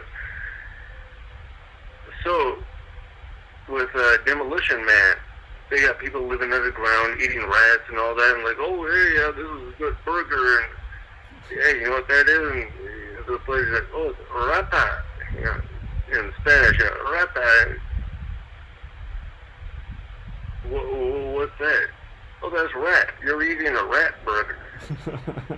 living underground, and that's the only place you can eat meat because Taco Bell is ruling everything above ground. And you got to see these movies, man. I'm telling you. I know you're right, man. It's just I gotta find the time. It's just like there just aren't enough hours in the day. So it's either I'm putting out information or I'm consuming information. So. Exactly, man. I'm at the same point too. And honestly, for a lot of things, I look at the articles in the news like today. I'm like, oh my God, there's just so much stuff. I gotta stay away from it. I gotta look at other stuff to research. Because if we don't know the past, we don't know what's going to go on in the future. Right. Yeah. But God damn it, what is going on in the future? It's like, how do you not pay 100% attention, 100% attention to it there, and everybody's like, holy shit, we got to spread this word, you know? And man, it is just so crazy how they have our fucking head completely fucked and entangled in all sorts of different webs and ways, and for the spiderweb shit there, Svengali or Sevengali. I've heard it in so many movies as Svengali. Well, Darrell swears that it's Sevengali and not Svengali. So. Yeah, exactly, and this is. Oh my God! I'm on a fucking search. I'm trying to find it because I know I heard it in something. I don't know what the fuck it was, but I heard it in something when I was a little kid. Sevengali. I remember hearing it that way. I've heard this shit a bunch of fucking times in my life. Svengali. But Sevengali is somewhere out there. I'm trying to fucking find it. And I've been paying a whole hell of a lot more attention recently here to like cartoons from the 80s and 90s and shit like DuckTales and Darkwing Duck, because oh my God, they put shit out in fucking kid stuff there. They do, man. They do. Oh my God, that's where it's at, in my opinion. Well, seemingly, yeah. Yeah, Dan Behrendt, fucking Dan the man. I think he's Gematria 2.0 or 3.0 or fucking 10.0 or something. He's fucking way the fuck beyond all of us. He knows so much about pop culture, man. That's what's crazy. He knows so many pop culture references, because that's the difference between me and him. When I grew up, I didn't pay much attention to anything in TV. He knows like everything from TV, so.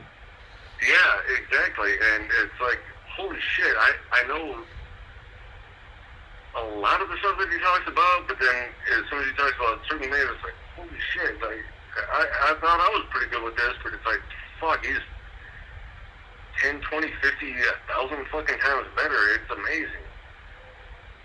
But, yeah, just recently, just not too long ago, he was talking about, oh God, the fucking shit I just said, the duck shit. The fucking, oh my God, what was the episode of,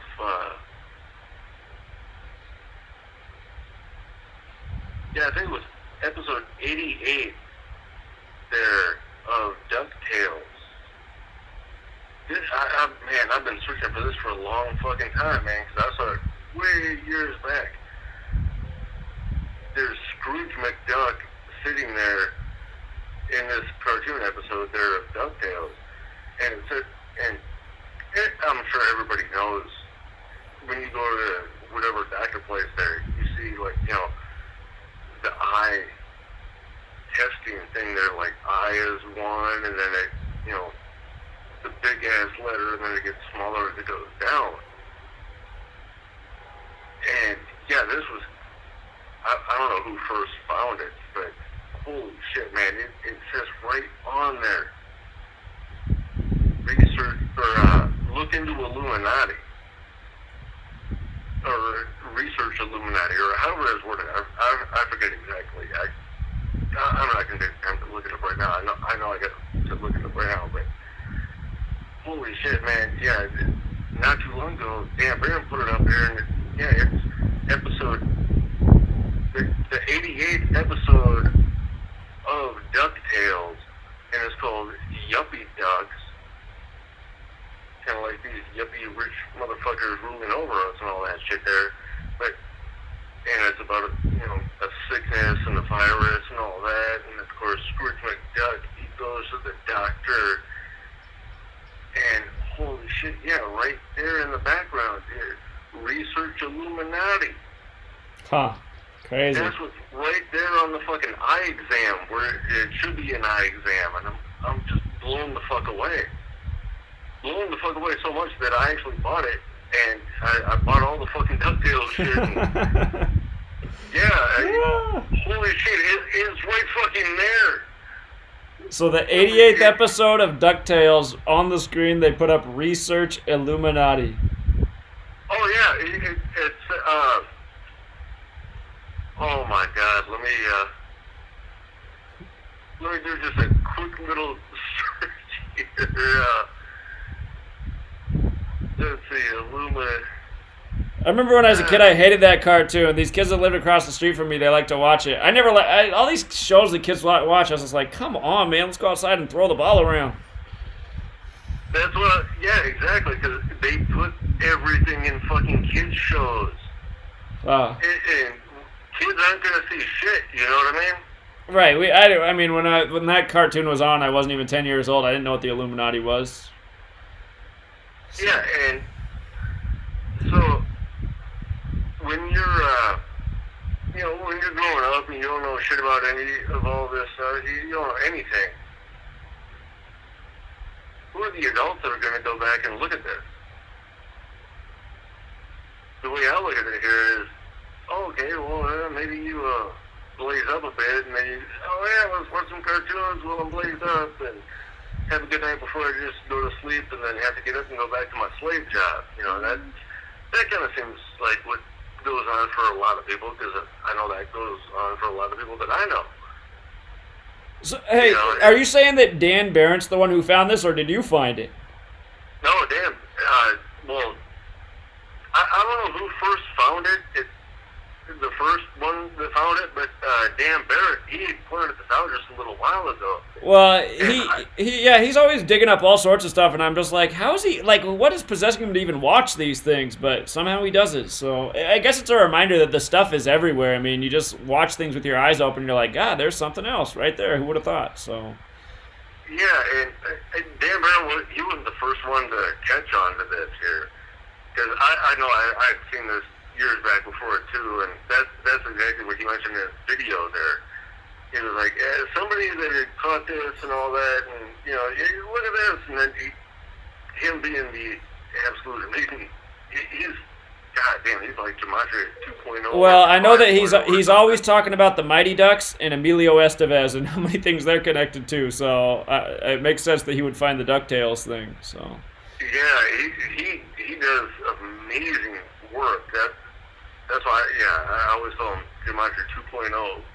Yeah, he got an amazing brain. And what I love about that guy is he works at a gas station. He's like one of the smartest guys in the world, and he works at a gas station. My mom was always telling me when I was growing up, if I didn't study, I'd be a dumb idiot working at a gas station. I'm like, well, look at this, Mom. The smartest guy in the world works at a gas station. Yeah, easily one of the smartest, most efficient, best brains out there. Dan Behrendt, you know, and goddamn, he's working at a gas station. Yeah. Yeah. He knows a lot, that man. Real, man. Well, I appreciate it, brother. I got to get off, though, because I got a headache coming on here because I haven't eaten or drinking anything for a while, so I got to get some fluids in my body. All right, well, yeah, I'll pinpoint some more things down, get more accurate, and then, yeah, I'll either send you online or in the mail or whatever, and all that here, so, yeah, I guess, whatever, yeah, I'll talk to you tomorrow or whatever here, so. Have a All good right, night. man. Bye, man. You have a good night. Take care. All right, see you, man. Peace out. All right, you guys. Appreciate everyone who contributed, gave us a like, shared the video. Thank you also for all the very generous people who made a donation. Getting closer and closer to having enough funds to get in this building and get some employees. So that is the goal. And thank you, Ann and Love D, who just contributed. Very generous. Love D says she was in the Instagram Live Club Quarantine when D Nice received texts about Harrell's passing.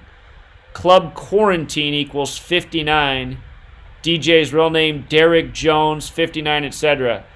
So, again, she's talking about, which is written in the article that we read earlier, that Andre Harrell, who's dead at 59, who was recently the head of Motown, established in 1959, it does say in the article that the information first broke in the Instagram Live Club Quarantine, and she's got it right here. Let me just plug it in before we sign off for one more Gematria proof. Club Quarantine and Derek Jones, both 59. And again, this news really making the rounds on May 9th. So Club Quarantine, 59. Derek Jones, 59. And again, that most pure cipher. Just like how earlier I was talking about how modern science says they traced the first case of HIV back to 1959 to the Belgian Congo for another 59. And notice how, you know, both those decodes with Club Quarantine and Derek Jones, again, this is your most pure cipher. There are 4 base ciphers. You want to know all 4. But the most important is this alphabetic order with the rules of numerology, where both are 59. Just like, and they're saying that this guy's who found Puff Daddy. He discovered Puff Daddy, who created Bad Boy Records for another 59. And then, of course, with the alphabetic order, Negro, Slave, Blues, Rasta, they're all 59. So, really appreciate that that catch there. Thank you very much.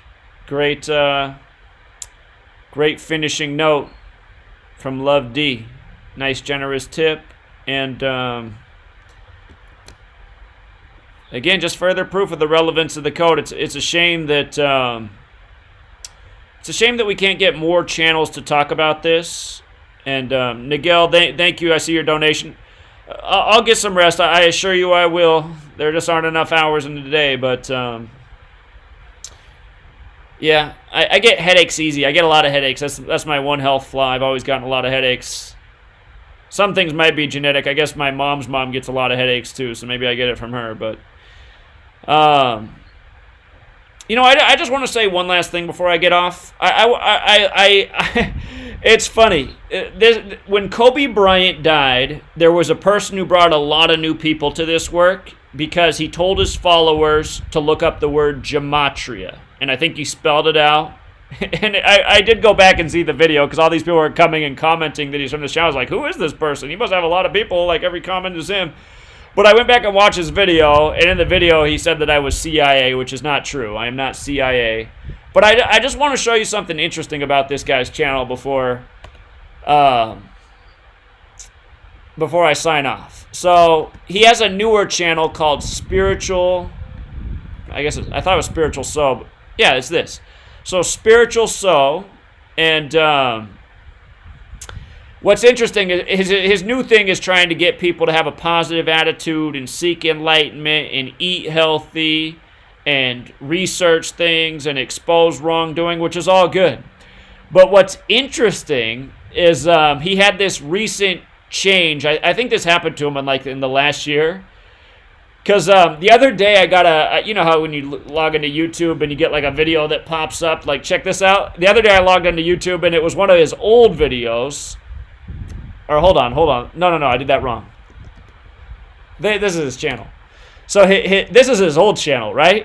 And the video that popped up was like, it was something like rating women 1 to 10, and I click on the video. So now, because I clicked on that video, now so often when I log in, I have like another one of his old videos, like rating these women 1 to 10. Let's see if this girl's legal enough to hit it. I was just like looking at all of his old videos, and I was like, man. So this guy's been making videos and just looking at all of his old videos, like how to do the used condom prank on your girlfriend and just all this shit he used to do. And he's all about materialism and women. And it's funny that this is how he got famous on YouTube, but then he had this spiritual awakening and now he's trying to promote truth. And my point is there's all these people on YouTube that have a huge platform like him. He has his main channel where he does like rates women and stuff. I guess he still posts stuff on here. I wasn't sure if he's still posting stuff on here. So he's still posting stuff on here. I guess he's still doing his old thing too. Never mind. I thought he was all doing the truth, but he's still doing some of the old thing. But anyway, the point is this guy who didn't even really show up on YouTube for truth and was mostly here just for like video games and women and clothes and fashion and cars. It ends up being this guy with a platform after all these years, the first guy in this entire thing of YouTube to give this work a shout out and help bring a lot of people attention. It's just, to me, it's amazing, man. And I mean, I'm grateful that he did it, but it's just like, there's all these supposed truth channels, and not a single one of them can say a peep about this work, or if they do bring it up, they discredit it. They say, oh, it's nonsense. Oh, don't pay attention to that. That's just garbage. But this dude, you know, I mean, I'm grateful he did. He really did bring this work to a lot of people, but it's just funny that that's how it is. So, and my point is that all these people, these big platforms, if they all shared this work, I mean, they, you know, a lot of people in this world would know about this work. They'd be able to research it, find out about it, see just how important it is. Put it to the test, as anyone can do. As Love D just did. Love D just sent us a tip and just added to our Decode, showing further the relevance of the information. So,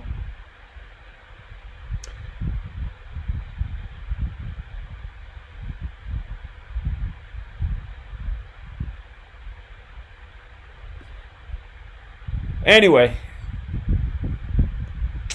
appreciate that this young man, I don't think he's very old either, he's young, but appreciate that he did share the work, and it just makes me go, man, if he can share the work, what's wrong with the truth community? So,